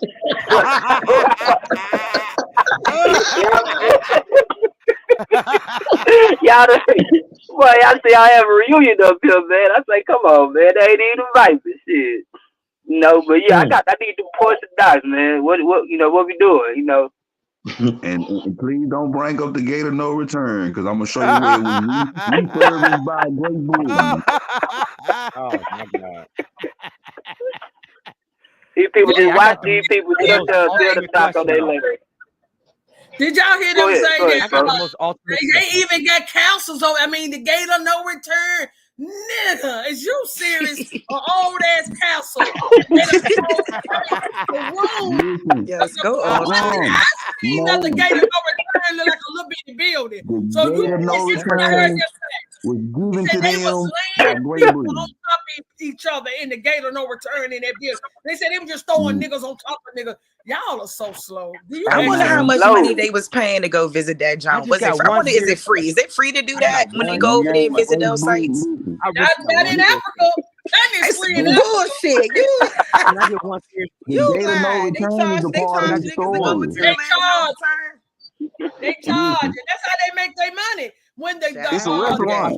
It's a white dude got a restaurant in it. Get one serious question in. That's because they over there fucking capitalizing too, making money off that shit story. They white dude. It's a restaurant in right now. Just he one said, serious go question. see where your ancestors came through. Shit, that's your ancestors, not mine. Cause see, my ancestors come through that. Listen, that whole castle. Can I ask this one question? How about this one question? Why the Africans didn't refurbish the castle to keep their history? Great Britain refurbished their castle and gave them their story. Okay. My thing is the whole. I want to go ahead, Smoke. right here. I want to do this right here. How can you take people out of Africa and bring them somewhere else and tell them to? That's right, plant and farm. And they ain't even. How do you do that? Hey, it just they ain't even doing that over there. That logistically don't even make sense. When they say the math ain't mathing, and math ain't mathing, for these people to say that they was the great inventors, they trying to claim all our inventions. They want to say the math started in Africa, but yet y'all niggas in 2024 still over there building motherfucking mud huts, nigga. The math ain't fucking mathing. Because in 2024, y'all should have building. Got to go over there and build wells. The sister is on point. But when it is that the gate of no return is your greatest megalithic building, you haven't built one greater yet. They didn't build that. They didn't even build that. And you know what's funny about that too? I read an article that was talking about how they felt like they should get paid for so-called the transatlantic slave trade and losing people to help build their fucking civilization. Okay. Like, I'm telling you, y'all gotta be careful when y'all keep talking about this reparations and all this stuff. These folks gonna try to come for money too. Sharice, I'm gonna be totally honest with you. If these Africans, hold on real quick. If these Africans that got shipped over here, the reparations will have to come from the people that shipped them. It wouldn't be the United States. Exactly. Hell no. Exactly. Hell no. But see, people not educated about it. All the pounds are going to come up. Hold up. Because somebody just said a mouthful. Because what's the difference between going back to the person that sold you over there and the person that sold you over there? Right. Did they say? There you go. I'm just saying what people be throwing out. Which one is it? This is what they be saying. Like, y'all know the insanity. This the insanity, y'all. They telling you now after they said they was stealing us. Now it came back that they was selling us. Now this is insanity. If somebody sold your dumb black ass one time, you know what's gonna stop them from selling your dumb black ass again? Because nigga, who runs back to somebody just whooped their ass and sold them off like a piece of loaf of bread, nigga? Right, like it ain't nobody do nothing. Yeah, y'all telling people to go back home to Africa. Africa was supposed to just say they sold your black ass. That's why I say it don't make. That's why I say it don't. It don't make sense. It don't even make sense now because we got another. It don't even make sense now because It don't even make sense now because these folks still be lost with GPSs and roads now. So like, what makes you think you gonna come over here when we don't have none of that shit and we know the land? You don't know the land. You gonna come over here and get lost. And if you don't believe they told you, why they didn't never come try to fight to get your ass back? Exactly. In all this motherfucking time. Excuse my language, Sister Bethy. I'm sorry. All right. You know they said, what's our language? Why we don't speak our language? So I went to pull up the fucking Choctaw language. That what you call it said what's the Choctaw language? If you go pull up the Choctaw fucking letters, it's alphabet of the English language. It's in English. And what about what I can't? The shit that I can't. The shit that I can't get over is the one white guy with his wife on his big ass plantation with a bunch of niggas.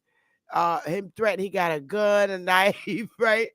And then I'm trying to get the picture in my head of him saying, "I wish you would try to leave, Big Meech, and get your ass over there." Man, we gonna snatch that. Man, we about to snatch that gun. We gonna gun butt the dog. Everybody finna get it. But where Big Meech at right now? And then we don't make sense. Here we go. He's not being detained. Yeah, he be out soon, but he in jail. But that baby, he'll be out. My baby will be out soon. Did the white man get him? Hold on. Don't try to compare a man with an army and a military and the police locking this man behind bars. White nigga with a gun. White man with a shotgun. There's a big difference. Hey, we building, YK. We building. YK. Mute your mic. You left earlier. You're trying to come back to say some stuff. YK, mute your mic. You left earlier. You came back. I'm listening to Sister Bethy. I'm not even talking. Brother, just wait your turn. You know how we do it. I respect you. Hold up. YK, we talking about one white guy. We're not talking about jail, prison. We talking about one white guy on a big ass plantation with a bunch of niggas on there ruling them with one fucking gun. What you think these two niggas gonna do to that nigga? Are you serious? It's not one person with a gun. Okay, I'm telling you about the one white man. Whole neighborhood. It's got to be one person with a gun. No, it's a nigga that owns slaves. It's got to be one person with a gun. You love slavery, don't you? That's right, Seth. This shit is hilarious. Let me get 10 seconds. No, you don't wait. We know for a fact, nigga, though it was a nigga that owned slaves. So we don't got time for nothing stupid right now. You know that for a fact. Right. All right. We got the one white. Y'all scared. I get it. Okay, wait a minute. Y'all gonna you be can't quiet. dispute what I'm saying. The same person that gave you Black History Month wrote the book about it, Carter G. Woodson. Right. You can't dispute nothing I'm saying. It was a nigga next door owned slaves. Okay, so what's the reason why it ain't one white man with a gun? We talk about the funny shit. The one white guy with a bunch of niggas on his farm that's gonna still be alive. Okay. Still gonna be alive with 50 Cent and all of them on this goddamn job. Then you got this funny bullshit that these people literally came out and say they original Southerners. Photoshop picture. They said they the original Southerners. Man, look at the measures, man. Where the fuck was they at in 1830? Please, somebody tell me. We don't even see them now. How come I don't see no black people looking like that? Because these ain't no real pictures. You ain't gonna see no niggas looking like that, moron. You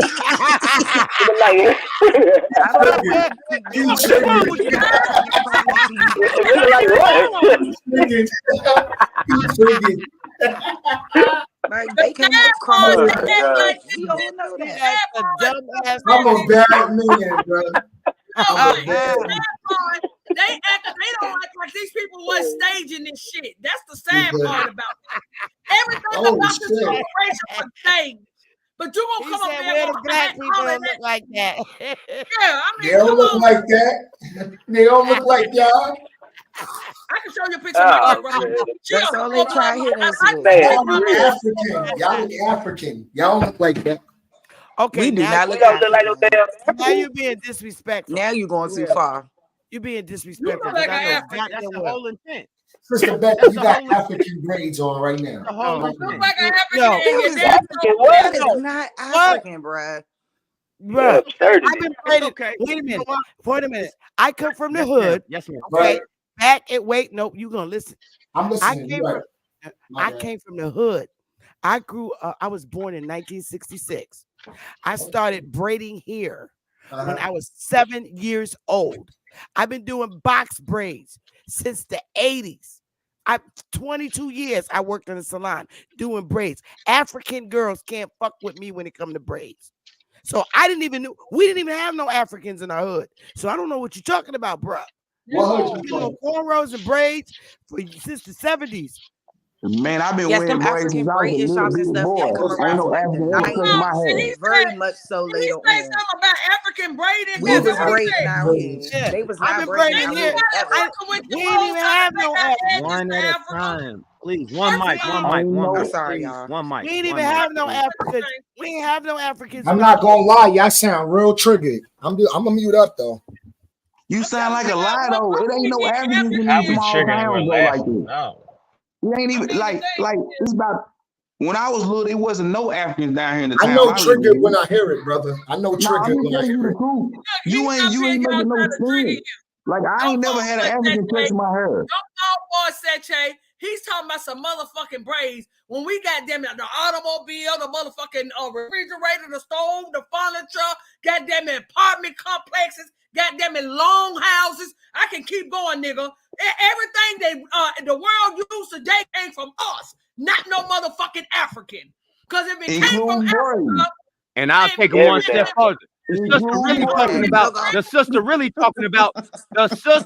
talking about the wood burning stove, nigga. Yo, I got a question. Why grandparents? And we are not Africans. We are not African. Are you an African, baby?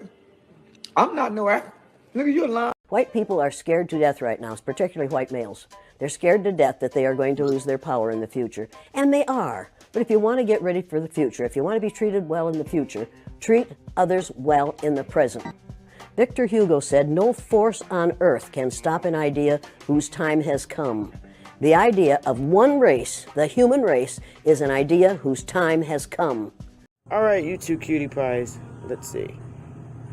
What? Okay, you just told me that you ladies are sisters. Yes. You're the baby over here on the left that was bullying your big sister in the pink. Yes, that's right. Anyway, what's your name? Willa and Ellen. Now, tell me what you know about people my color, brown-skinned, who were Indigenous people. To where? To what land?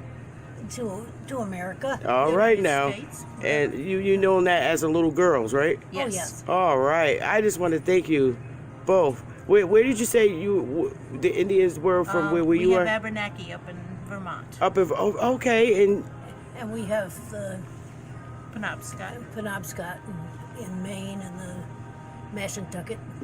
Yeah, okay. All right, ladies. Well, I want to thank you for that. It's just good to know. Because I was born in the 60s.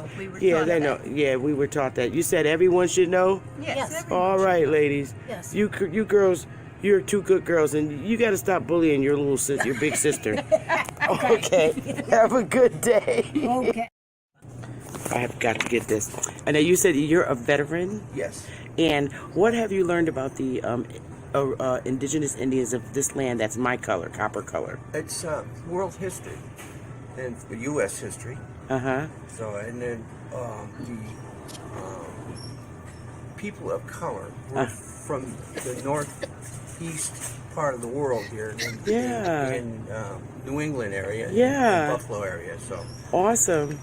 and that's pretty much. Yeah, my family is Cherokee, and we did. Some of us went on the Trail of Tears when they came in, and the war was over. Yeah. Some of us went to Oklahoma. Yeah. Some of us went to Oklahoma, and the rest of us that didn't want to go remained because we all fought in the war together. Right. With the British. Do you remember that? Yes. When did you learn that? In school as a little boy? Yeah, young man from high school.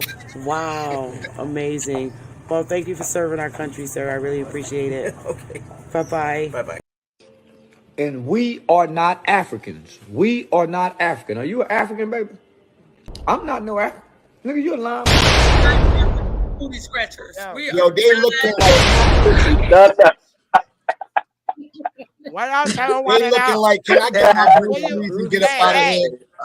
You got white people like to tell you now. Do you believe? I got some white people to tell you the truth. Look, they you looking at now. They looking at you like, let me get my groceries so I can get up out of here. No, nah, they look like they tell the truth. No, they tell the truth. They tell they the wasn't truth. getting groceries. They was a CVS Like so we got white so people tell the crazy. truth. That is weak. So you don't want to believe the white people. Somebody, That's weak. the sad part is, Sister Betty, he can't find one motherfucker that said, Hold on, "Hey, listen. tell you about the goddamn All right, transatlantic so let me, fucking ride Sister to Becky, America." can I get 60 seconds, please? No, Sister? not unless you confess and bow down to the two white people that told the truth. Hold on, Sister Becky, let me respond to that. They're the white people. Listen to the white that people. ring. Hold on, just don't. I'm trying to, so we're gonna isolate and we're gonna try to mute and censor him, right? That's what we doing. No. I see it. That's what I see it. No, look, Do we ain't need to show nobody you Nana black gonna people lie. too? Now I went and got two white So nannies. let me speak on what I see. Nana. Somebody's Let me Nana ain't gonna lie. Let me speak on what I seen though. Grandma today, you still acting like bro. Relax. it's crazy. You still acting like the Please, victim over YK. here. Please, YK. Crazy. Don't talk over Sister Betty, bro. Please I don't mean, talk so over Sister Betty. what I saw on that video is some white people that wanted to take their groceries and get the hell on. Oh my goodness. Don't you think they would have just said that and not even took the time to be recorded? Yes, because they looking at her the first when she first asked him, let me finish. Damn. When she first asked him, nah, we not gonna sit here and listen. I to you know try to you do not, because credit. y'all triggered, bro. Like Y'all you don't want to try to do respectfully. Y'all said a lot. Y'all said a lot when I was off the panel. Y'all said a lot when I was off the panel. Yeah, And you my lied. name is in the title. And then My the name conversation is in the title. shifted, and now you're trying to take it back to a My place that we name don't is in wanna the go. title. Be respectful. I don't So know what about I'm your saying. man. We think Why you need to be can't- respectful. You This is the full better of show. doo-doo. Hold on, You bro. are full Hold of doo-doo, on, bro. YK. Those people. I'm just trying to get a chance to speak. You mad now? You, no, I went out. I'm good. I went out and got white Quiet, nannies. bro. Ain't Be quiet. nobody nana. No, Ain't I'm nobody mad that I'm nana. not being allowed to speak. That's why I'm mad. I don't care about that. I went and got I two was straight white from the back. nannies that they told the truth, and you mad because they're telling the truth. Let me tell you this, right? My thing is, you Salute don't know these Ali people Bama. mental. Hold on, hold YK, no, hold on. Every Before time you- I hold on, talk, somebody hold on, got YK, something we to got say. other people. I know you niggas are scared, bro. YK, hold on, Bro, bro. don't talk to Hold me. on.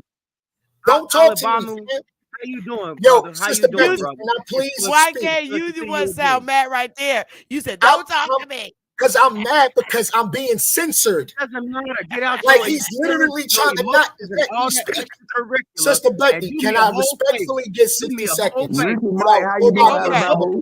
Ricky Mike. Let's give y'all. Let's give him 60 that seconds. you got going on and give it to the people in Africa so they'll know where they're what from. I'm saying- How you this is doing, what I'm saying. Alabama? Let's give him 30. Okay. But All this, right, hold look, up. you know, All right, this give me your actually, 30. this actually I'm shows giving you y'all 60 mental state seconds. that y'all can't even be I'm quiet. giving No, you it 60 shows seconds. your mental state I'm because giving you you- over here trying to hey. tell us. You is trying to tell us who we is. It shows your mental state. It don't show All right, ours. this is the whining, is crying, is overgrown ass Negro I was seeing. I don't care about that. I'm trying to get my word off. Just like y'all could talk. All right, y'all, let's give him 60 time. seconds. Let's Let give him him 60 keep seconds. crying, y'all. And Please then let after this you, baby we're cry. going to let Ali Bamu go. So go ahead. Your 60 seconds. Go ahead. I appreciate it. Now, what I'm going to say is this. You see, y'all don't want to hear that if I shit. want to. I want Now to. y'all Go good. ahead. It's censoring. 49, 48. Go ahead, white Now, man. I'm gonna ask this question right now. Why y'all grandparents didn't put that they were Indian on those census? Why did they put Negro?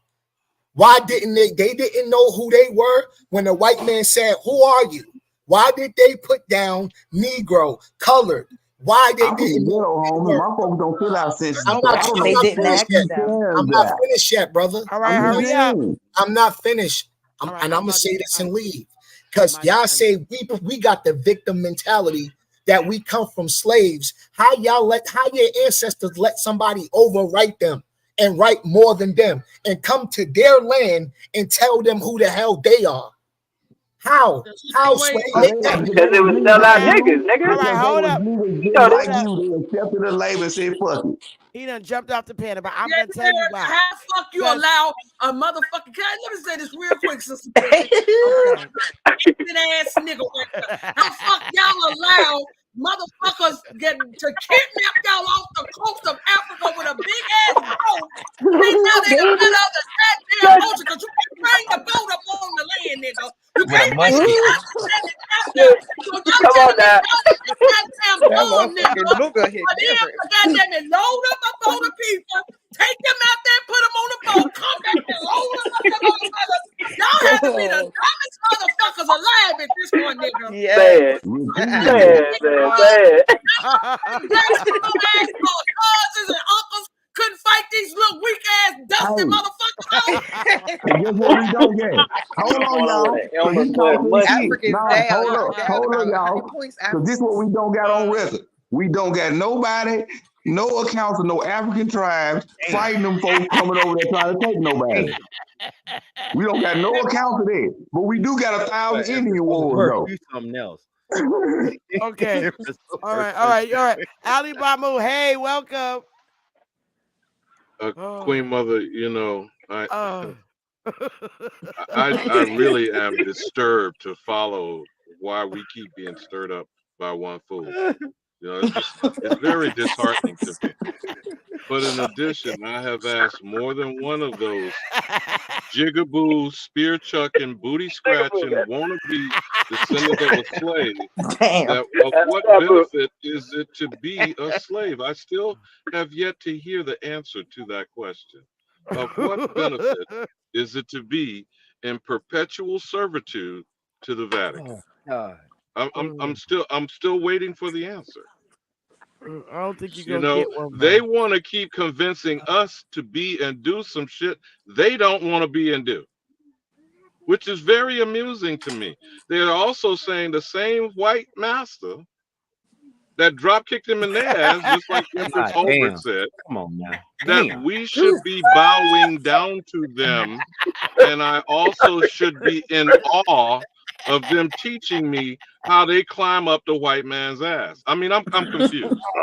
I'm very much confused. And I'm not trying to be funny. I mean, seriously, I'm trying to logically understand. No, seriously, Empress Holbert. You laid it out. But like I asked, not a coincidence, personally, and he has refused to. What does slavery benefit you as the individual? Now we don't need Yaqub's. We don't need Yaqub's distant cousin to remind us that they created the Caucasian. That is another narrative they say, right? So they created the white man that locked their asses up. I know all of you are familiar with the Nigerian comic Godfrey. I don't know if you've ever heard him in interviews, some of the jokes that he told. Once someone asked him exactly what stats he had, hold on. No, seriously, I'm trying to actually intelligently discuss what is a hilarious thing to ask. But someone asked Godfrey, the comic, directly, where are the oral griots passing down the story of a bunch of millions of African niggas snatched up off the continent, and where was the warning stories from their elders saying you don't want to go to the coastline because them pale demon motherfuckers will spirit y'all away? That was Dane. That was Dane. I guess we should not listen to an actual. I guess we should not listen to an actual Nigerian who says they have no narratives passed down in their family. I guess I shouldn't listen to an actual Nigerian tell me that. I'm just trying to. Hey, Hobart, Sharice, could y'all picture you in the club and then some dude come up to you, hey, baby, can I get you a What's up, drink? girl? Oh, I'd be like, no. Can I get a dance? Can I wine with you, baby? That motherfucker better get away from me. That hit right. Oh my God. Damn, Sister Betty, that hurt. That hurt. Oh, man, hit it, mom. That head is big. Jesus. I get this dance, baby. We do not have to go heads like that. Now, that's the Talking about people like like that. That's the Is head that nigga right there. is that Shay Son's daddy? Is that I think so. He from South Carolina, Charleston. Y'all gotta stop. Look at that smile, He got back there behind that forehead, though. Man, that smile is serious. we got papers on crocodile. Man, I hate to hear that about him. He used to dance. You know, they said he had papers on the head. This nigga got papers on his head. Maybe I didn't make my question clear. Okay. When there is a discussion of American chattel slavery, is there ever a discussion without dumb diverses in the doctrine of discovery? No. And if we're to discuss chattel slavery in America from the doctrine of discovery, the age of exploration, and slavery is forever. Forever. SHA, SHUN, YK the truth, not a coincidence. You have to answer, not to me. You have to answer for your children and your grandchildren's sake, the contract your nappy ass is signed up for forever. Now, what the hell are you over here peddling to free men and women who know who the hell they are, who their people are, and the can I say one more time? The inheritance of this land. Please tell me, anyone on this panel, what a slave inherits. What does a slave inherit? More slavery. The kids are born into bondage. That's what they inherit. Slavery. Yeah, Uncle Ali Bamu cooking. Yeah, they inherit that hairline. That's what they inherit. Damn. That's they inherit that damn hairline right there. Look at this nigga on this screen. Elongate the head, different them. Now I'm mad at motherfuckers. You even keep that hair in that head bondage. Keep it up there. Just cut that crap off. Hey, but he said he look more like him than us. He said, why do y'all think every family passed down stories? Y'all don't even know if all the families stayed intact. Nigga, I know my family did. Oh, wait. Hold on. Man, don't. Empress Holbert. The main thing of African tribal culture is a griot. What is the responsibility of a griot, Empress Holbert? Shit. Looking like Shay. Is it not to pass down the oral tradition of the entire tribe, not just a single family, of the entire culture? Collect 7 more. Like my last name, my family, one of my surnames is Walker. They was the ones to pass down what who you are. They kept up with the record. That's the Walkers, you know, that was they was knowledge keepers. So your pappy is on the screen. Come on up, YK. This is your pappy. 99.9. He is your pappy. Talking about mental illness. The mental illness is thinking you are African from Africa. But you know, y'all are laughing. But if Maury Povich or Jerry Springer told them that shit, they would accept it. they would actually accept it. Because they was born in that time, Ali Bamu. They was born in that time. They were born in the process of indoctrination of the reinforcement indoctrination. Straight up. I can't make this shit up. You really got this down. Straight up. God, I think SHUN and that motherfucker got some scared powers around this motherfucker. Yes, y'all cooking head of state around this motherfucker. Not Nigga only hairline right across the Sahara to West Africa. Hey man, but not only is his head fucked up, he a different type of black than we be over here. Nah, seriously. Bro, what are you talking about, man? I get the bushmeat, man. He called it out because I couldn't see it. It's the red undertone. He don't got it. I get the bushmeat. SHUN, this I get the bushmeat because he was over there getting cooked in that sub-Sahara. That's why. Bro on the screen, bro. He gets mad. His furniture. You have no idea what I go through. I do it all. I heard he used to dance with MC Hammer.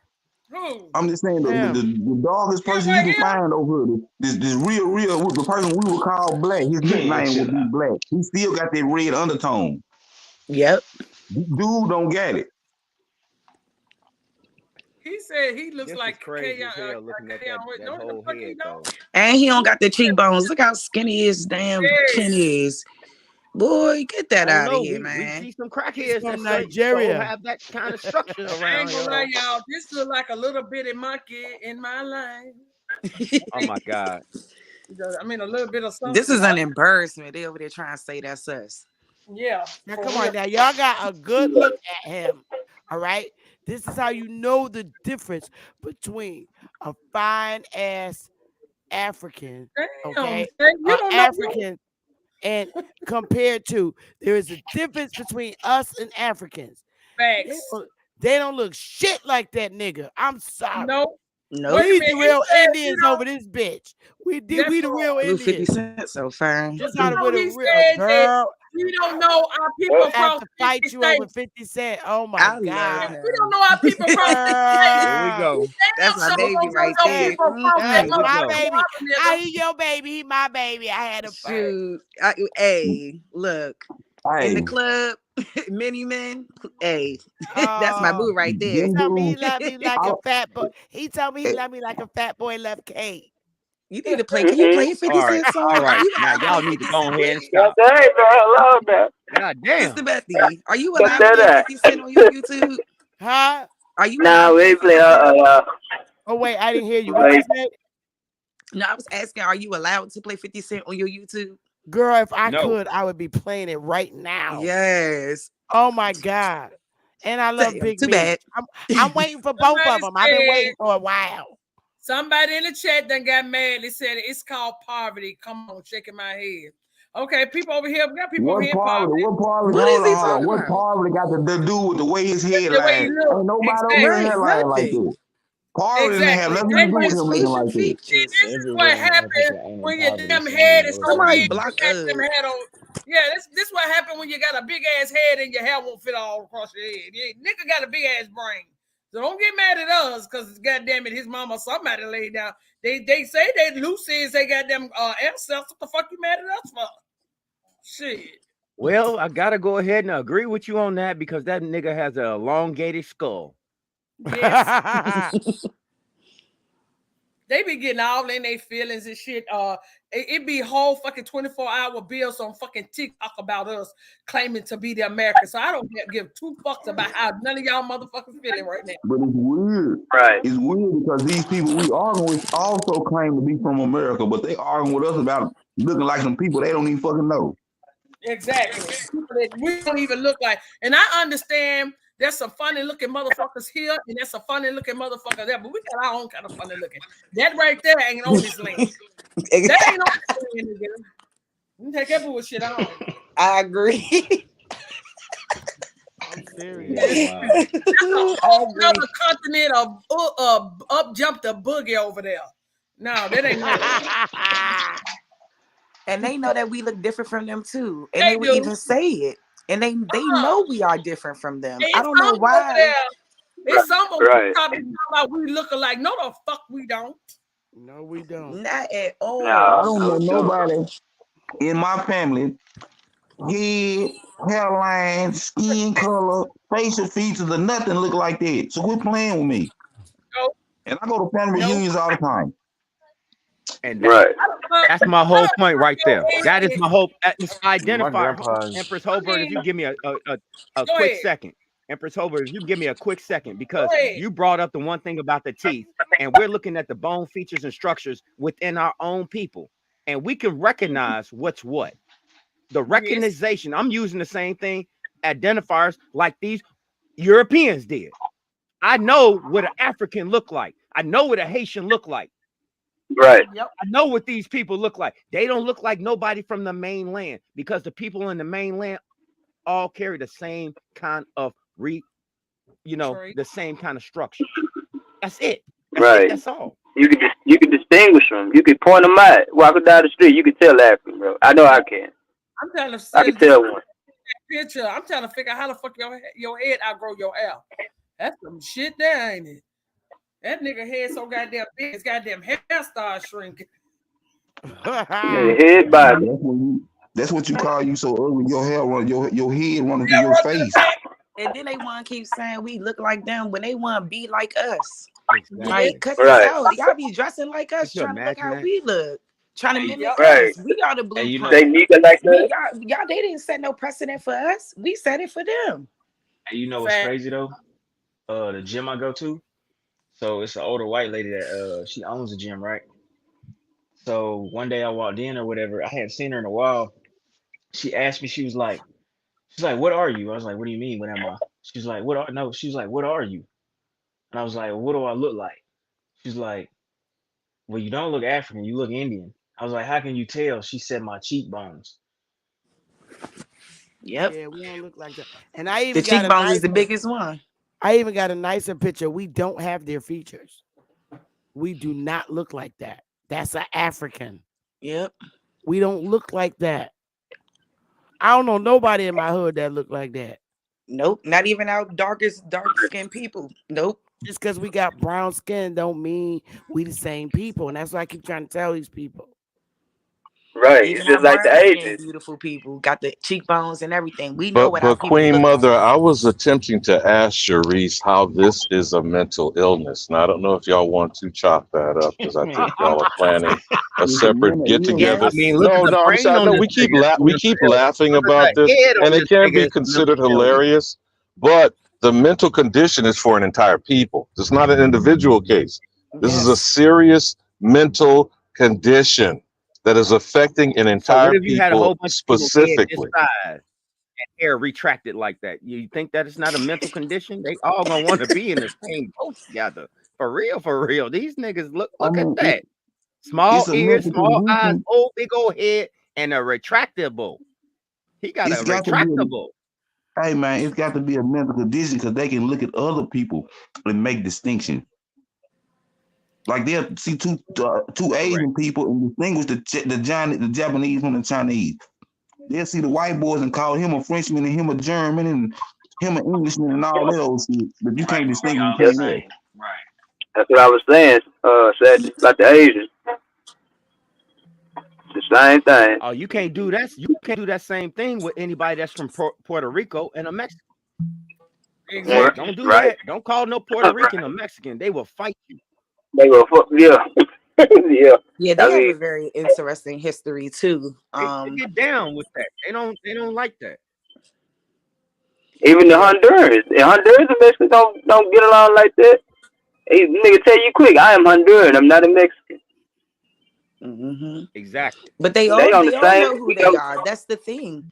And they're going to say it. Just like an African is going to say it. No, I'm a Nigerian. No, I'm a, Right. I'm from Zambia or wherever. I'm a, they're going to Never say identify African. and connect with that. Sierra They get Sierra on Leone. us, you know what I'm saying? Get on our group of people when we're trying to connect to that, and they know we're not from there. And Right, they know we're not from there. It's a real They know. connection, like Ali Bamboo said, y'all.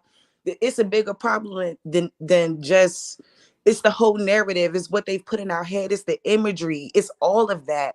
And it's caused all of this commotion and ruckus in our mindsets, in our being. You know, just even a portrayal of us in history is fucked up. Let me just keep it a buck. And that's why I think that, you know, connecting this to a mental health problem should be examined. And they have yet to even study it. And that's why we have all these issues. We can't get benefits for this, resources for that, because of all this nonsense around slavery and its credibility. So that's why and the simple thing we're not addressing, it is the confusion and chaos amongst us that is uniting others amongst themselves. Yes. And they are all agreeing to get the nigga. Against us. Everybody is uniting against us. Why are we the only ones that can't seem to unite? How much division has to be sown for everybody to get on the same accord? Okay, we have two different sets of people, or classifications, or identifiers. Well, would you say this? Would you say this? I respect you. You respect mine. We are not enemies of each other. We are both been done wrong, and we need to do the right thing, not just for each other, but for all of us. Would y'all, everybody agree? You're missing one thing, Straight Smoke. As she said earlier, when this reparation thing gets really fired up, they're going to move in between us and their white slave masters and say, no, them niggas not African. Watch to flip the script when we actually pay attention. In addition, then white people, by the way, the book was called The African, written by Harold Coriander, that Alex Haley had to pay $625,000 to. People seem to miss the facts and the court record. But when it's revealed who the African was, then who is the chattel slave going to line up for ching, ching, ching, ching lottery tickets? Hey, y'all, make this shit make sense. This document presents items of information regarding the Cherokee families residing in Tennessee prior to the Indian removals. Y'all. It includes the names of head of families only, the number of persons in each family, degree of blood, education, occupation, and family possessions. Attention is called to the use of certain terms. Spinster means spinner, one who spins. Quadroon means 1/4 Indian blood and does not refer to Negro descent. Negro blood is indicated under the head of Negroes or mixed Negroes, and slaves were possibly Negroes, but the families were Indians of the Cherokee tribe. You know what? Queen Mother, where are the Native Americans in that? Where are the Native Americans? But I'm just tired. I'm going to read that again. Negro blood is indicated under the head of Negroes or mixed Negroes. And slaves were possibly Negroes. But the families were Indians of the Cherokee tribe. The Negro is the motherfucking Indian. But the families were Indians of the Cherokee tribe. What part of that do you not understand? A quadroon, 1/4 Indian blood. That's a white person. Negro blood is indicated under the head of Negroes or mixed Negroes. And slaves were possibly Negroes. But the families were Indians of the Cherokee tribe. I can't do it no more. I can't. Hide the niggy. Hide the niggy all you want, but you can't. I'm done. Yes. I'm done. You can't make this shit up. Drop that mic. You can't. You and your daddy need to go ahead on back to Africa on that shit. Your ass ain't getting nothing. Recede or proceed to the back of the bus. Recede. But he looks very high-minded. recede or What proceed. I don't gather though, Queen Mother, again, every time you bring these examples up, where is Damn. the Native American in any of this? Nowhere to be There's found. never Native American is Nowhere to be found. never used as a description, as an identifier. It's never used in these documents. Ali Bamu, they coming for Nope. you. The original Southerners are coming for you, bro. They coming for you, Ali Bamu. You know we telling the truth over here. They photoshopped this shit and put it in the New York Times. I could not believe it. And I can see like what's in the back right there, Sister Bethy, with the two ponytails right there. Is that a little white girl or a black girl? I don't know. What's that? Oh, they need to stop this. Girl, Photoshop up the ass. We are the original Southerners. Well, I ain't seen none of y'all asses eating Betty Jean pork chops with hot sauce. None of them. This is sad, man. I tell you, they doing this shit.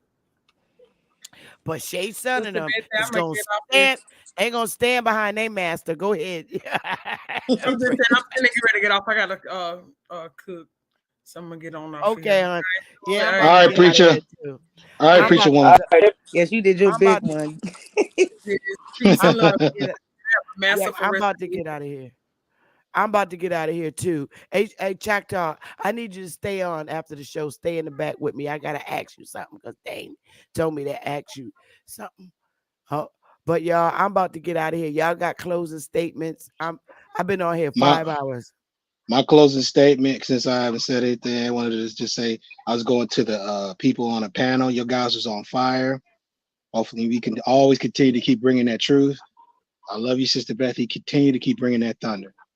That we need. Thank you, brother. That's all. And the fact of the matter is, it kept me going, and it just kept me just focused on what's really important, who we really are. That's what's missing. Facts. It's like I'm just glad that I know not everyone does, but it's trickling down, and people are waking up to what the truth is, and they know it. They know it.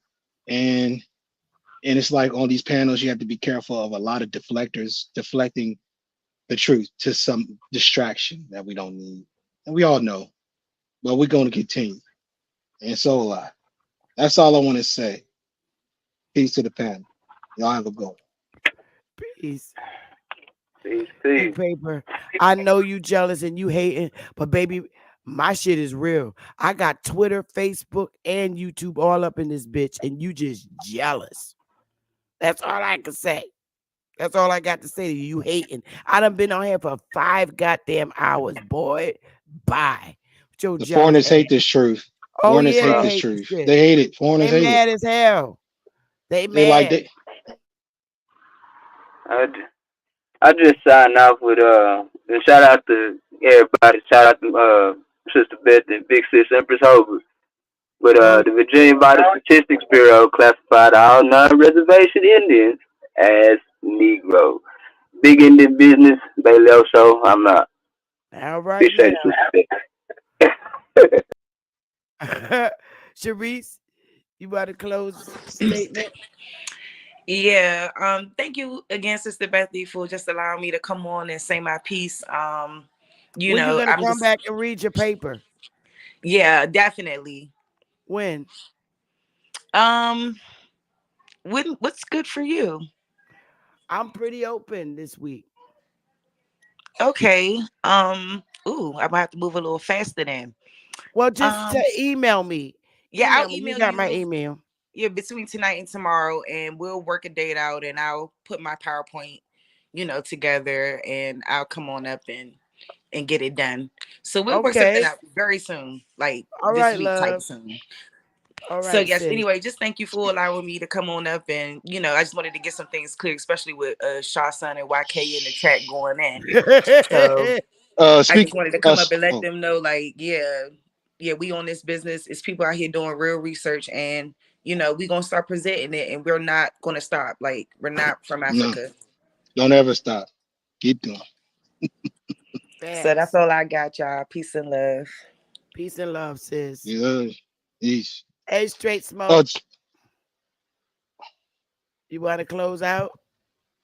Yes, ma'am. Yes, ma'am. Sister Bethy, as always, I always lean on you for your wisdom, your guidance, and the things that you put out. Is because that it always comes back to roots for people that just do not understand how the narrative was shaped in front of them and how the narrative was falsified in front of them. What the and fuck I is continue that? to stand by, and I will always be who I am. Not some of the time, all of the time. I love you so much, and I'll be sending you an email shortly thereafter about something else that we've talked about. Thank you so much for allowing me to be up. Okay, Smoke. I'm sorry, my bad. I was smelling some garbage out here. Okay. My bad. That's okay. I wanted to before I get off, I forgot to say this. What's it? Choctaw, Montana. My cell phone, my old one that I used to use to get on Discord broke some time ago. And I've been trying to get back on the 13% thing. I don't know how to get back on there because everything got to restart. The password got to restart. And I was hoping Dane can send me the link to 13%. I'll send my email. Let me see. I'll send my email there. And Sister Bethy, if you could forward my information to Ali Bamu, that would be greatly appreciated. Straight Smoke signing out. Oh, okay. All right. Ali Bamu, did you want to close out? I'm about to get up out of here. I done been on 5 hours. I'm tired. Oh, he's driving. He's probably driving. So, all right, y'all. So hey, is it okay if I put my email there? So it they should can be in put the back. Yep, put it in the back. I'll put the back chat. Yeah. Okay. Here it is right here. So if he can just send the 13% link so I can get back on there, touch base back on there again, because I don't know the password to that Discord. I don't even think I have one. I don't know. It's weird. So yeah, that's pretty much it. I just happily send that 13% link so I can get back on there. That's about it. But all you have to do is to go, if you've already subscribed to Dane's channel, it's in any of the links. No. On the channel. I got a new phone and I can't get back on there because I don't know the password to the other ones. I had just made a new one because I didn't know the password for my old one. I didn't even know what it was. To be honest with you. I went on and Dane told me to just contact Choctaw, but me or Amani, and I did. Me and Amani was talking, but it's something else that got to be done. But let me end the segment, y'all. Well, I wanted to say this in parting, Queen Mother, as the final word, because we can laugh and joke and yuck it up, and some of it is funny. But when these people are coming from the 90%, between 75 and 90% of our people hold this narrative, have this indoctrination. These people are desperate efforts at gatekeeping to prevent the messaging of truth to get to more of our family members, our loved ones, and even our complete strangers of our community. So please remind yourself of that. It's not them that we should have a problem with. It is the percentage of our people they represent by default. And with their dying gasp, you declared that back. It's going to be a year now. March 31st is going to be a year that y'all declared the death of Pan-Africanism. You don't see the death gasp? I do. But remember, the majority of our people believe that way. And that's what we should be working on. And thank you for the time, my sister. Have a great evening. Yes, sir, brother. Hey, y'all, we out. Love y'all. All right, I put my link in. I'm about to get out. You have a good one.